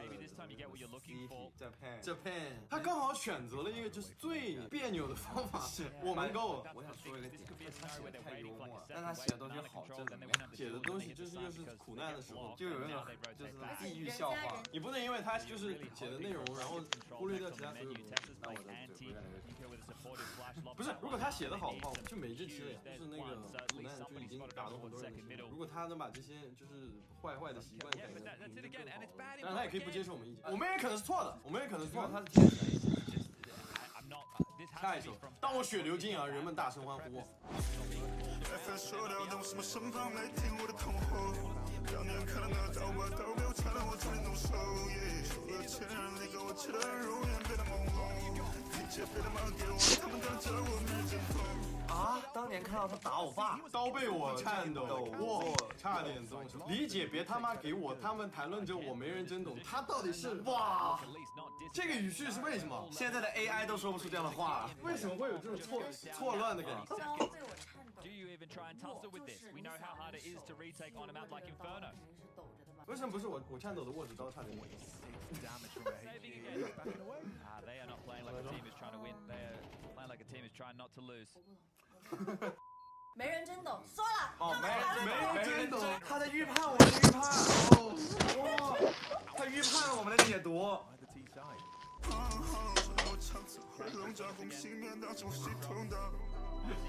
什么？为什么？因为我过敏性鼻炎，第一次就是在歌词里面看到这几个就同感，有点搞笑。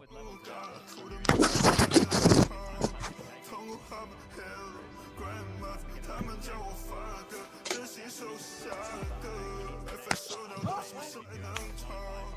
痛苦他们 hell grandma， 他们叫我发哥，真心手下的 F。Falcon said, "Oh, we've got banana." 他是首先要藏掉一些东西，然后他要再改掉一些。他的这个深奥是就是只有他自己能懂。白手起家的命运，说到唱词会笼罩我们信念当中心中的标识。我穿越了。他觉得这句写的特别好，所以他要不停的。过敏性鼻炎到底哪里好啦？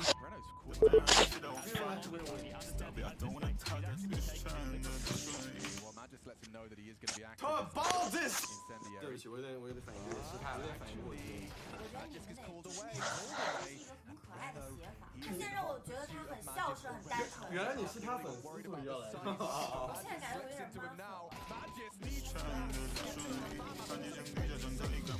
妈。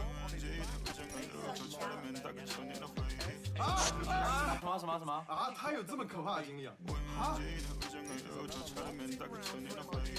他捡月球被大卡车你？差点。差点，对不起，差点。怎么又变成第3人称了？他讨这个他就是自己吗？还是另有其人？等一下，你刚漏掉了一句话。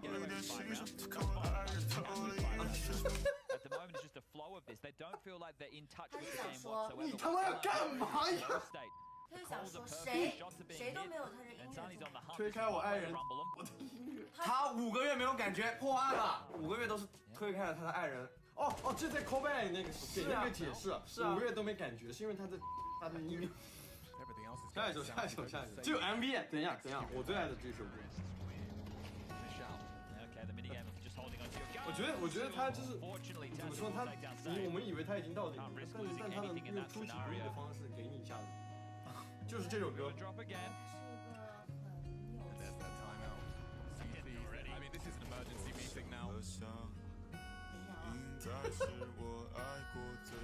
谁能想到呢？啊？就是没有。Being dictated to at the moment. That's the problem. You're not dictating the tone. You're responding to what's happening on the map. You're taking no space. You're not doing anything aggressive. You're not being jarring. It's taking a bit default. Instead of being out of control, you're responding to what MIB are offering up. And right now it's hot. It's like when you watch any of the best teams in the world, you know, outside of what we would have put Falcons in that category, you've got Vitality or Mouse. And when you're playing in front of just the fights that just take all of 哇，就睡觉了。好，现在我要公布最幽默的部分了。为什么有这首歌？为什么有这首歌？爱上一匹野马。为什么有这首歌？为什么这首歌在这个专辑？是主要他 MV 开头一个老奶奶在那里走路，我以为那他自己。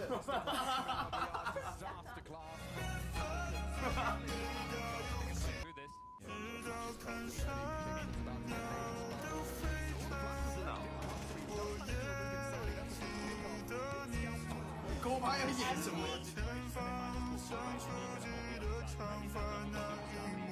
这2个演员，我想爆脸。公报私仇是吧？被我反打，全都看傻。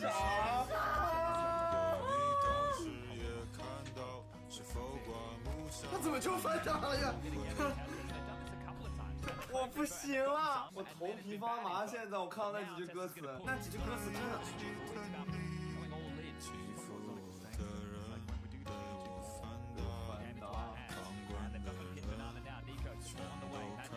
你看这个 MV， 他怎么就打赢了？这2个人演的也贼幽默，你看一下，刚刚都很拽，然后突然就这么弄了2下，然后就跑了，就灰溜溜跑了，就打赢了。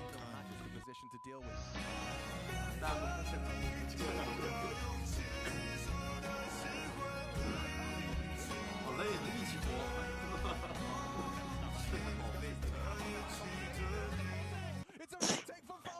怎么还有这么多？还有1半以上。来吧，梦。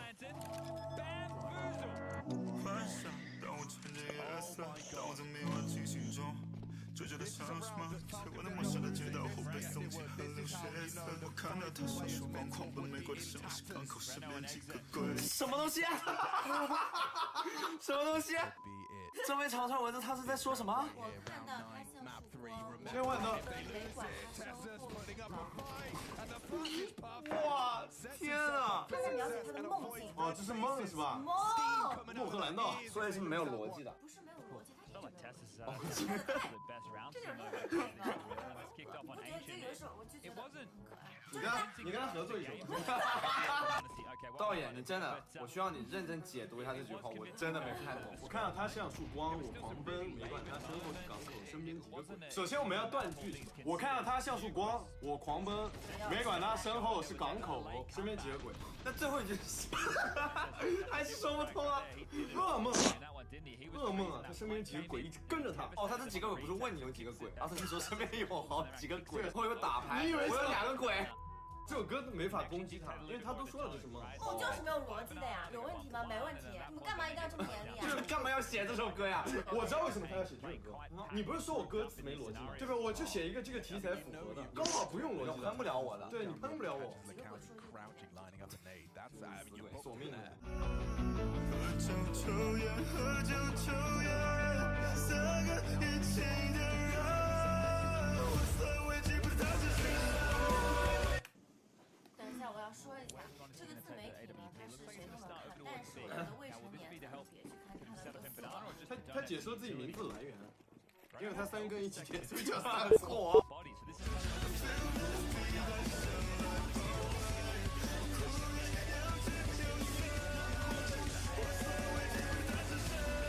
I feel nasty, oh my god, I feel nasty. 不用 nasty dog， 就说别 nasty。那如果 I feel nasty， maybe ahead of his internal timing. Yeah, he's still putting out names. Sideswipe. Good find from Tessa's, but trading. 他想赖不，你们没有二次元，他像夜神月。好水的歌词啊！我以后也这么写歌，我吃饭睡觉吃饭。我写睁眼闭眼睁眼。我写歌被骂写歌。下一个。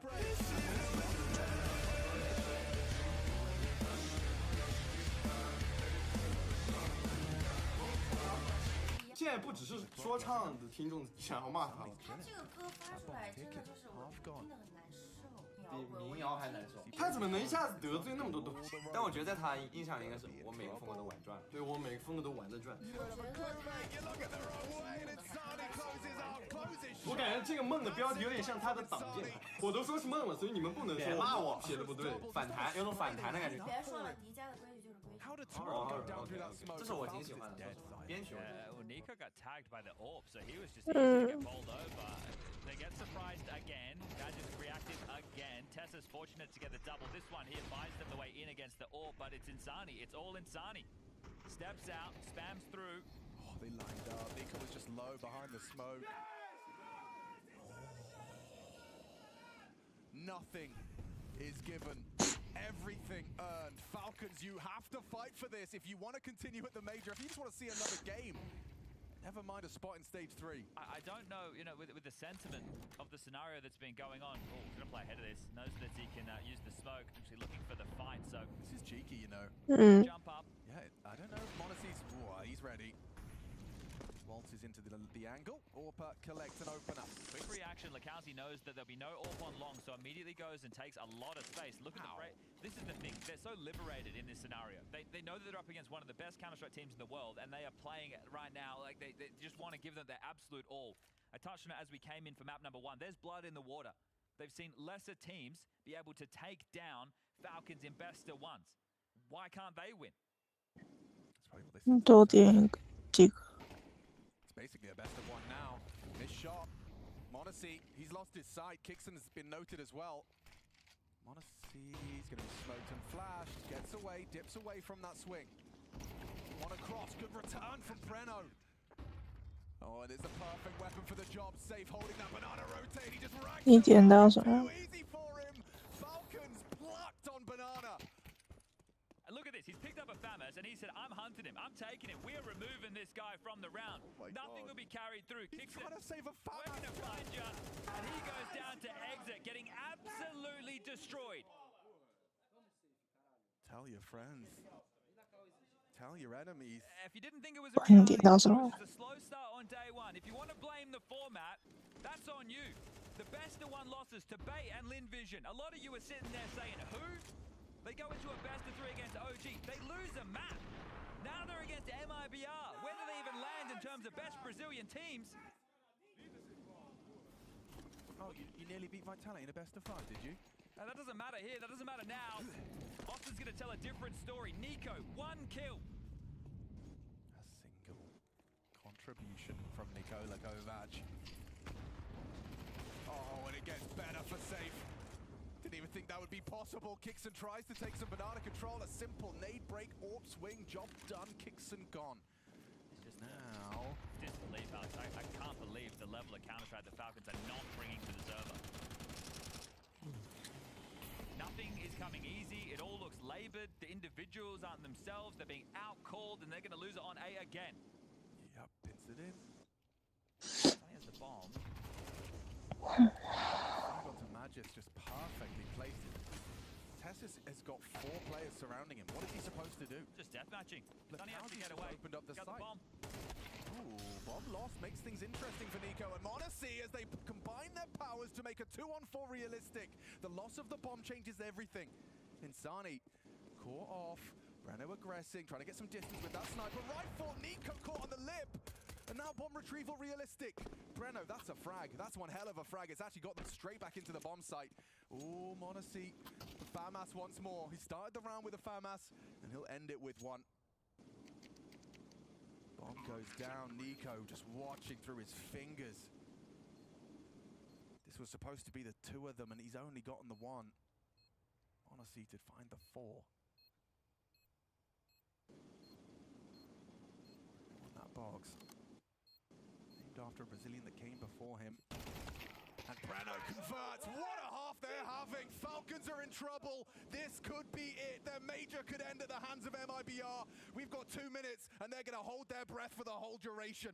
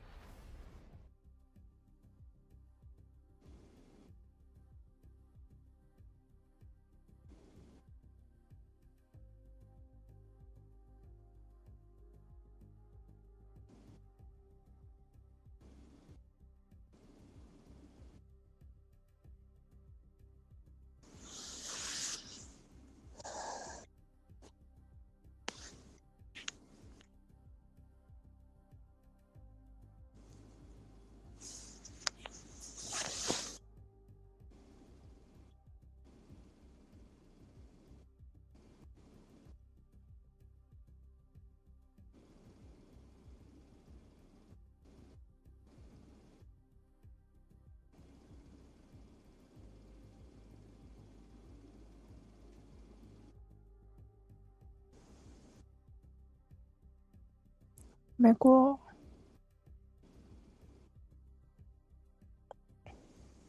过一张，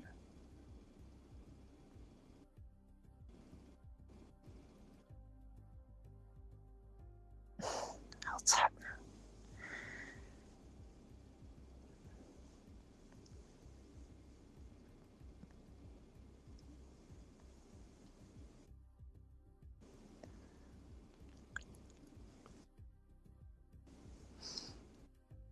你那个武器只有一个而已吗？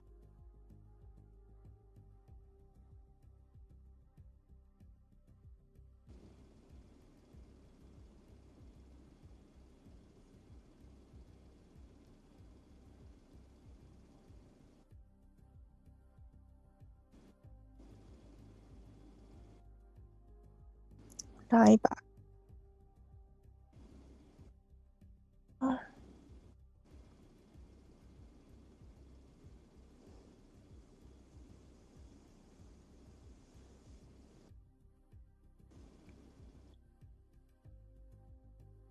你一次点完哦，那个冲卷。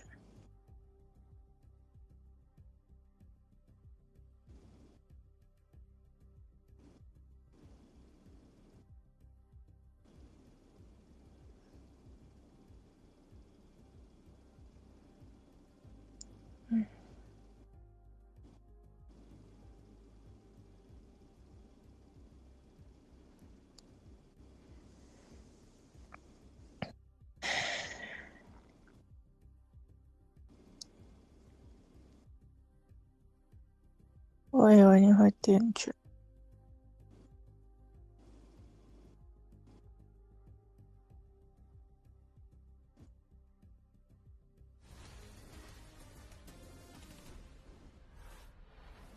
A roster stacked with talent, major champs.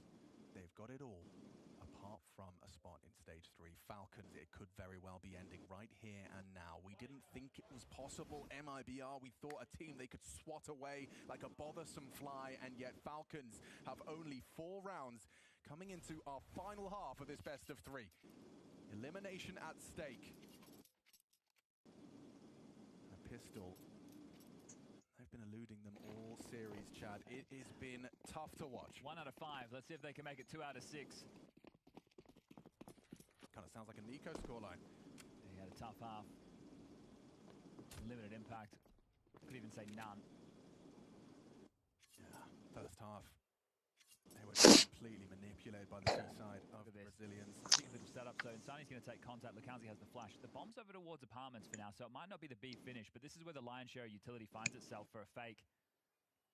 Nico is going to be that first fight. Do they molly it? It's possible. Or do they just give it up? They want to hold on to the U2. So they will molly and force them back with the flash and swing. Reflash and go! He's caught out completely! Oh, and Insani put so many bullets down range on the last one. He finds him. It's all a fake, though, and Sage has got some information holes. I think he saw the bomb. Okay, well, Monacy, you're dead too. Oh my God, it's actually happening, folks. MIBR to take 9 straight out of the rim. Falcons, they were already hamstrung. A bomb plant would be everything. He'd love some extra cash. Getting rushed down, tries to take the fight, but eats the flash. Tess is trying to get the bomb down unless he hits another shot. Goes by, turns around and loses it. No bomb down. MIBR, they can actually feel it. They're about to throw a knockout blow to a titan in the Counter-Strike space. They had 10-2 on Nuke, and it got all the way down to 13-9, but MIBR got the job done. Right now, as long as they convert this next round, and they've made it easy. Tessas didn't commit for the plant there. He went for the fight. That stops the extra cash coming through. And I think the unfortunate factor of this is they've added some absolute fan favorites of Counter-Strike players to this Falcons roster. You've got Nico, you've got Monacy. They're two of the most popular Counter-Strike players in the whole world. Yes. And the truth of the matter is, they are playing some of the worst Counter-Strike I have seen them play all season right now. And that's the problem, is the fans out there, they want to see their boys playing well. They want to see them delivering. And they're not... I said that they're, playing not to lose. They're just lack of conviction. 我真的觉得 The default Counter-Strike was going to get them through, but the odds have tipped. They have traded places. MIBR are the favorites to 就 close 是 and knock Falcons out of 这 the 个 major. 游戏啊， Played solid Counter-Strike. They've been 充满 they've been 恶 in their 意。 face. They've been backing their individuals. They've been making the plays, and they've been making Falcons hurt. They lost a couple of best of ones. We turn around, we say, yeah, okay, but best of 3s. That's where Falcons will do their best work. 烂游戏。 People want to look at the format and say, okay, well, the only other events with best of ones, they're probably some online games. It's not Tier 1 CS. Completely moved away from that. It's all best of 3s the whole way through in 2025.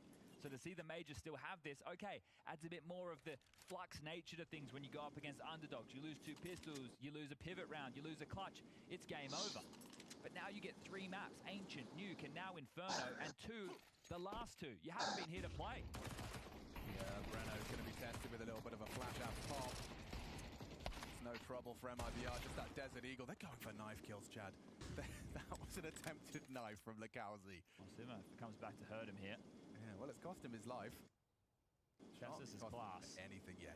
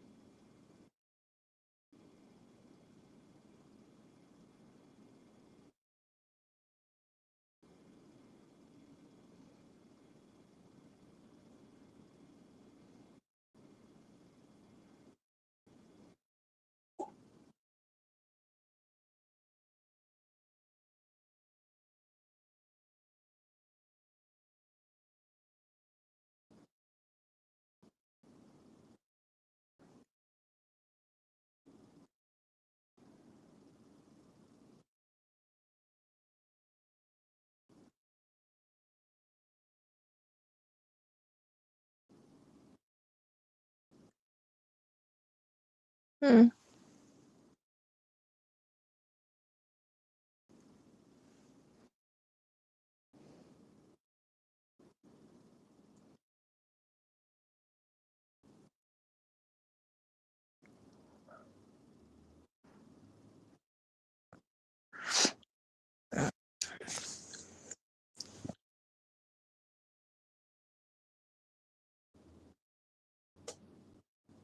不是这个游戏重卷的几率很低。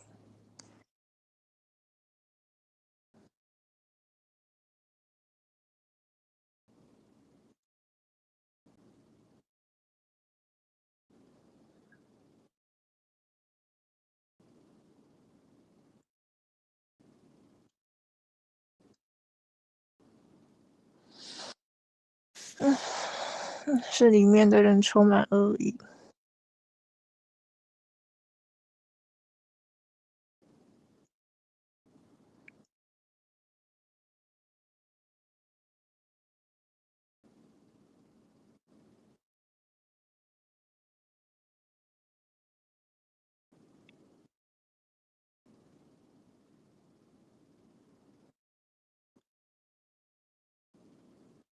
什么？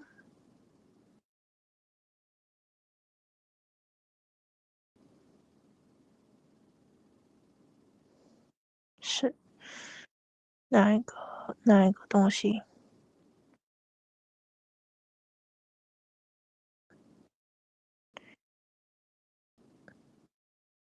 那可能是，可能就是我是个游戏白痴。我真的什么游戏都玩不好。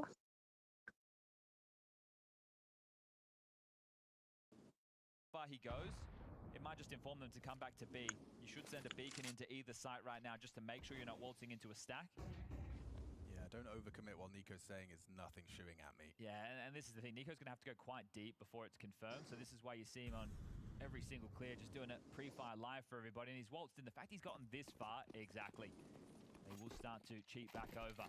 And then Magis just gets to sit and lick his lips, as he knows he might have a couple of eeks ahead of him. If you're MIBR, I don't even think you need to move a muscle, right? You can do just repos so that you can try and get a couple of exits, sure, but everything's been cleared out. They've gone through ruins. Nico's being very diligent just to make sure that there's no loose pieces hanging around, and at this point you understand that it's the A stack. So this is going to be 7. And the Rifles will come back out with 2,400 as the loss into the next, which means it's going to be a kind of rough CT side of buy.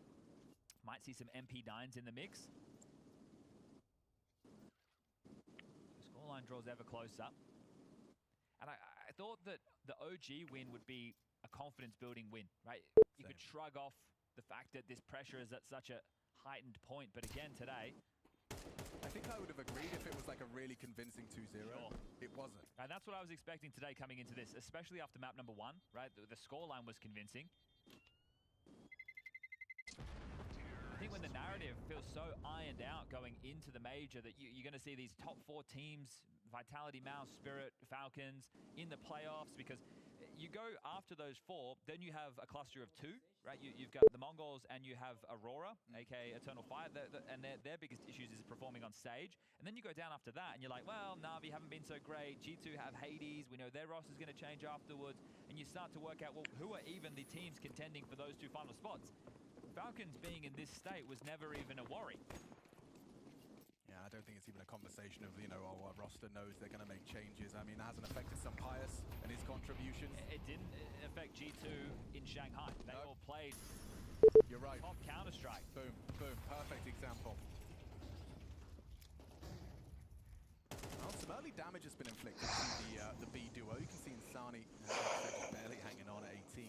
And neither team with banana control. So Nico doesn't know it's clear.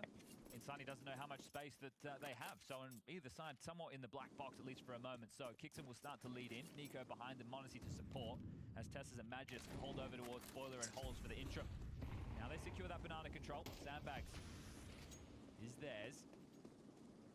Insani will greet them with a block smoke. He's got another one, just picked it up off the floor. This is a strong setup on A. They have 2 players pit side, 2 players inside, and it's another gamble. They're not really playing for Arch. You can get one of those pit players to worry about Arch from the headshot angle, and right now, not even doing that. So it's another gamble. I like it, and it might pay off. It looks like it might, Chad. players occupied the A site. Nico less progressed as he was previously. Just so much space. This is essentially, can you duel your way into a 4v5 situation? Yeah, that is the question. That is the question. Smoke's thrown out. Last 30 seconds, they are going to be running into a 5-on-4. Say forward on short, audible wrap. Lukowski comes in, good for his. Gets his work done, and then a little extra double kill. Headshot onto Tessus, and they're not ready for exit. Too many bodies on the site, too little time. Not ready for another. Magisk flicks in. Oh, Magisk! He may have saved the Falcons. They got a plan. They will. They're on the site. Nico punching in the code. Magisk has the cover, running through. Magisk! He is the hero they need right now. There was no way. There was no time. How has he hit that? The shot on the truck player is insane, right? He's not even looking his way. The fact he's able to pivot into that stacker paid off. It was the perfect call. They've gambled correctly again. That's 2 rounds. Look how he gets 2. And the second is insane. Pops up on the 3rd attempt. Instant onto Tassus. This one here flicks into Safe, who's going to be kicking himself. And Magisk deletes them as FaZe look on. Yeah, everyone's watching. Well, there's some ramifications depending on how that FaZe 3D Max series goes down next. 2 rounds the difference. Back to the pistols.